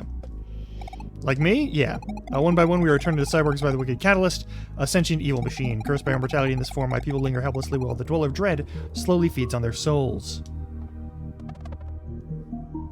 You can help. This is exactly why I left, to find Solstice Warriors. To find you. When we remove the clouds, the moon will shine again. The Dweller of Dread would be made vulnerable. Alright.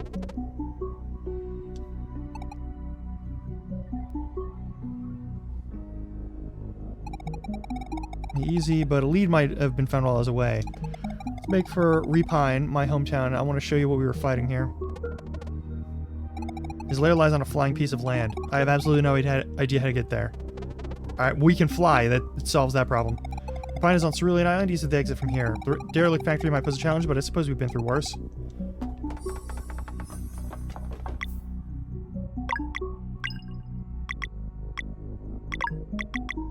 Hang on.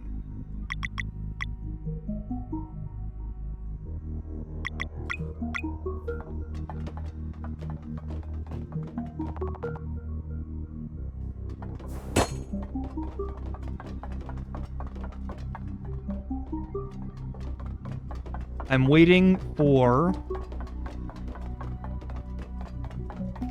for those lights to do some sort of horror movie bullshit.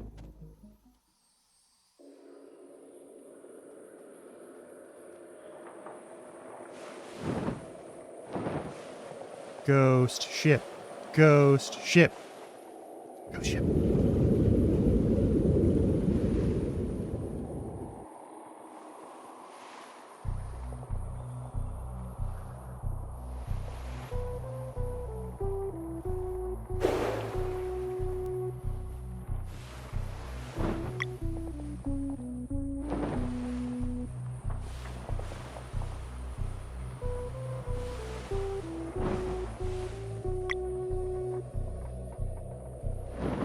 They are the four big guys.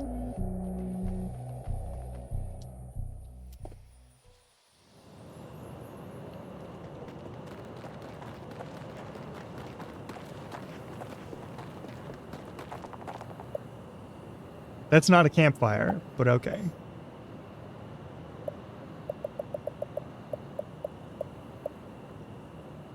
Short some apples. That's fine.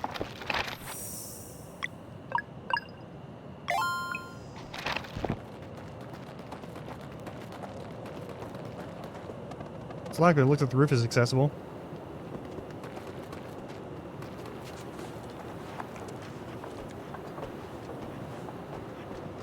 Oh, cool. Solar panels. Those will be totally effective when there's... Oh, I see. Plunge attack.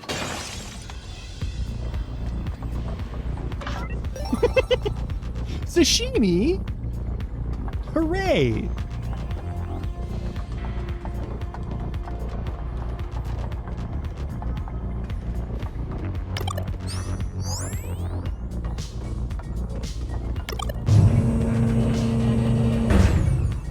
I do appreciate...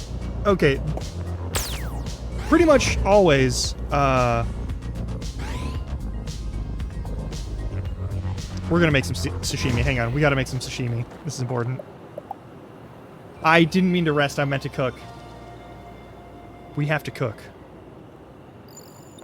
We have to cook some sashimi.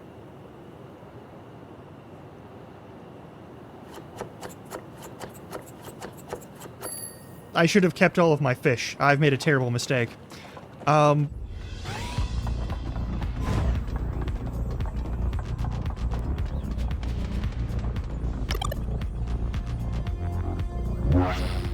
Cool.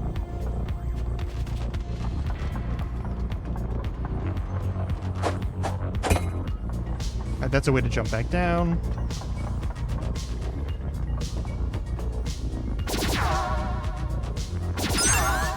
Hi. Turrets? Yeah, I figured as much.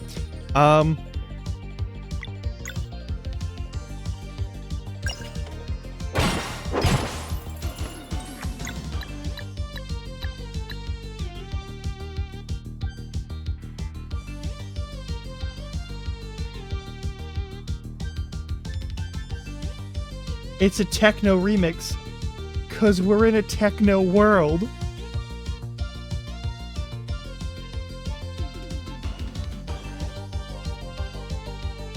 That's so fucking good.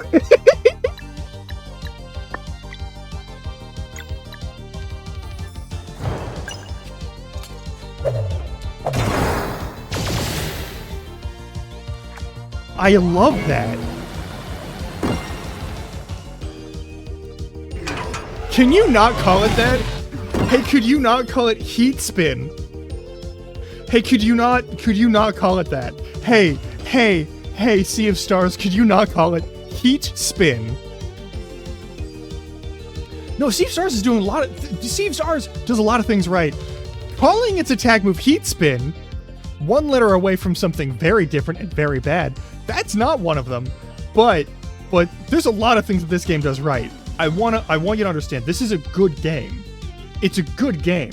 It's just doing something. It's trying to use... there's a couple things that it's doing that I consider illegal moves in narrative work. And that's just a personal thing for me to have a problem with, alright? You don't have to give a shit about it. Alright, but this is a fun game, but okay, heat spin is not okay. Heat spin's fucking with me. It would! You are correct in this! No! I hate it! I hate it so much! I hate it so much!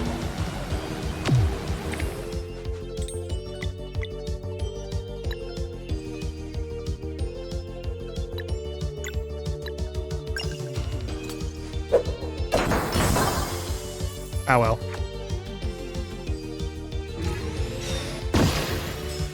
Owie. Alright, turrets are down. Perfect. There's a chest over there.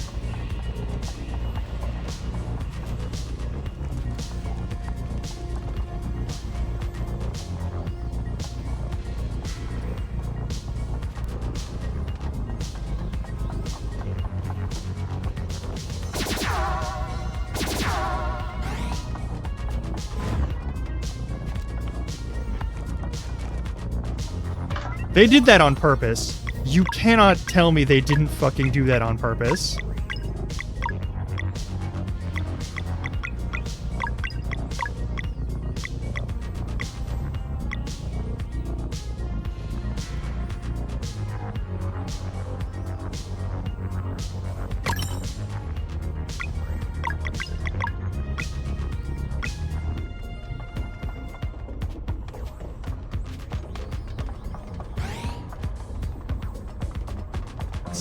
That's so fucked up. That's so fucked up. I'm not gonna get over it. So fucked up.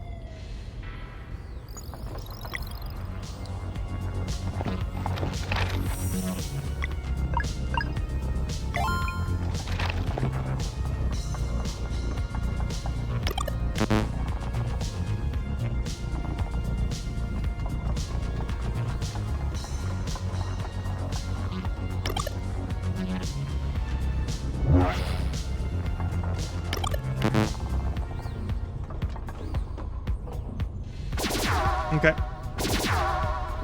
ID card and battery.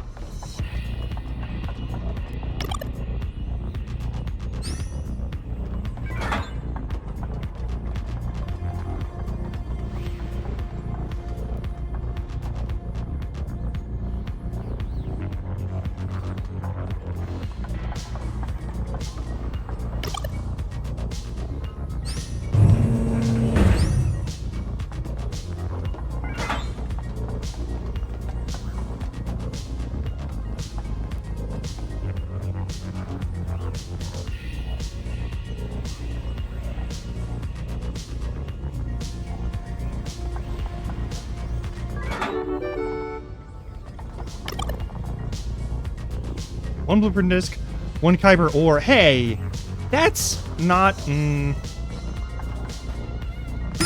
Alright, fine, we'll collect the turrets.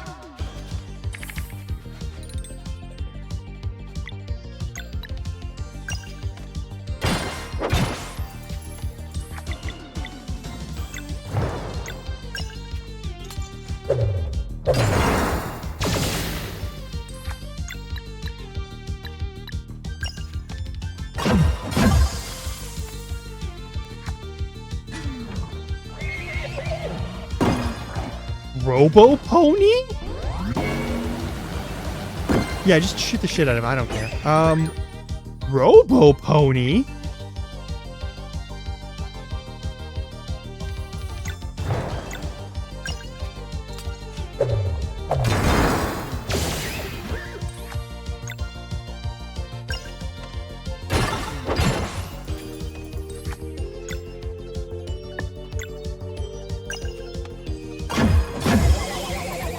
Robo Pony. Industrial Robo Pony. Get overheated. See, and I don't get to keep any of those combos. Like, I got a bunch of combo points, and I'm not allowed to keep them. Hey, what the fuck? Hang on. I'm not allowed to jump down there? Fine. That's annoying. Alright.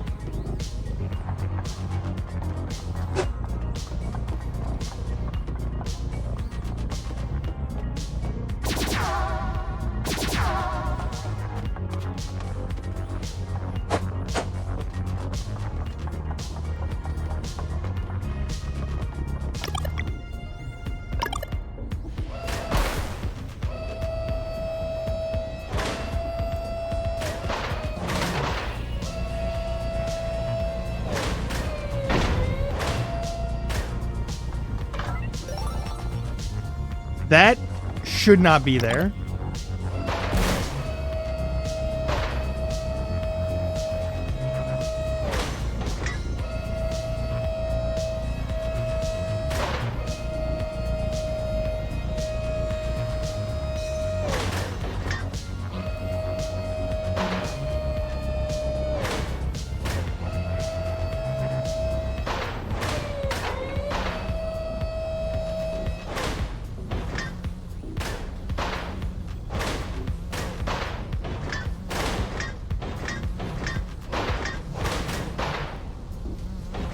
I am not crane certified.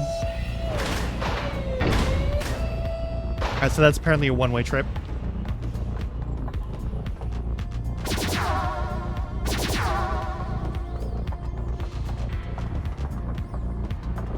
So what the fuck am I supposed to do?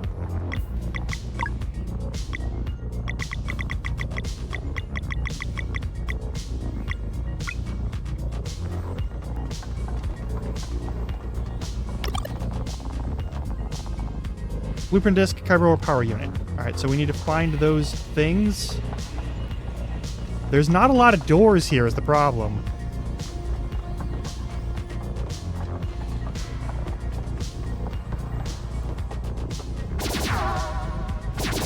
Oh.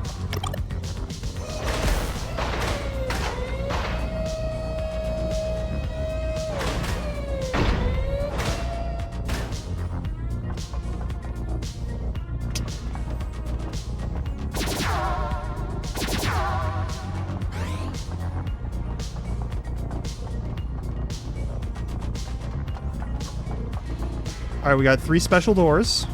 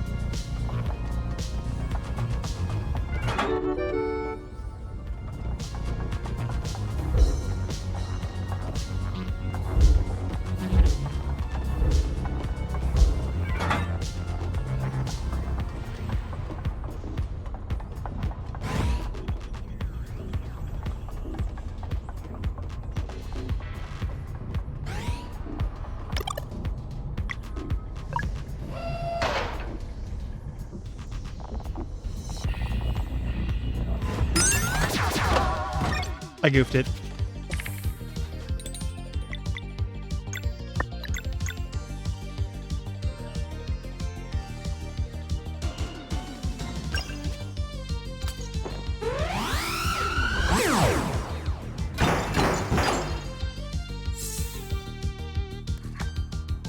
I'm gonna get lasered. Oh, cool.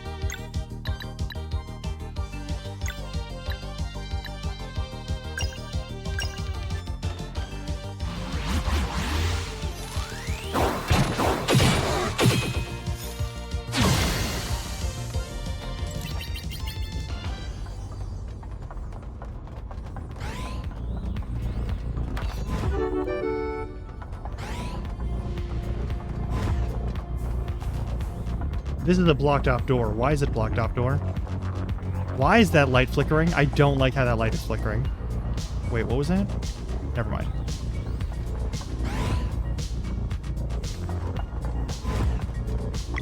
Hang on.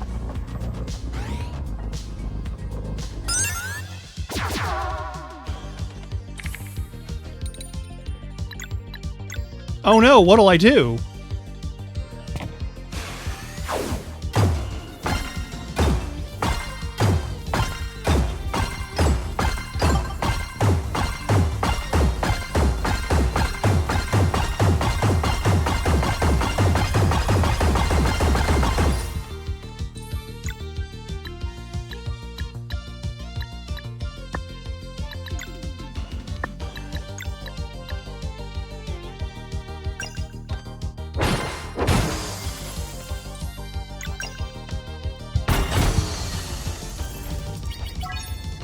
There we go, level up.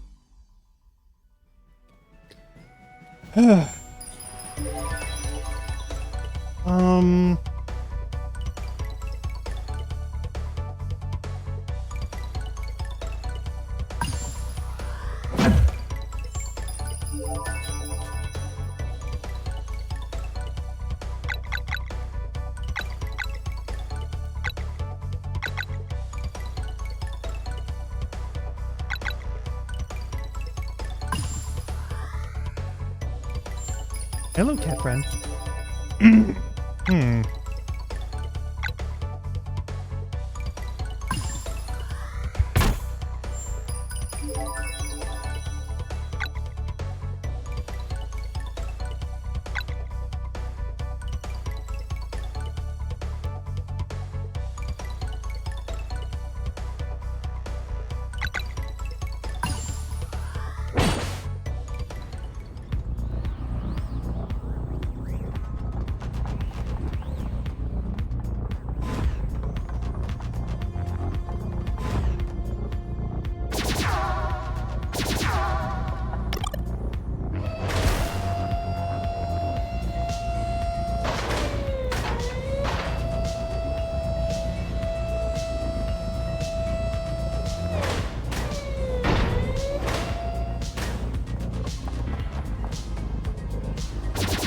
We're doing fine.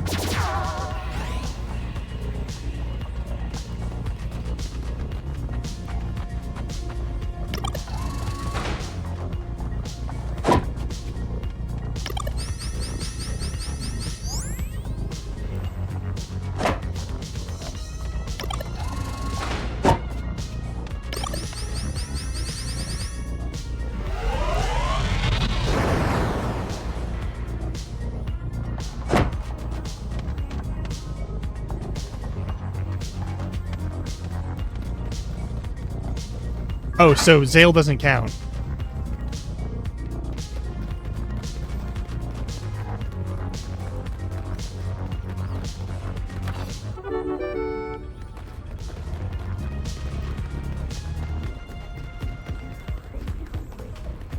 Oh yeah, we're gonna be fine.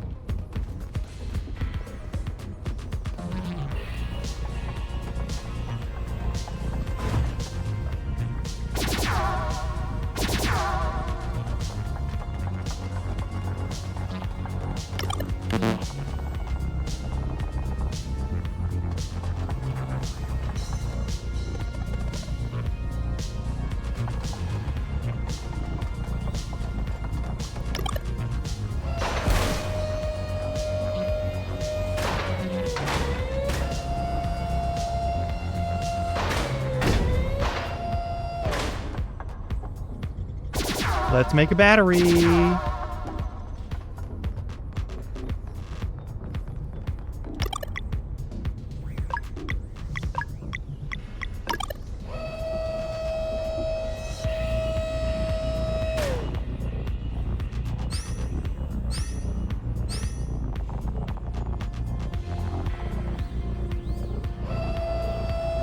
Okay.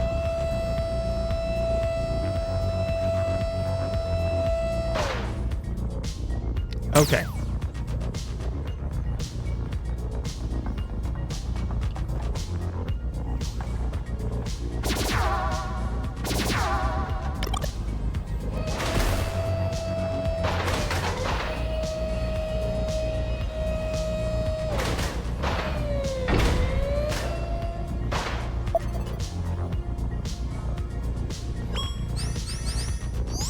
There we go.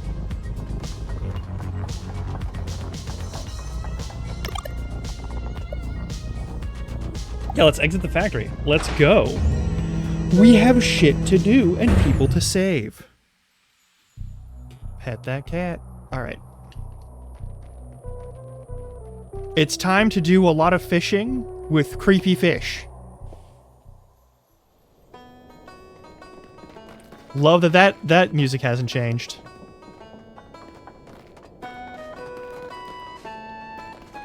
Yeah, these are all gonna be really fucked up fish.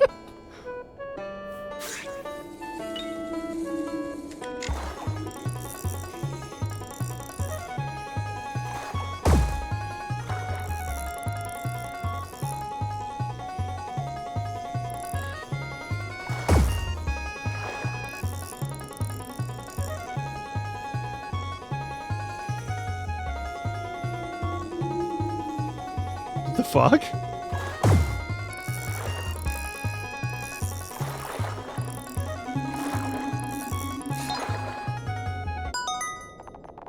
A laser burbo.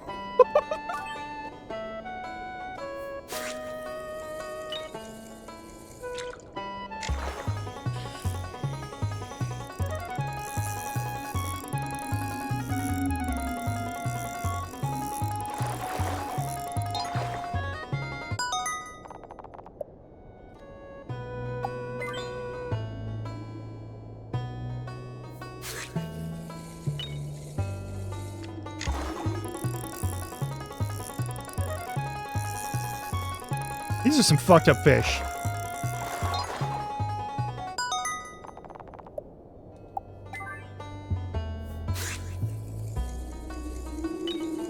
Oh, there's a treasure over there.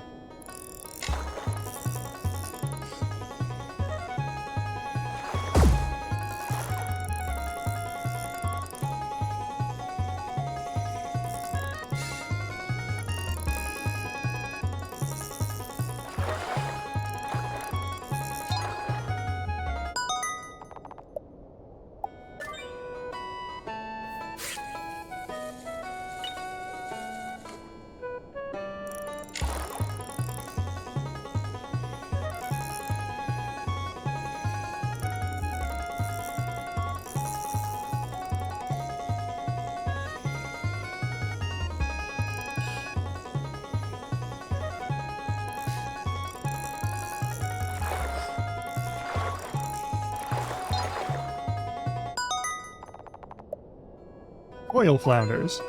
Alright, all of the fish are bionic.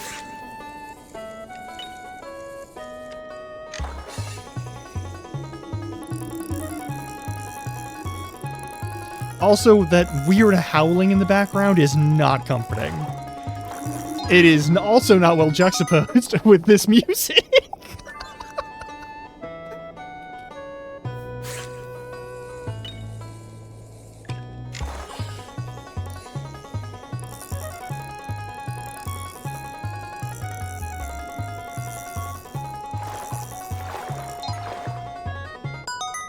No. That's not okay.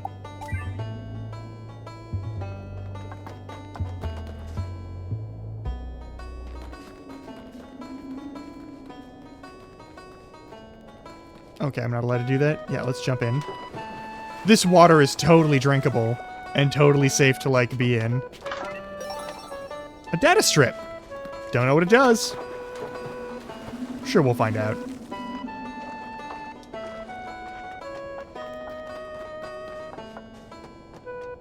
Now, you know what? We only got 5 minutes before ad break. I'm just going to do the rest of these fish.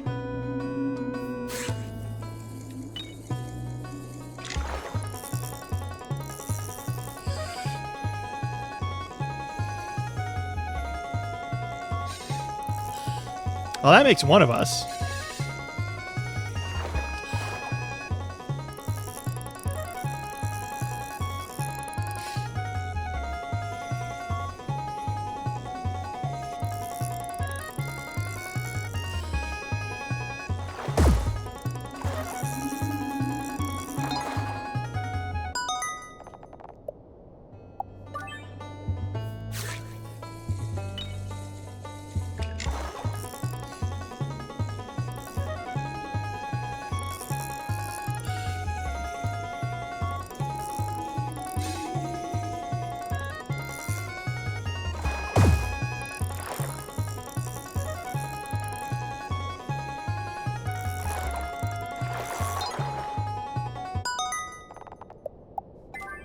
I should never have sold any of my food ingredients. I was a fool.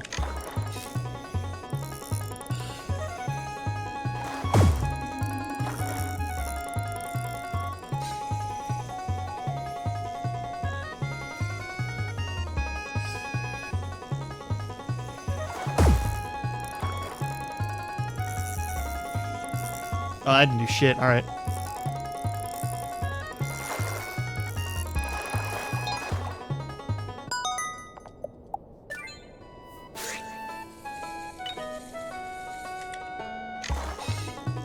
You know, I do miss fishing in real life.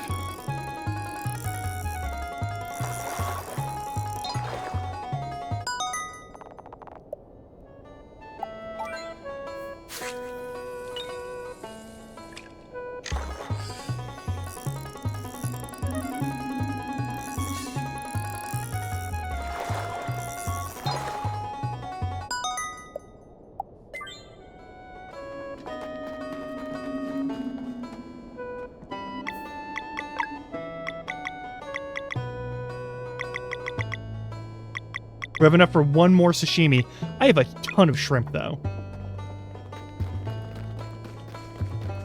Place to cook around here? Hang on.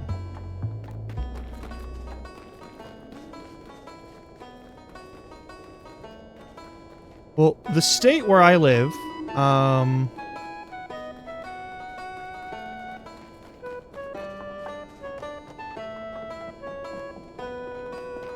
is pretty chill about it. I just need to get my fishing rod. Fishing rods, specifically. But that's its own thing. Oh, God. Alright. We're about to hit ad break, so I'm going to turn this all the way down again. I'll see you all in like 3-ish minutes. In the meantime, enjoy some game chops. I'm going to do some more squats and whatnot.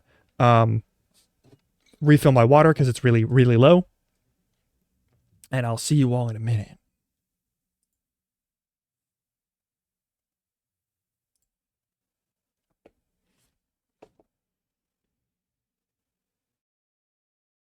I'm like 5'11".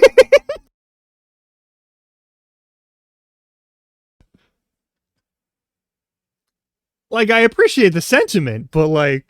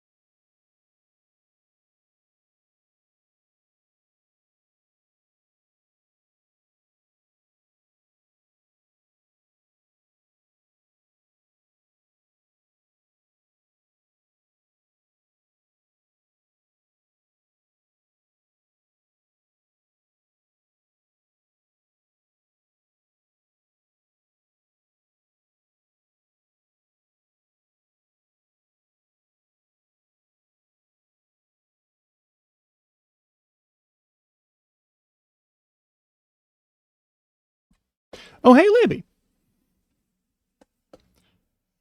you got me at the ad break, but hey, I hope you're doing good.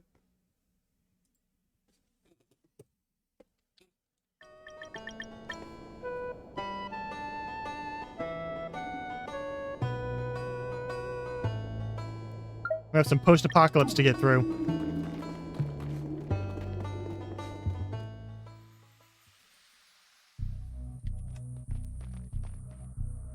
Cerulean Expanse. Hang on. Repine. Town's right there. Big skulls that look like they've been made into something more bionic. There's a lot of them too, which means there's a lot of critters that were of that rough size.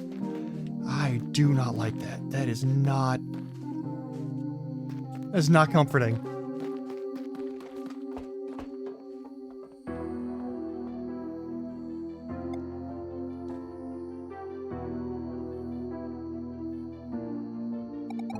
House is all the way up. We can make our plans there.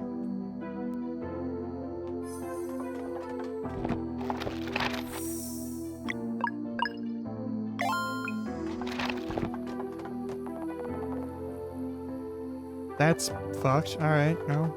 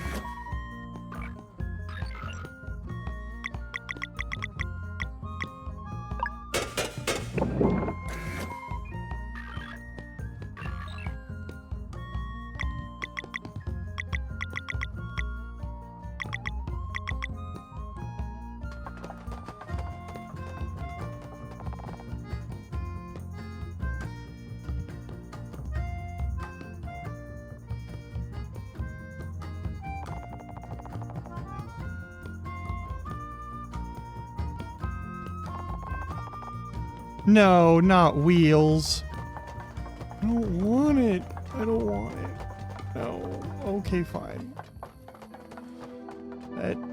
That critter wants something meaty. I got something meaty for it. Never mind. Wheels, it's the board game, like, mini game thing.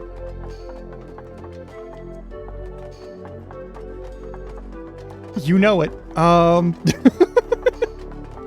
What the fuck is this? Alright, so I can't interact with anything that's here, and I can't jump in that hole. Which is unfortunate. Someone must have known.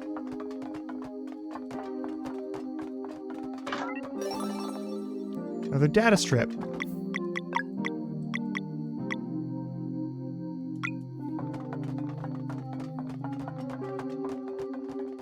So I need all the data strips to make a cipher.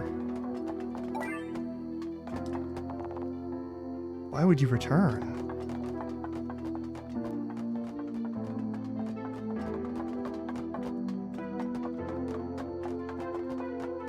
You did too much to us.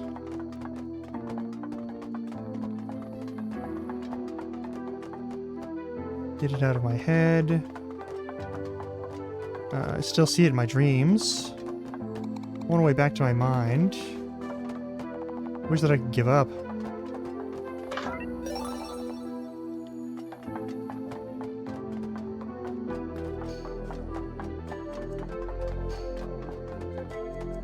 Money this way?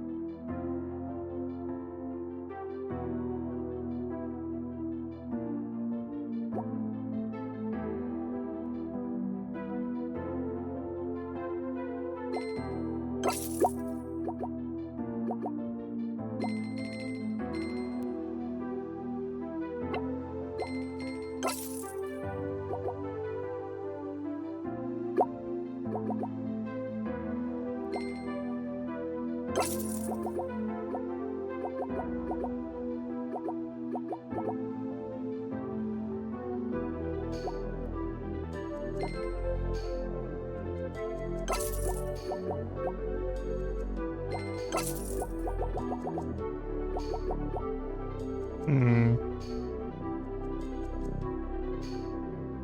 I'm not gonna fuck with that right now.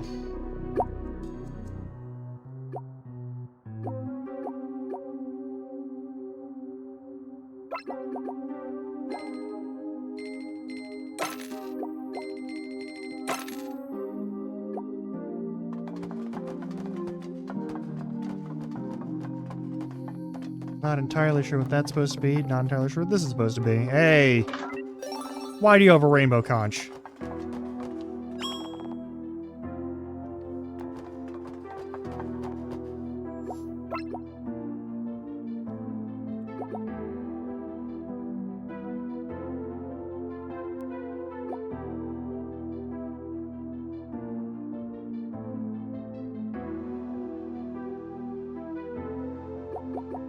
I do, but I'd have to travel all the way back.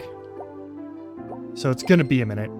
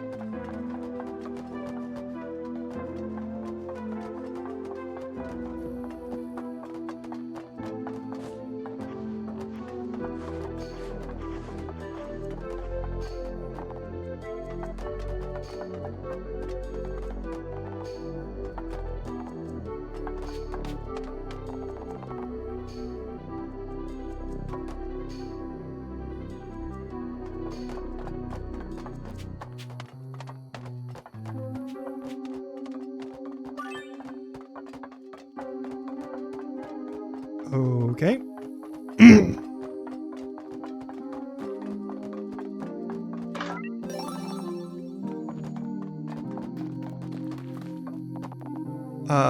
Okay.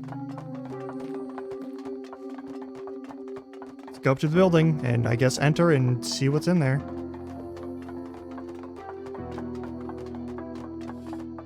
Even more rainbow conch has been acquired, so that's cool. Hang on, is there... No, there's not a treasure chest up there. All right.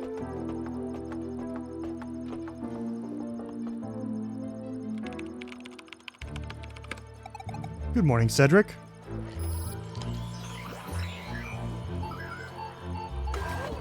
Good morning, Sarai.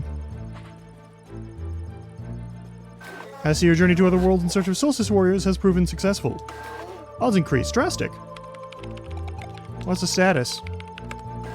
Moon still sunken. Sun remains blocked by clouds. Fleshmancer yet inhabits the castle which cannot be reached. Active threat, Dweller of Dread. Any recent events? Fleshmancer activity detected a few days ago. Fleshmancer left briefly for another world. Returned with a new monster lieutenant named Elysian Darrell. Confrontation with Elysian Darrell not recommended.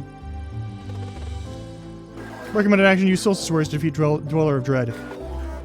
Make for Skybase and remove clouds and reconnect Sun and Moon. How to get there. Report surveil of cerulean expense continue while you're away. Cool. Faint energy was detected, concordant with old records about the dead of a forgotten race. Rumored builders of the Speedball Network. Might know a way to bring it back online. Analysis of Rails and REMs confirms Speedball Network as a potential route into Skybase. Cool. All right. Queen that was. Confrontation likely. Unavoidable.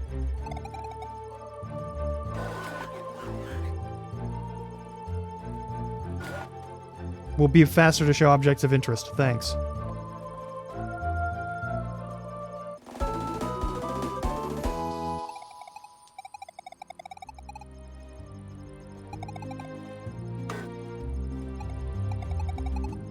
I want them to see what we are facing.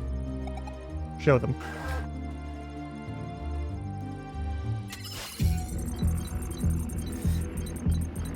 That is quite a cutscene.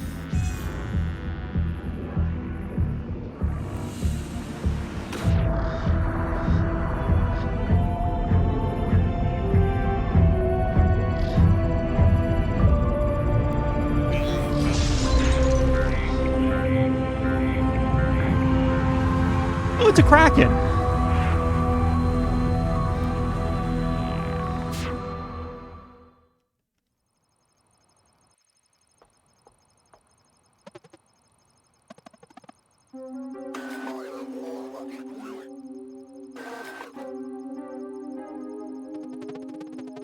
Yeah, sure, whatever.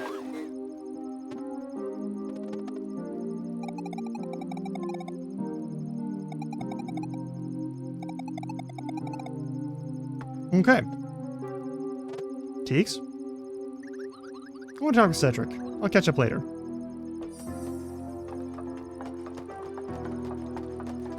Okie doke.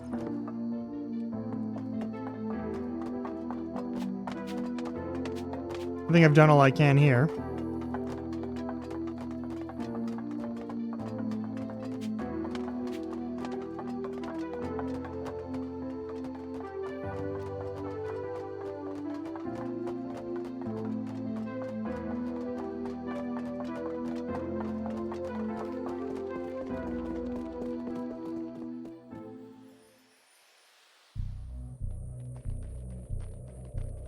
I don't know if that was actually 3D. I think that might have just been like some clever use of forced perspective in 2D.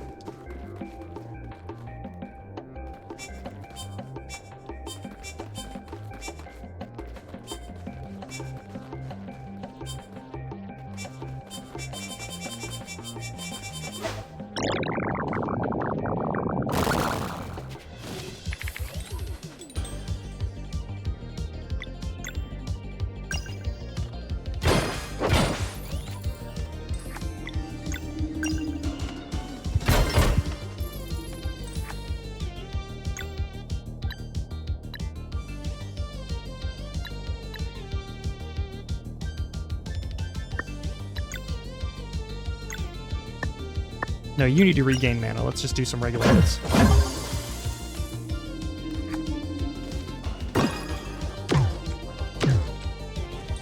Rude.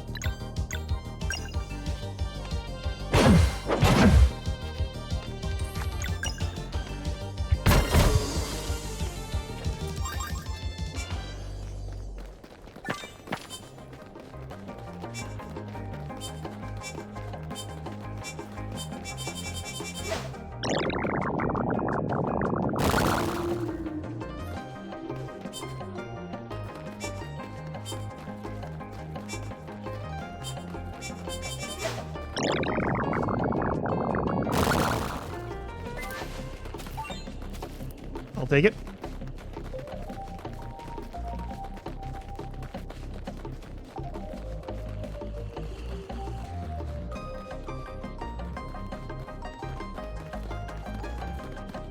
Oh no.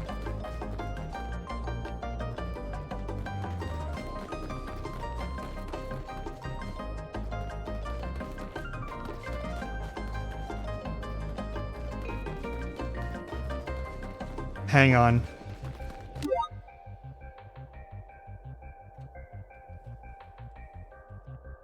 Hang on, I remember this.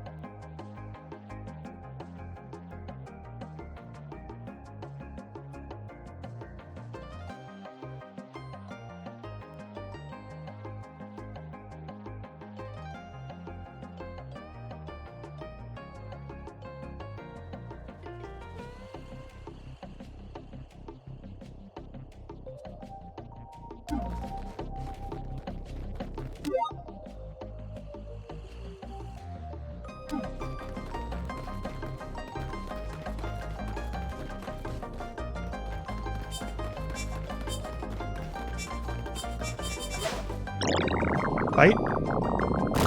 Fight.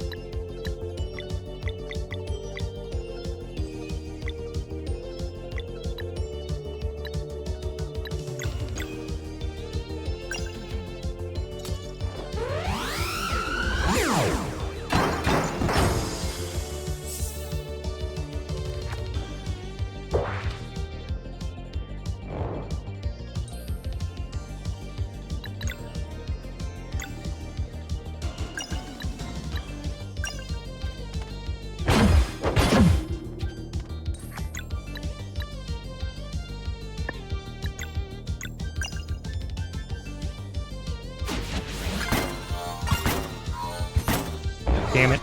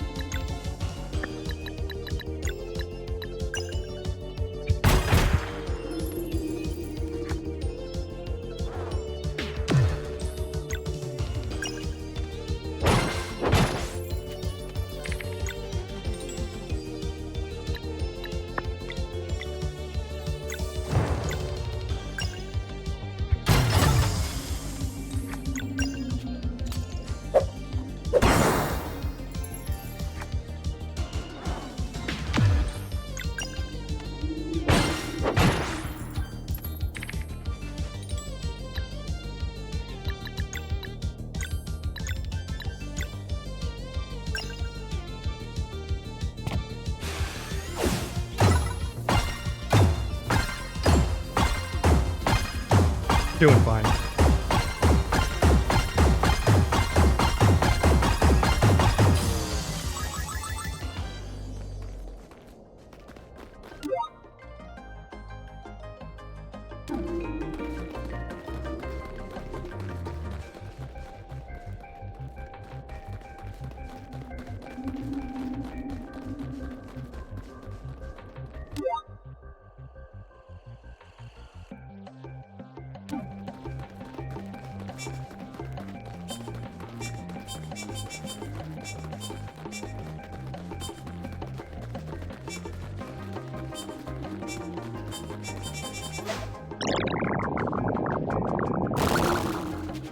That's annoying.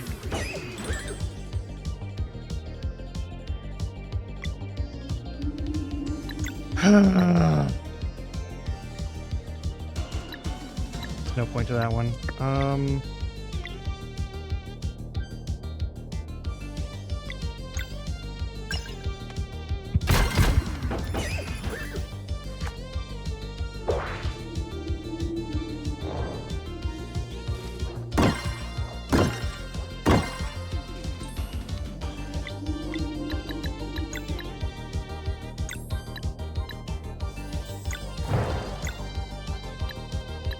That's entirely reasonable. It is like after midnight where you are.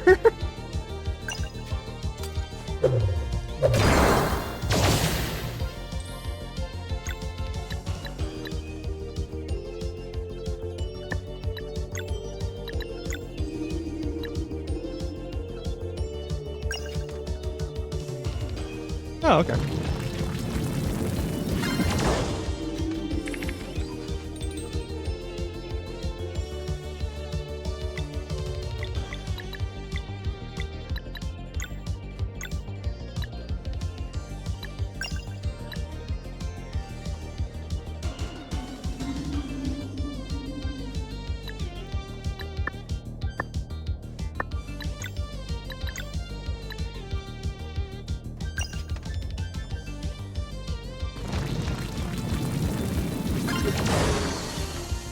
Have a good night, Robo. Thanks for hanging out.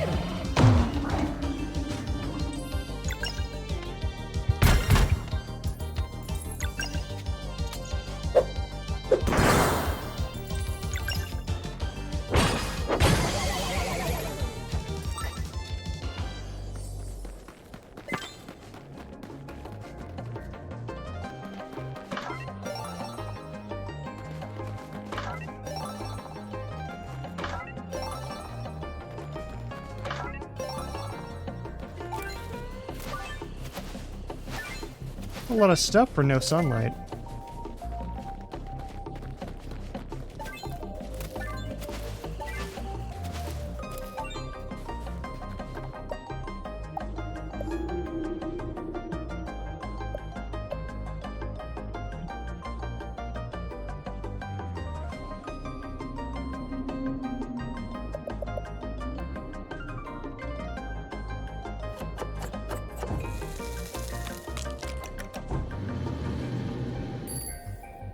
For that robot.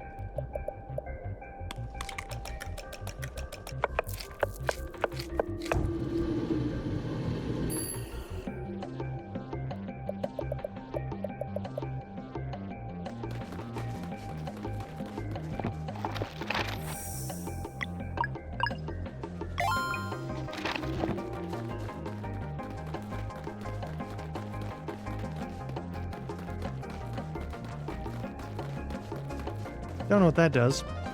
We're gonna go back to that robot though and give it a food that is meaty.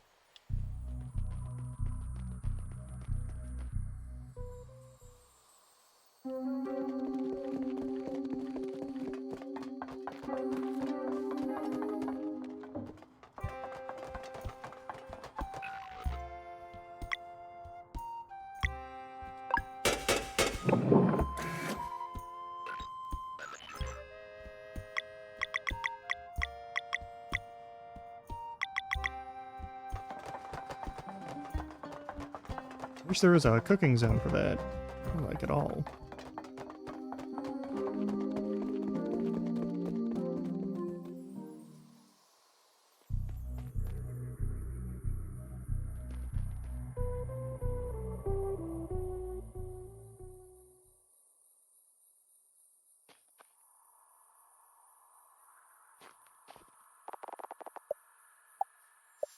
Something light.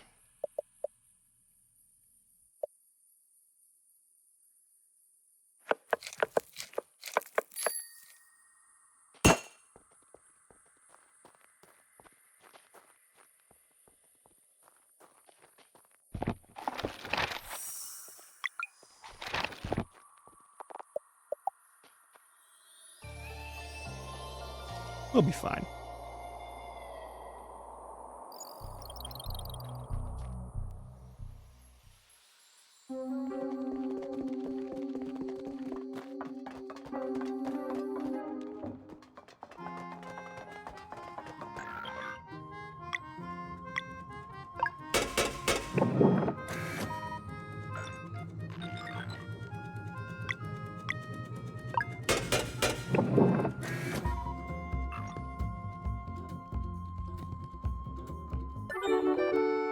Fucking knew it was gonna be something like that. Alright. That's another rainbow conch.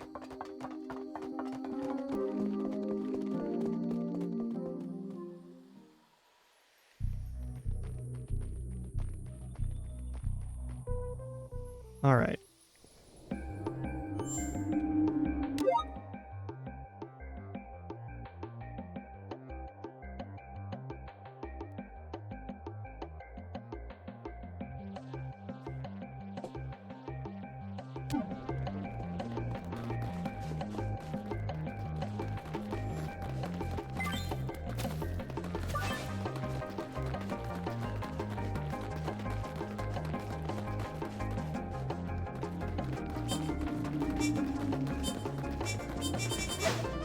Another fight.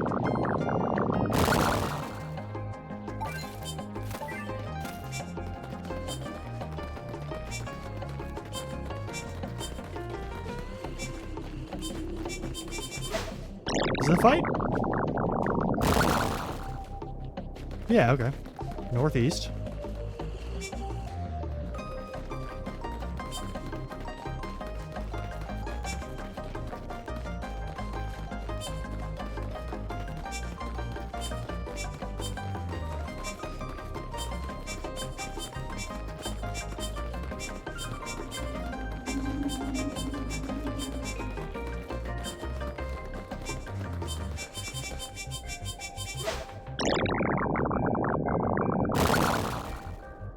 Southeast.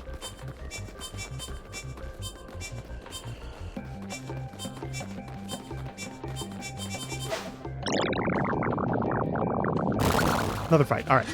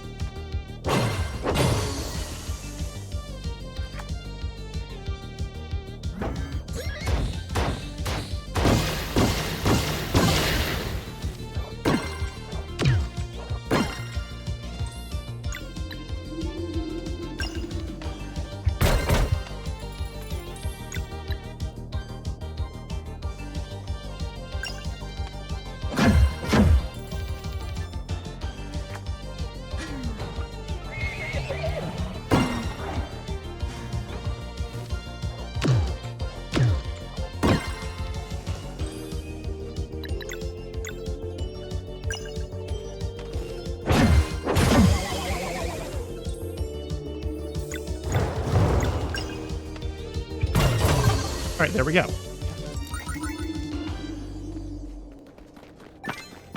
Southeast, southeast. All right.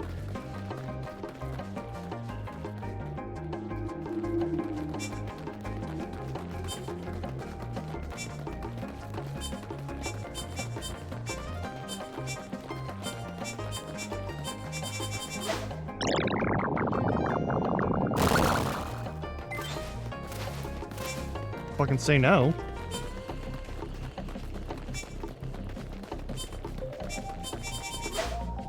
Another fight or another thing? North. All right.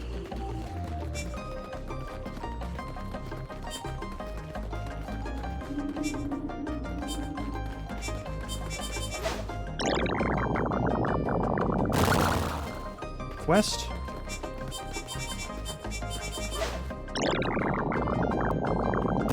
Another fight. All right.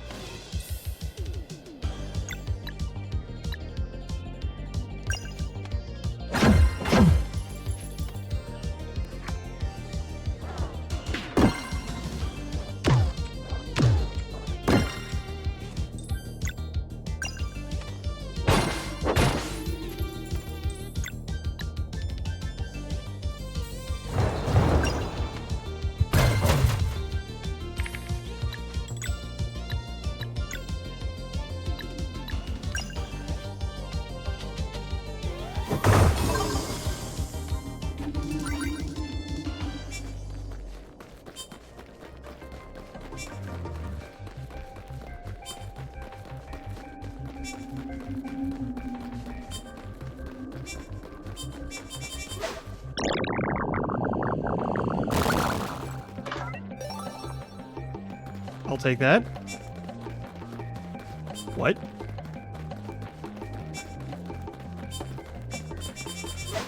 Is it another fight?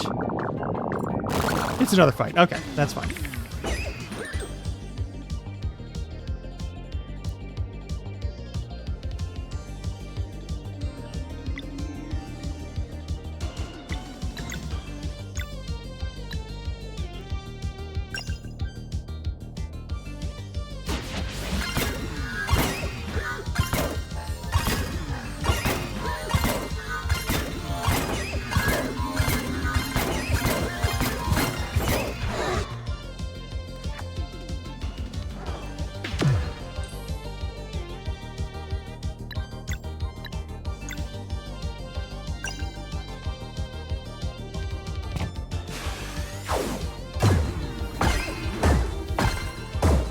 That poor Robo Horse.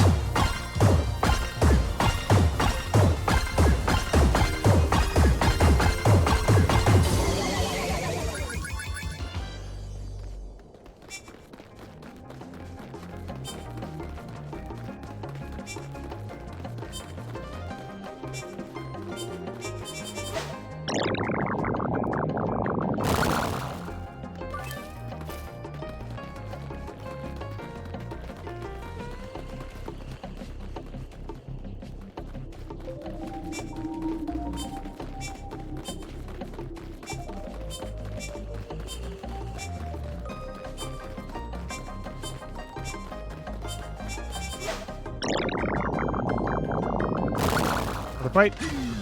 This is getting bigger and bigger as fights. I don't know how I feel about that.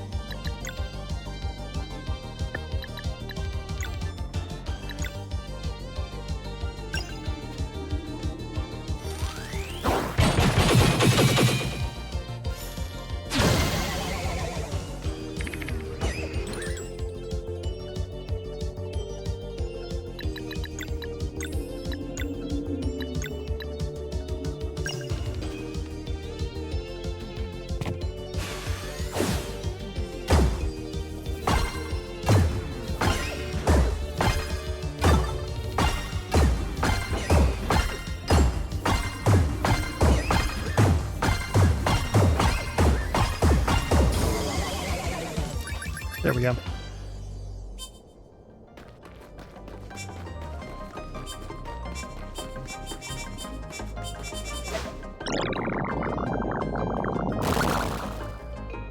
Southwest we go.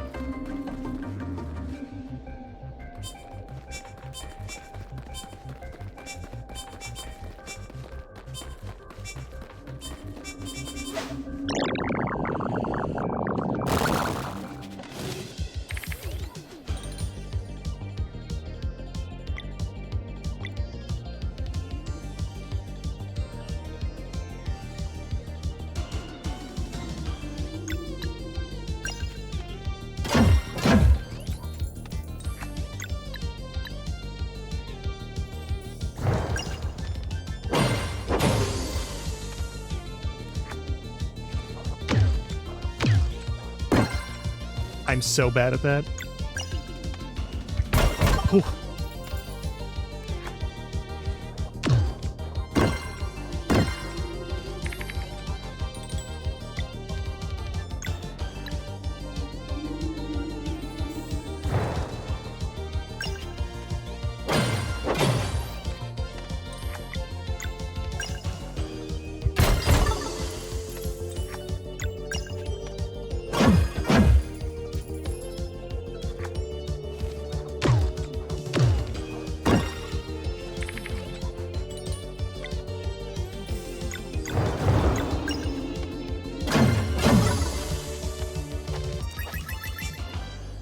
Getting good XP anyway.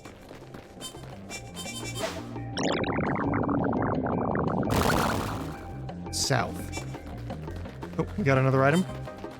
Probably another fight. Won't say no.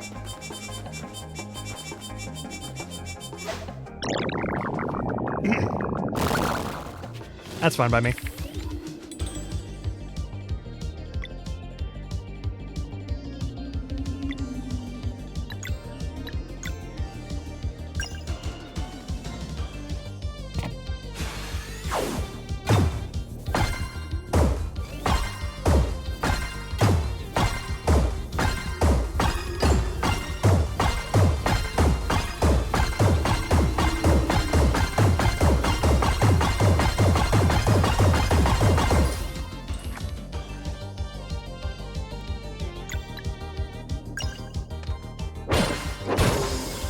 Handled.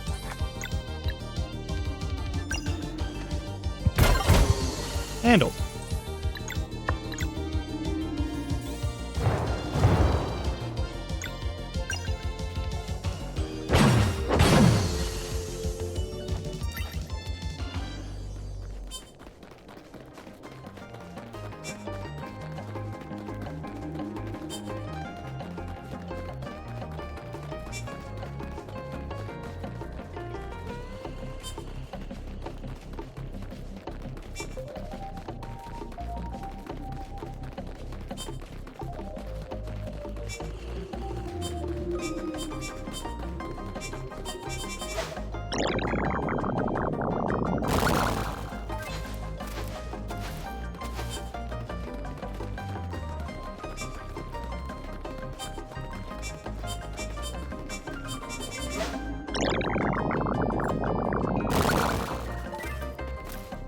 I don't know how much I trust buried meat.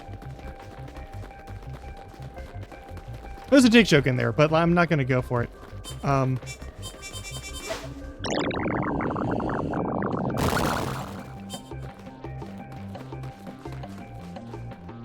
Hey, we found it.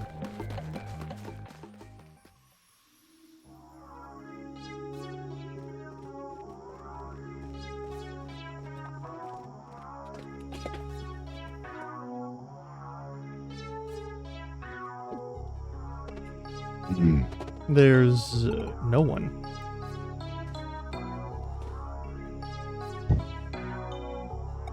Another setback. Sarai. So doing something here. We have to find it.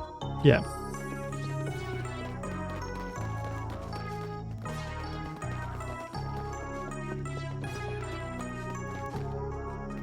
Oh, that's suspicious. Oh, that's so suspicious.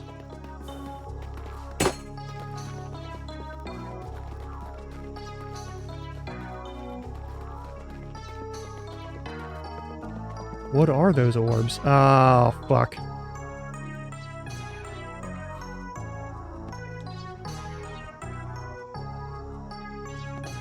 April built this place.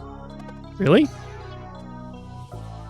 This used to be one of his workshops, and this dome design, we are in a container for souls.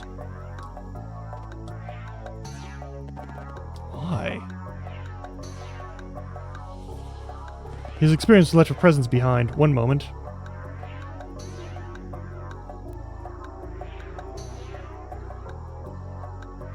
Attention all! This concoction will dispel the concealment curse. Those who wish to remain hidden, look away now.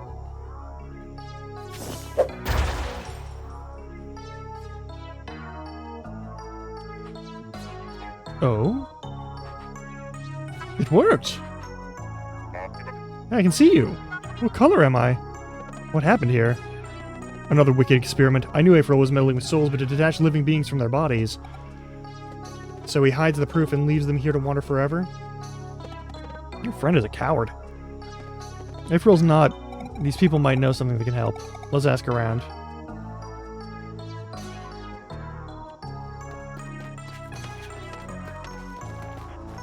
I don't know why I looked. Needing for the journey ahead? Oh my god, it's... I need money to buy these recipes immediately.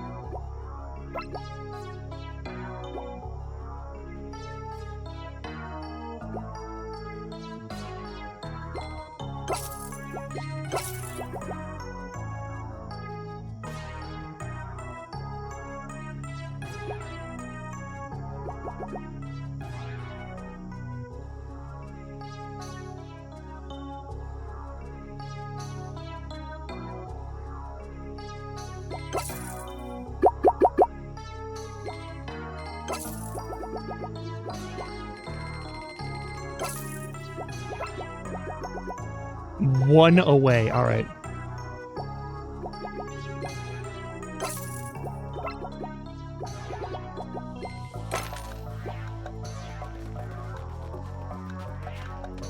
I did experience this. He was not well. He was not well? Boost was always a special one. Okay, we've been given a name. That's... I do not miss the tank. Good to be able to see each other after this time. This is a special day for sure. I saw someone darting towards the exit. Don't they know we're stuck here? No, what color am I? No, you tell me first.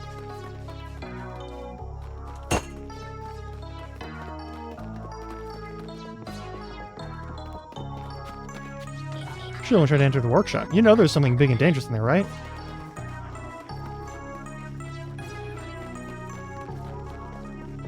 It's locked.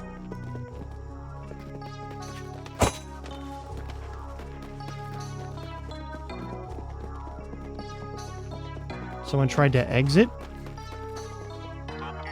You're Solstice Warriors, aren't you? How do you know? The dead of a forgotten race know many things. Who are you? I'm called Bust. Alright. Anything about Skybase? Yes, my people remember when the place was built back when we had physical forms. Unfortunately, the access route went offline after Skybase was corrupted to create the clouds. Corrupted? Yes, it was the first step in the build-up to our world's downfall. And Skybase wasn't always designed for nefarious needs? Oh no, it was used to regulate climate and keep our planet lush. It was beautiful. The evil machine that took over Skybase eventually corrupted its AI core. Creator of the cyborgs, it called itself, the Catalyst, so that's where I'll find the bastard. You remember? We thought it erased memories, too. We only remember its name. I'm okay, just one more reason to get to Skybase. That speedball network is the only way. Do you know how we could restore power? Yes, when it became clear that the world would fall, we built a failsafe. Amidst the sacrosanct spires, it hides in plain sight. A titan made of cybernetics and stone holding a giant block up high. If the brakes are released, it will drop the block, returning the energy that was spent to lift it up. The most primitive form of battery, holding just enough power to support our world's last-ditch effort. We named it, Istristai. The entrance to the second spire is sealed, and my people tried everything. That seal is an easy one to break for those who know how. So you can get in? You can find a way to take me there. Alright, cool. What do you mean? This one understands. His people are stuck here. This dome is the only thing preventing them from dissipating into nothingness. As I said, I will help, but first you need to get me there. And I also wish to fight by their side. Okay. How good of an alchemist are you? I dabble. Can you do it? Living glass. Yeah, you keep saying that.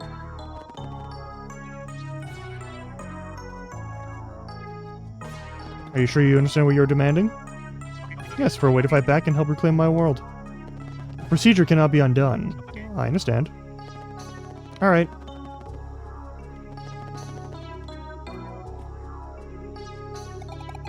You're not dodging this one. Good.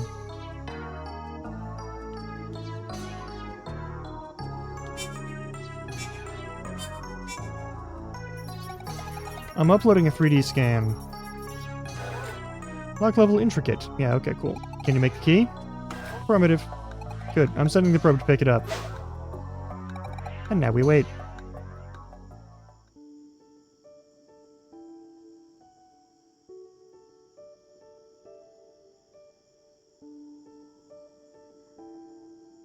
But your life, I guess I just never imagined such a long stretch of time. If my understanding is correct, you and Valera are on a path yourselves.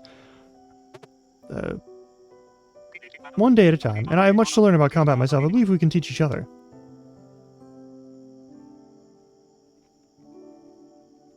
Still, I bet Garl would have managed to make them laugh. Yeah. Sorry, I didn't mean... No, it's fine. I just think grief was a negative emotion that eventually went away. It doesn't work like that, it's just always there.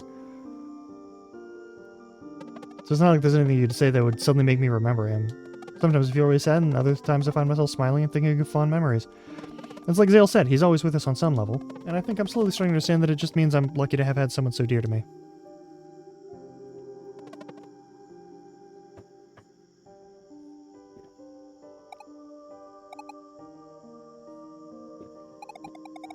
Yeah, something tells me Cedric used to be a person.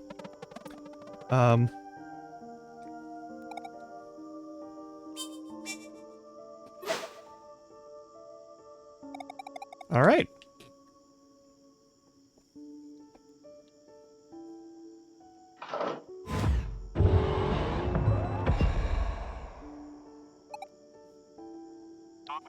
This abomination that tortured us still inhabits this place. Yeah, we'll handle it.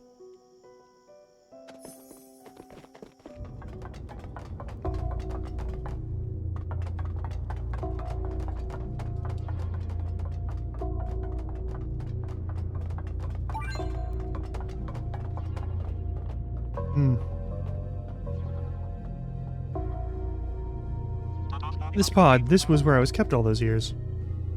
And this one? The core, at long last you will be avenged. Cool.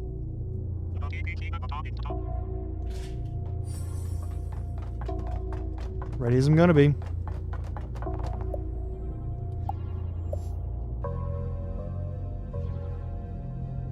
The fancy name takes away the guilt. Of what?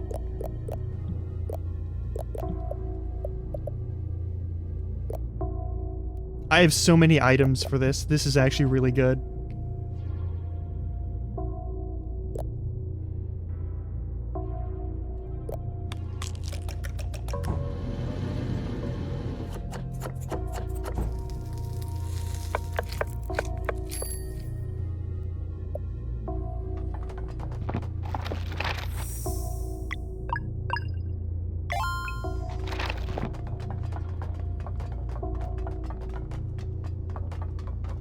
Yeah, there might be something on the left over there. This is a dead end. But this might not be. Hey, look, a chest. A walnut cork. Let's equip the walnut cork onto our wizard. Because apparently that's your weapons, is just the corks of bottles. Don't really get why.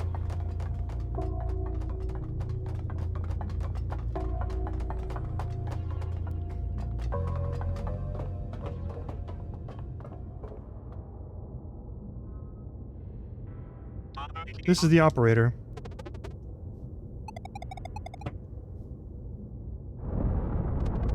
Get ready.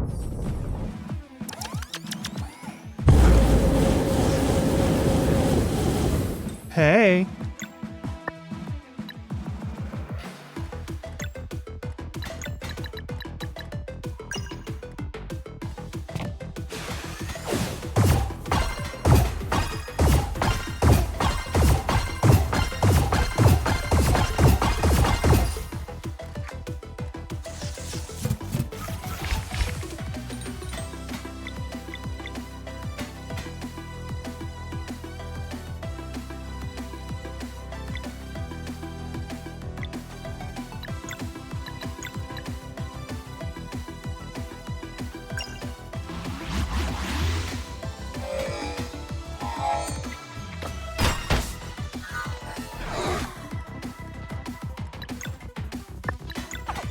Damn.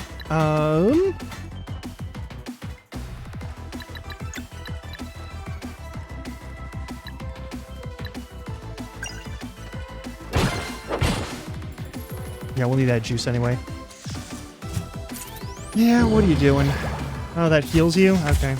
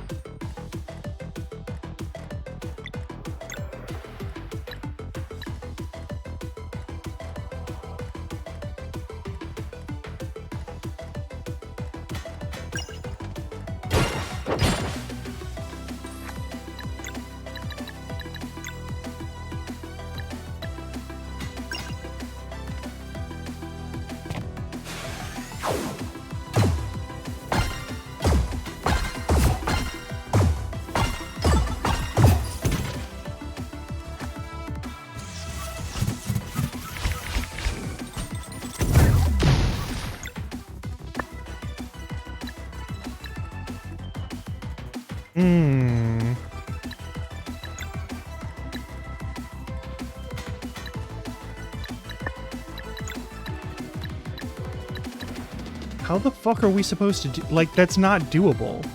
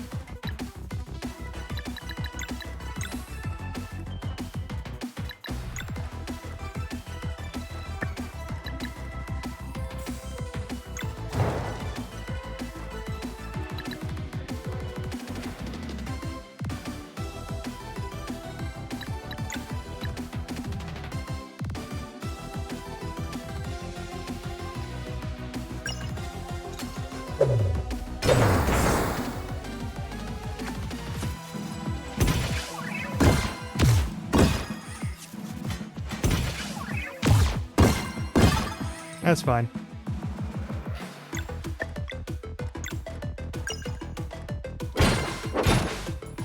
We might enter an ad break in like a couple of minutes.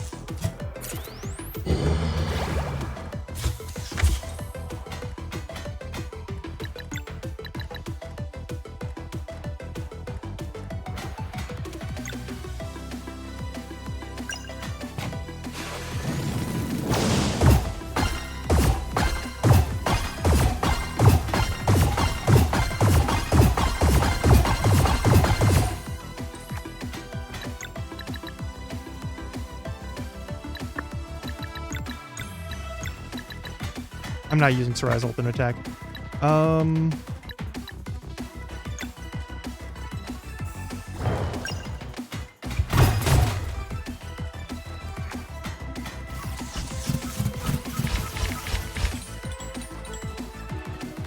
Okay.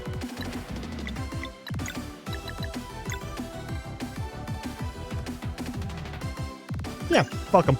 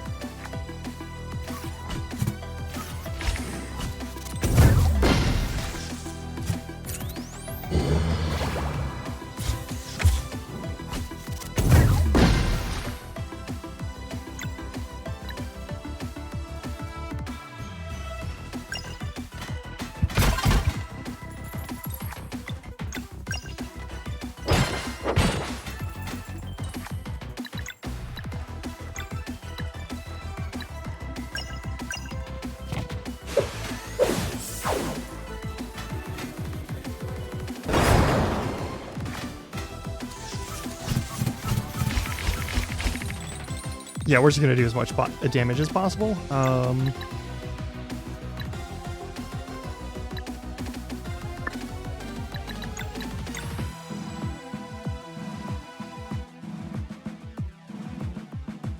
I guess I will go to ad break, actually. I'll see you all in a little bit. Any chance of being able to pause this? No? Okay.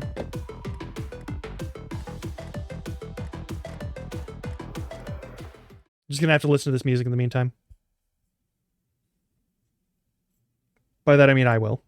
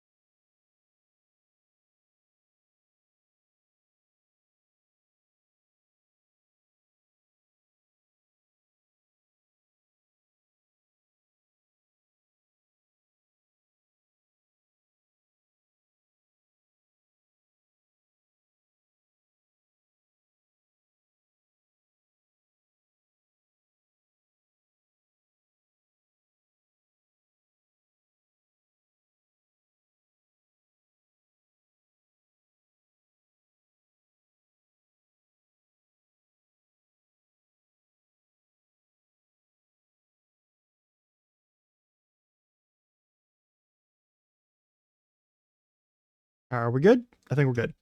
Let's continue this boss fight, shall we?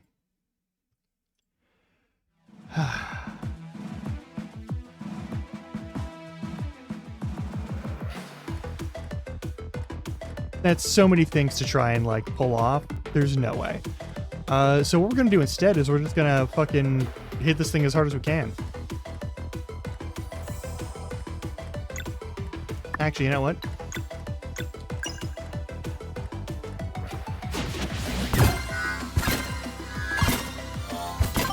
God damn it. I hate that. I hate that move.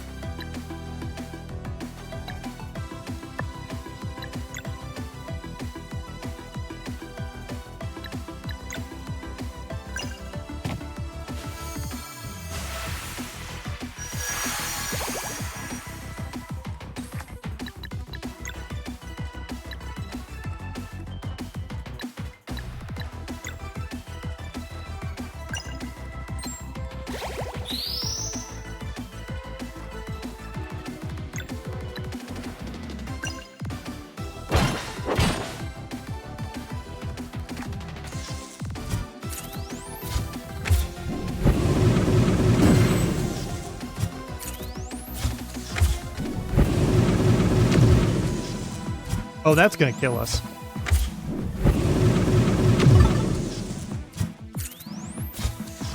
Or not.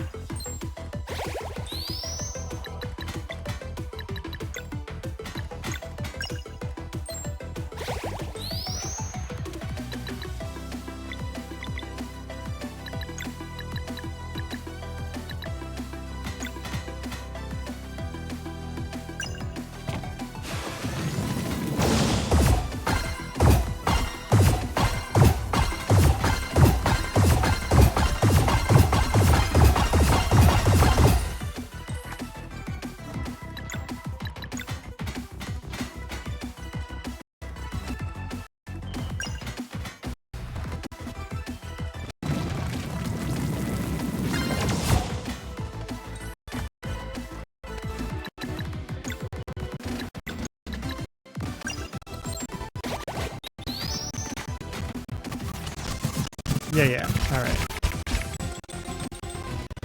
We've got a bunch of things. And no regular combo, but a bunch of extra combos, so that's nice.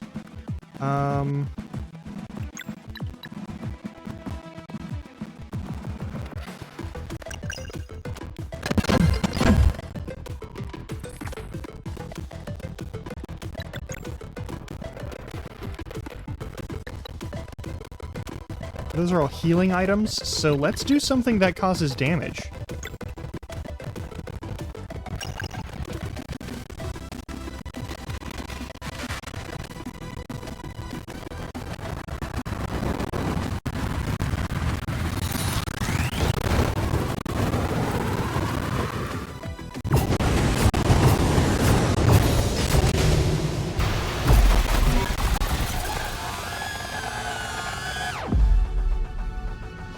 Once again, finishing things off with that fucking sunball. Yeah. I was better off without that thing. Did you know? This world is unknown to me. I wish I could say the same of April's ways. Yep, cool.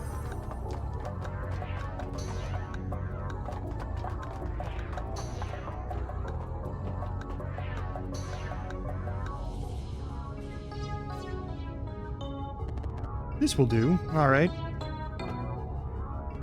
Living glass will only be utilized for a soul that carries unwavering determination. One last time, are you absolutely sure that this is what you want? Then follow me.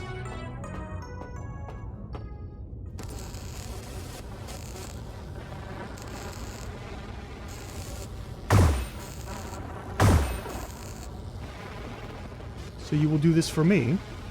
Of course, but how will I know when it is time? Just follow their lead and remember, only the three of you can enter the portal. I understand.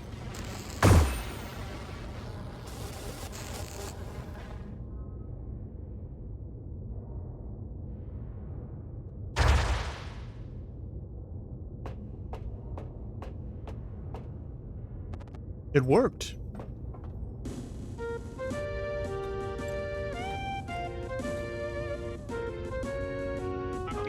I can feel. Glass is a very fragile material. I bound its living properties to your mind. You must always have purpose, for this vessel is only as resistant as your will is strong.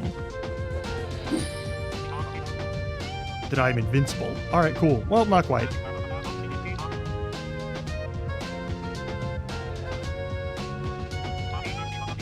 I'm looking for the chance to reclaim my world. Alright. The sacrosanct spires, then, yeah. Definitely. The great cultists won't take kindly to trespassers, but I'm eager to test my new form. Alright, cool.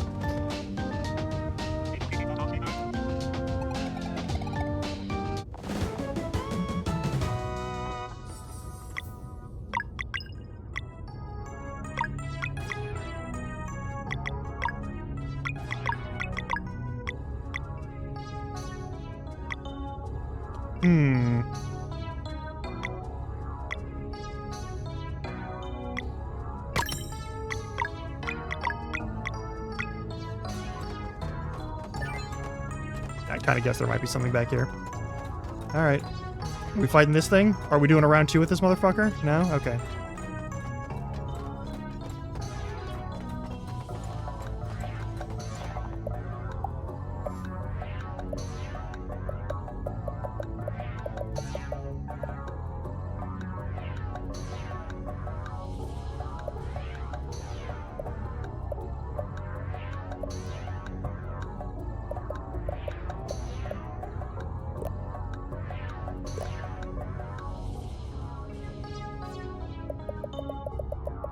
Oh, I've unlocked all the combos. Okay. So I've been doing the legwork at least. And defeat Medusa is also an achievement I just got. Nice.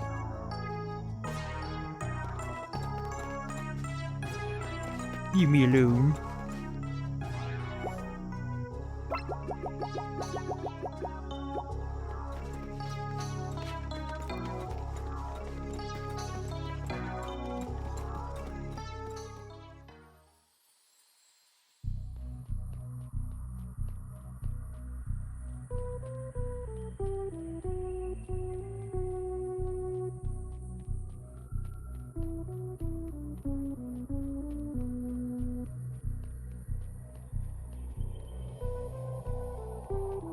So where are we off to?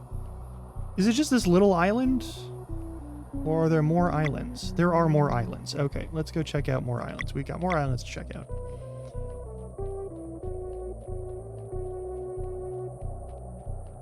I think I've done all the things that I absolutely need to do.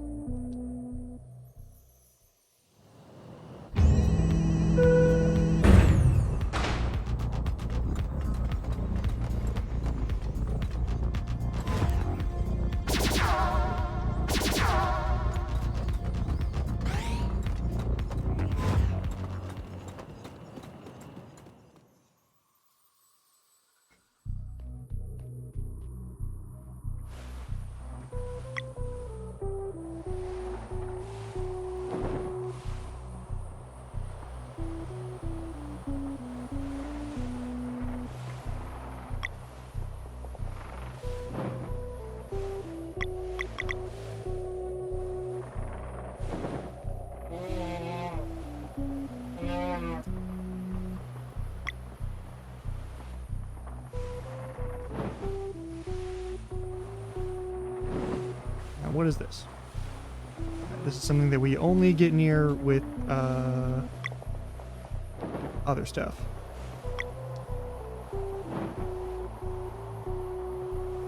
Ooh, that's unnerving. That is, I do not like the look of that. Alright.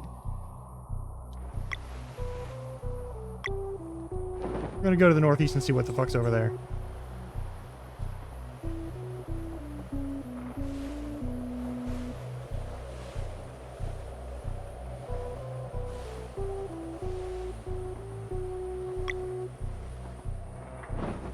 That looks like an orbital station. And yep, that looks like Okay, so those are tubes, and I assume unlike how we are thrown skyward in our own world, we are sort of pinballed through those things.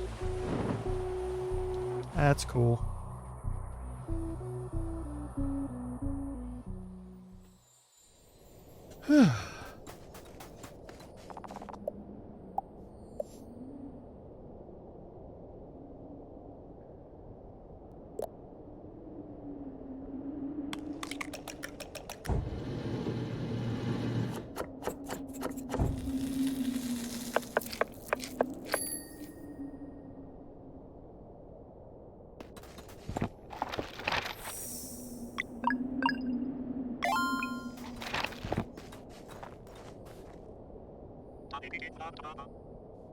It's been so long. Must find the frequency. One moment.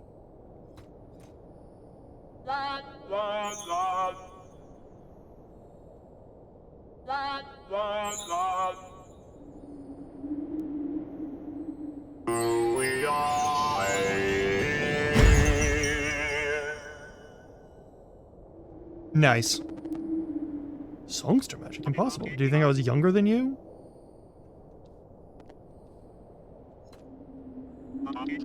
You have never visited this world before. You should be warned about the cultists, their origins. We will deal with whatever lies ahead. There is no other way. Yep.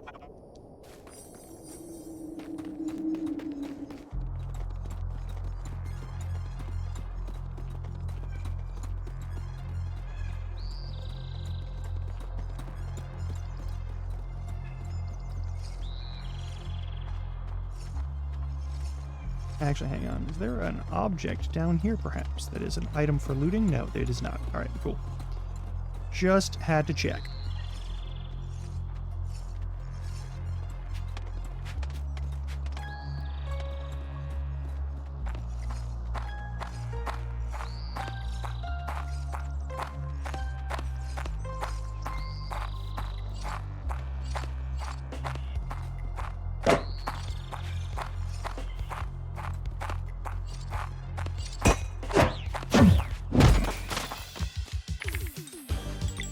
What are your attacks? Hang on. What are your skills? Oh, you do bludgeoning and arcane. Oh, that's wonderful, actually. What's your attack look like? I love that.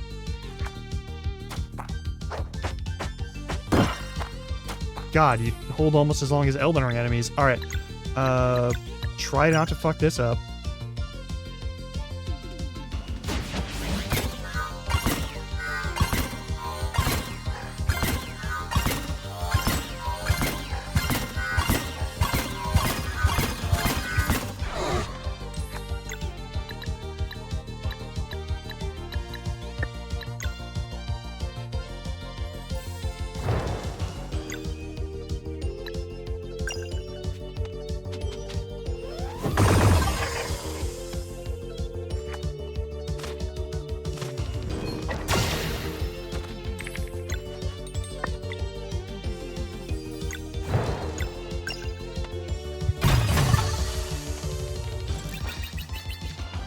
That's a lot of experience. Alright.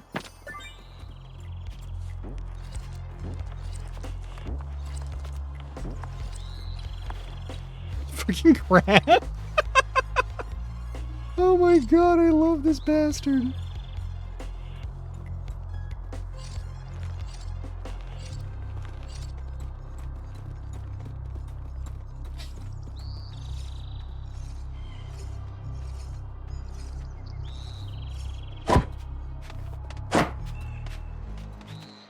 That's not what I asked you for, and you know that's not what I asked you for. Fuck you.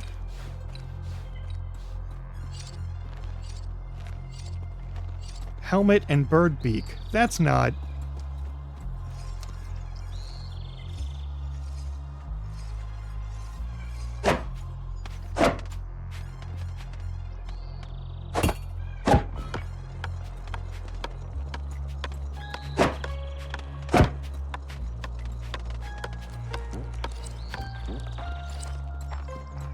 Thankfully, everyone made it. Don't worry if not everyone made it the first time.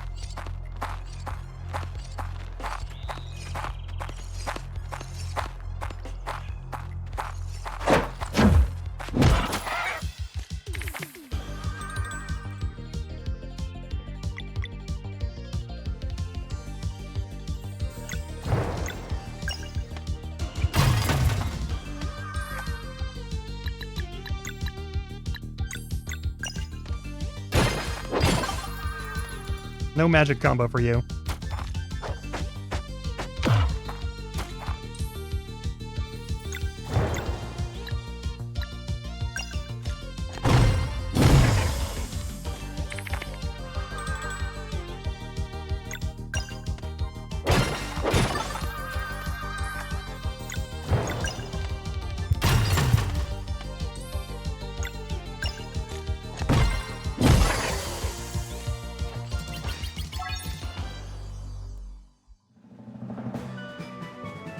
Best is best.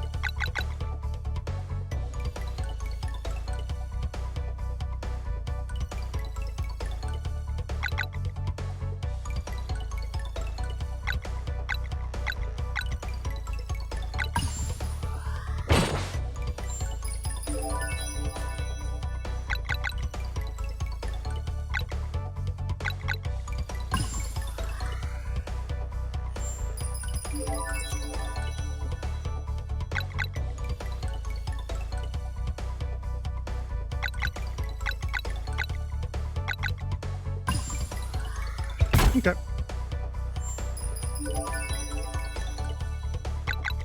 Let's give you as much magic as possible. Actually, hang on. You have 0 magic attack.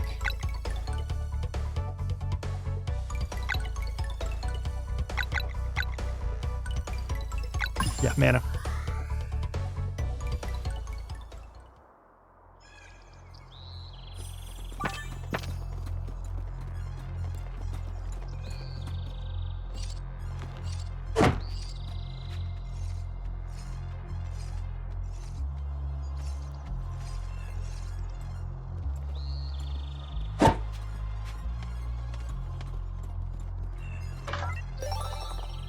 Nice.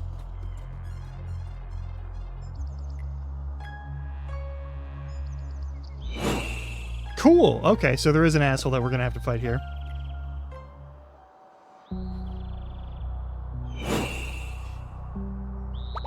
Brother Kazugin. You said the music post. Did something happen? An unidentified group has managed to break through the seal. One of them used songster magic. But how? We were told they couldn't leave the dome. I saw myself, a sort of glass vessel, moving. Ah. What is it, Rocketer?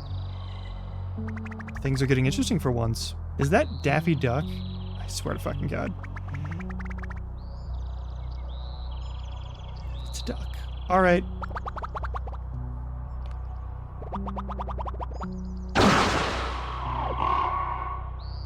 Okay.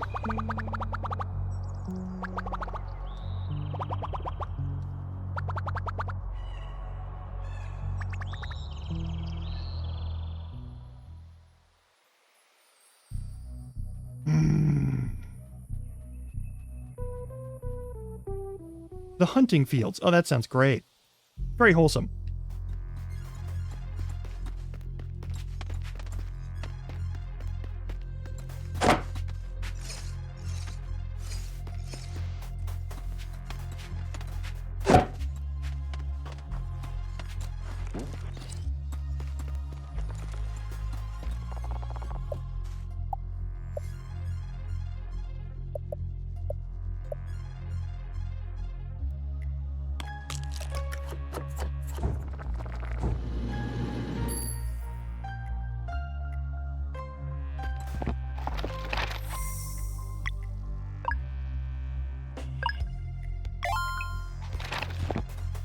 The Birdman.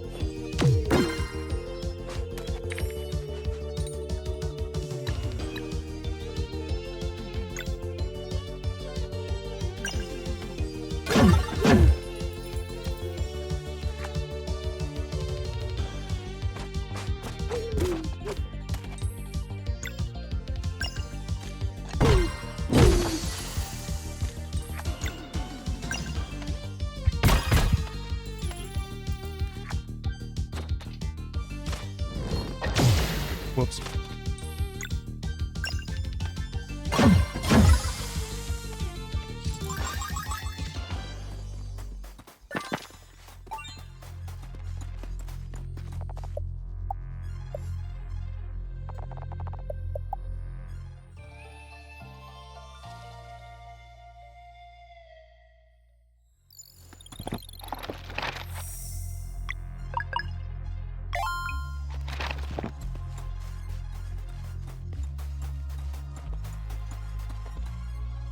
More scythe with helmet.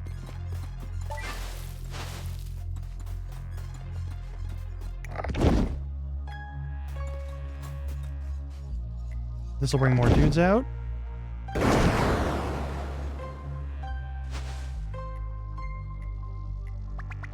Just real.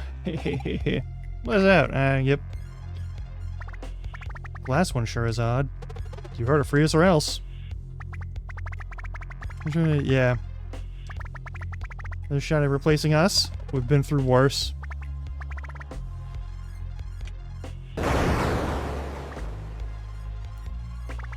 The gallows they go. It's all the same in the end. Yeah.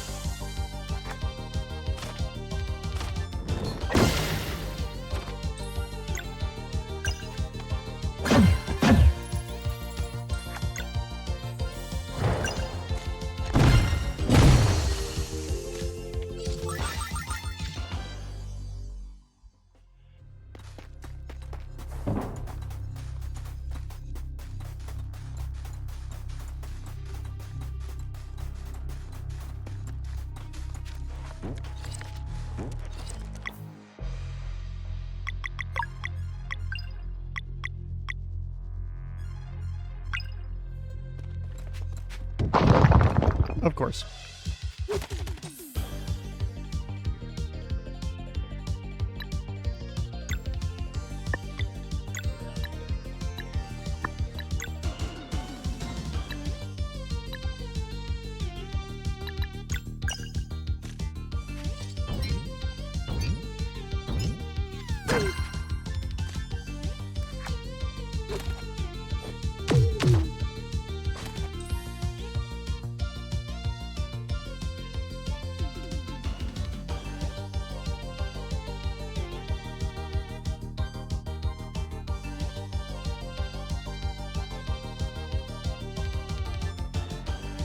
Okay.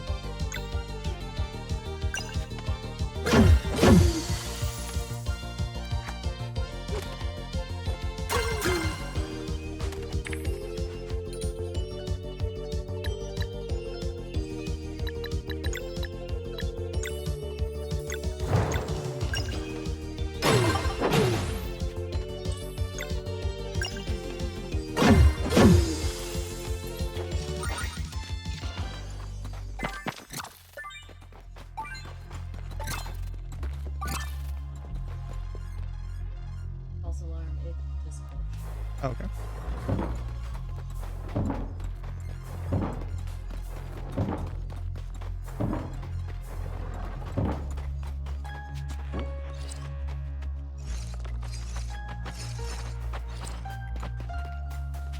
Alright, how many more booby traps are there going to be in this?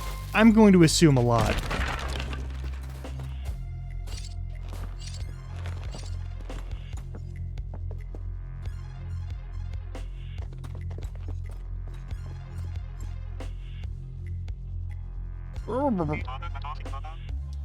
Okay. Might be able to help if we can free him. Gotta get over there? Alright, cool.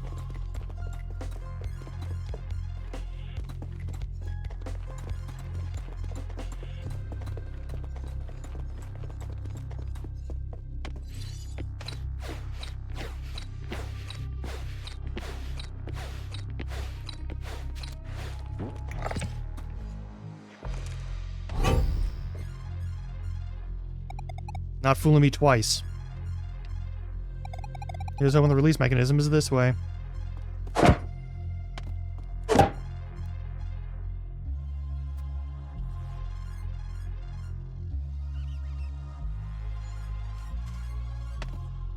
God damn it. Alright, so I guess we're going this way, and then we're going to do a solo fight against Mr. DuckTales himself.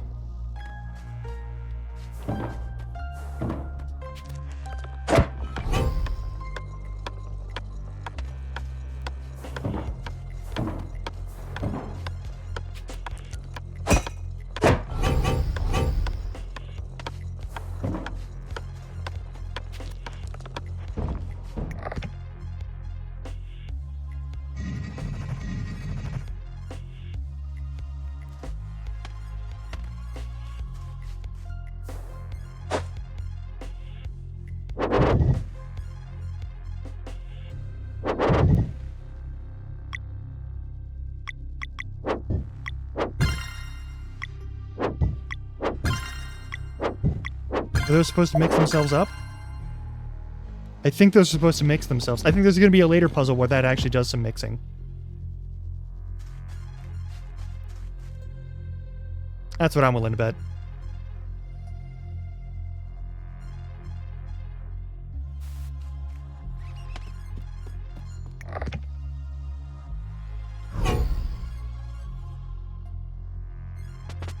Free at last. Thank you, benevolent strangers. Wind of Magic will help you escape the gallows. Here.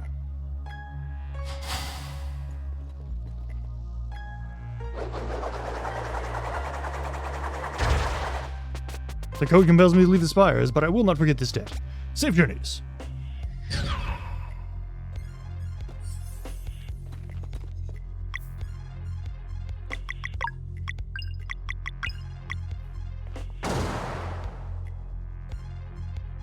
Sweet.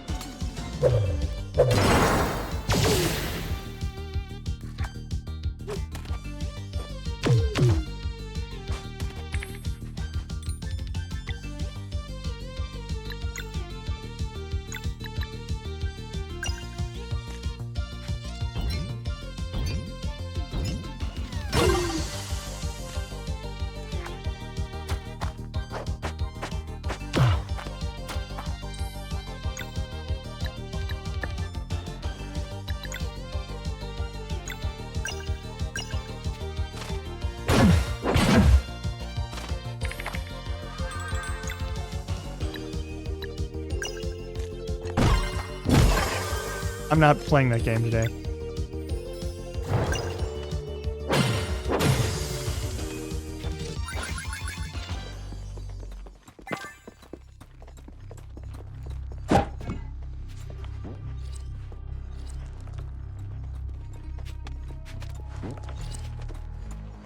So I must beware of traps as much as possible.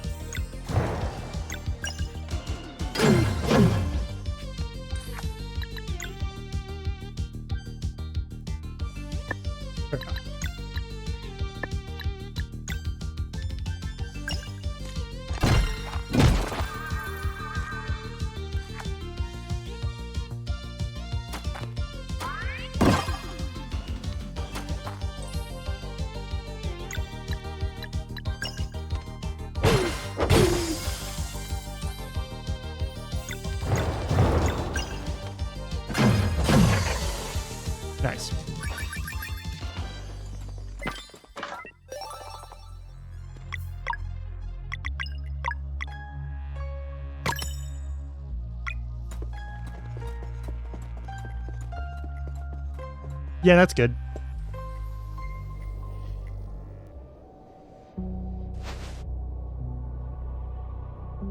Did you kill them? Not quite. What do you mean, not quite? They managed to escape the gallows. How? Their team is truly formidable. And there is one more thing, Great Illuminator. Our prisoner has been freed. Oh, my Saint Eminence. The traps all worked, but the assassin on their team has reflexes like I've never seen. I'm sorry, there's nothing more I could have done. Went through a lot of trouble to capture Verlo. If he uses with the code, his attempt to challenge has failed. Does he come with exiles from the spires? Yada yada yada. Alright, cool. We defend our titles. Meh.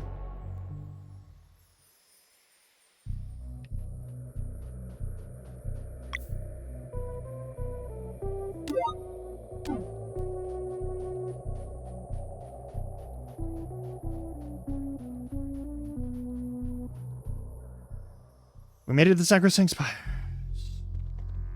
Oh, cool.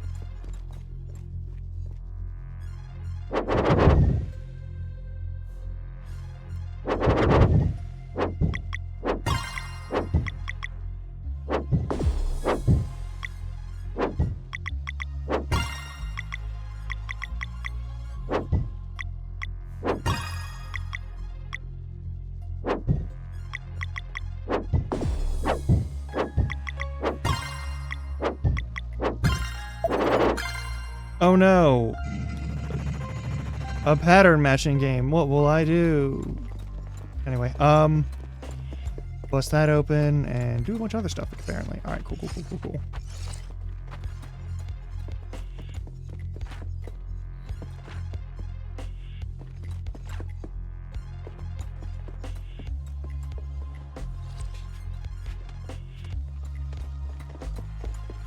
Oh, I see.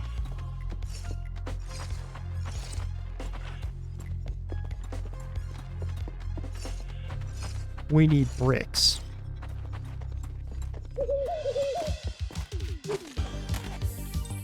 Why would you move to such a disadvantageous position? Okay. Okay.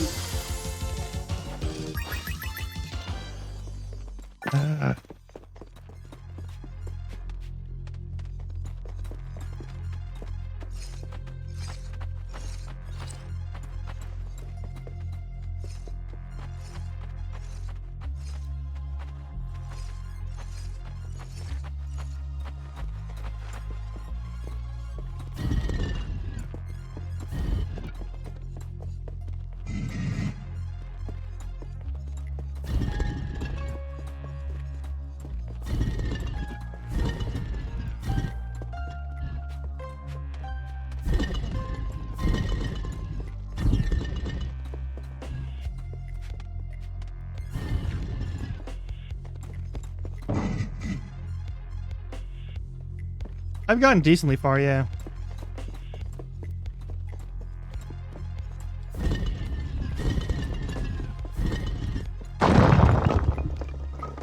I'm following that ball.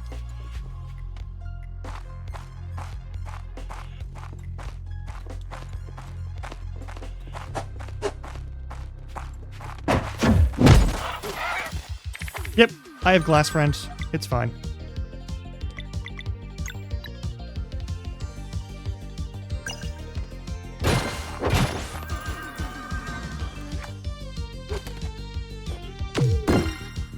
We're in the post-apocalyptic high-tech future world.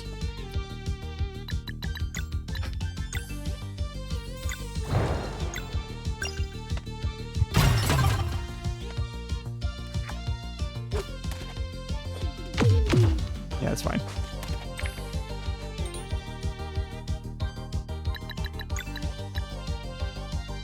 It's got bird people, yeah.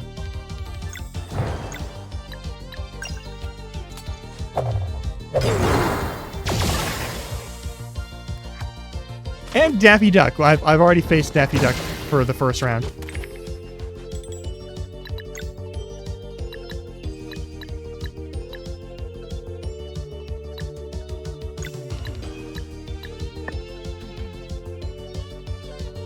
It's just Daffy Duck. It's just Daffy Duck with a specific loadout.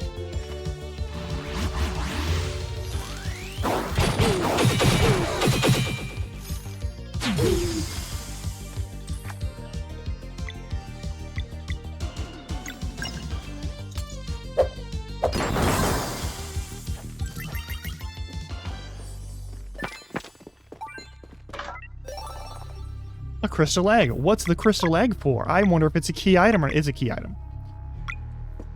Also, thank you for the hydrate and the stretch. I'll take care of those now. But yeah.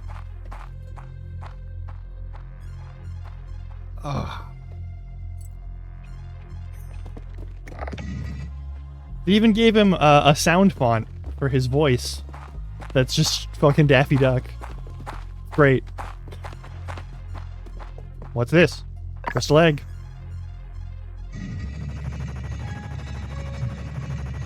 Oh, well. So,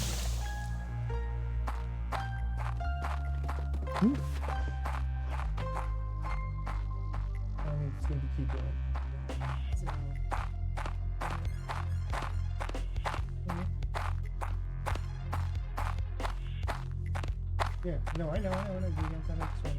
Okay.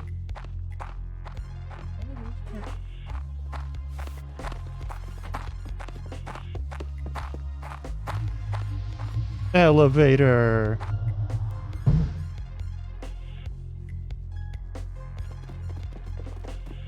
Yeah, I mean, that's fair.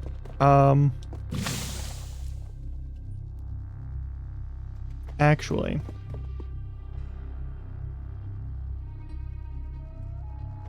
Yeah, no, yeah.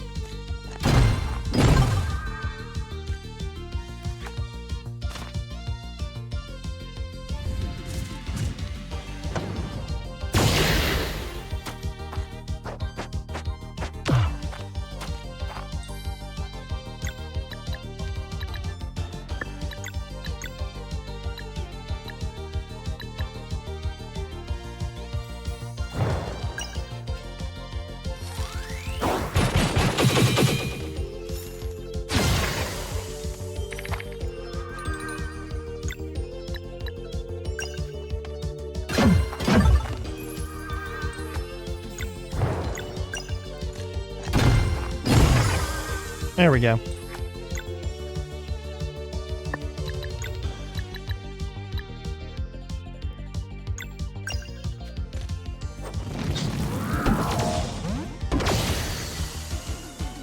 I love that. All right. Champion's omelet. Wonderful. Now, unfortunately, there's some internet fuckery going about, so I actually do need to send us off elsewhere, and I do need to end stream.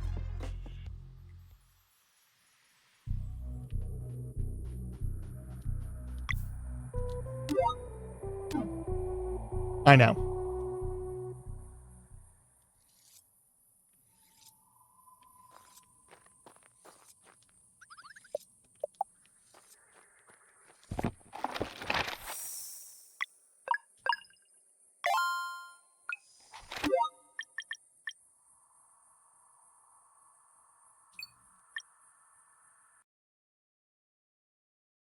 All right. We're going to find someone to raid. And then I'm going to send you off. And then I'm going to have to go just completely reset my router. Which is unfortunate. So that's going to be a thing we got to deal with. But other than that, let's just find a person to raid. I'll be back tomorrow. If I'm not back, possibly even just later tonight. It's just okay, so the Wi-Fi is messing up. But I don't have the option to just reset the Wi-Fi right now. Also, it looks like my internet connections are kind of being all kerfuckety anyway, so that's also a problem. In that it says I have a connection, but I don't seem to actually have a connection outside of the one that I've already established through the stream, so that's fun. This happens sometimes in this area, it's really annoying. Are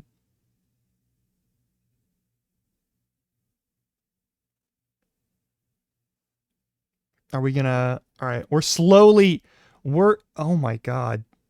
We're at like... I can download at like, what, maybe 2 megabytes right now from the look of it? And it's not going well? It is struggling to load Twitch anything.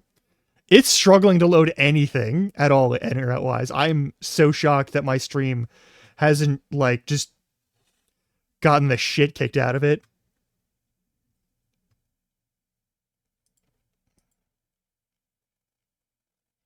We're gonna load Twitch following. Any chance of that?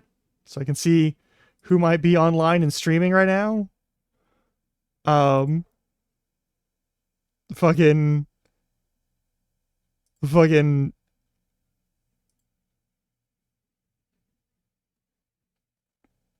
Yuki, hey! I'm so sorry. We are about to head out.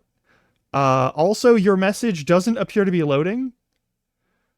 So if you have an emote or something, I cannot help you, and I cannot see what you're doing. Oh, yeah, no. Yeah, first message just not showing up. I'm very sorry. Will the Twitch app on mobile let me do this? I'll have to fucking raid blind. I did not realize my internet was that fucked right now. Okay. Oh, that's real bad. Oh, that's real bad. Okay. Oh. Come on.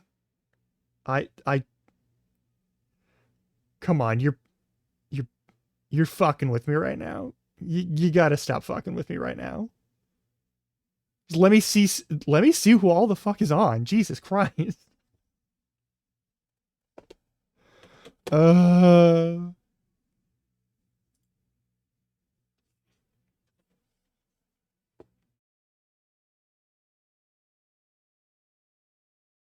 I've activated mobile data in the hopes that the fucking phone app will work.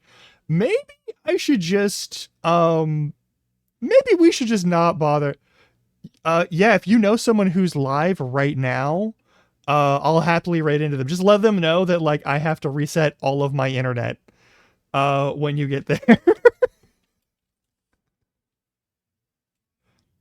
Yeah, okay.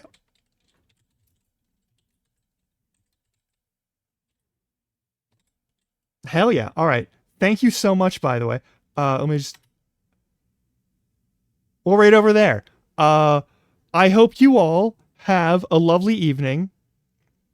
Oh, fuck yes. I love Final Fantasy VI. I will follow you there once I get my internet unfucked. But I'll be back tomorrow with more Yakuza. And we're gonna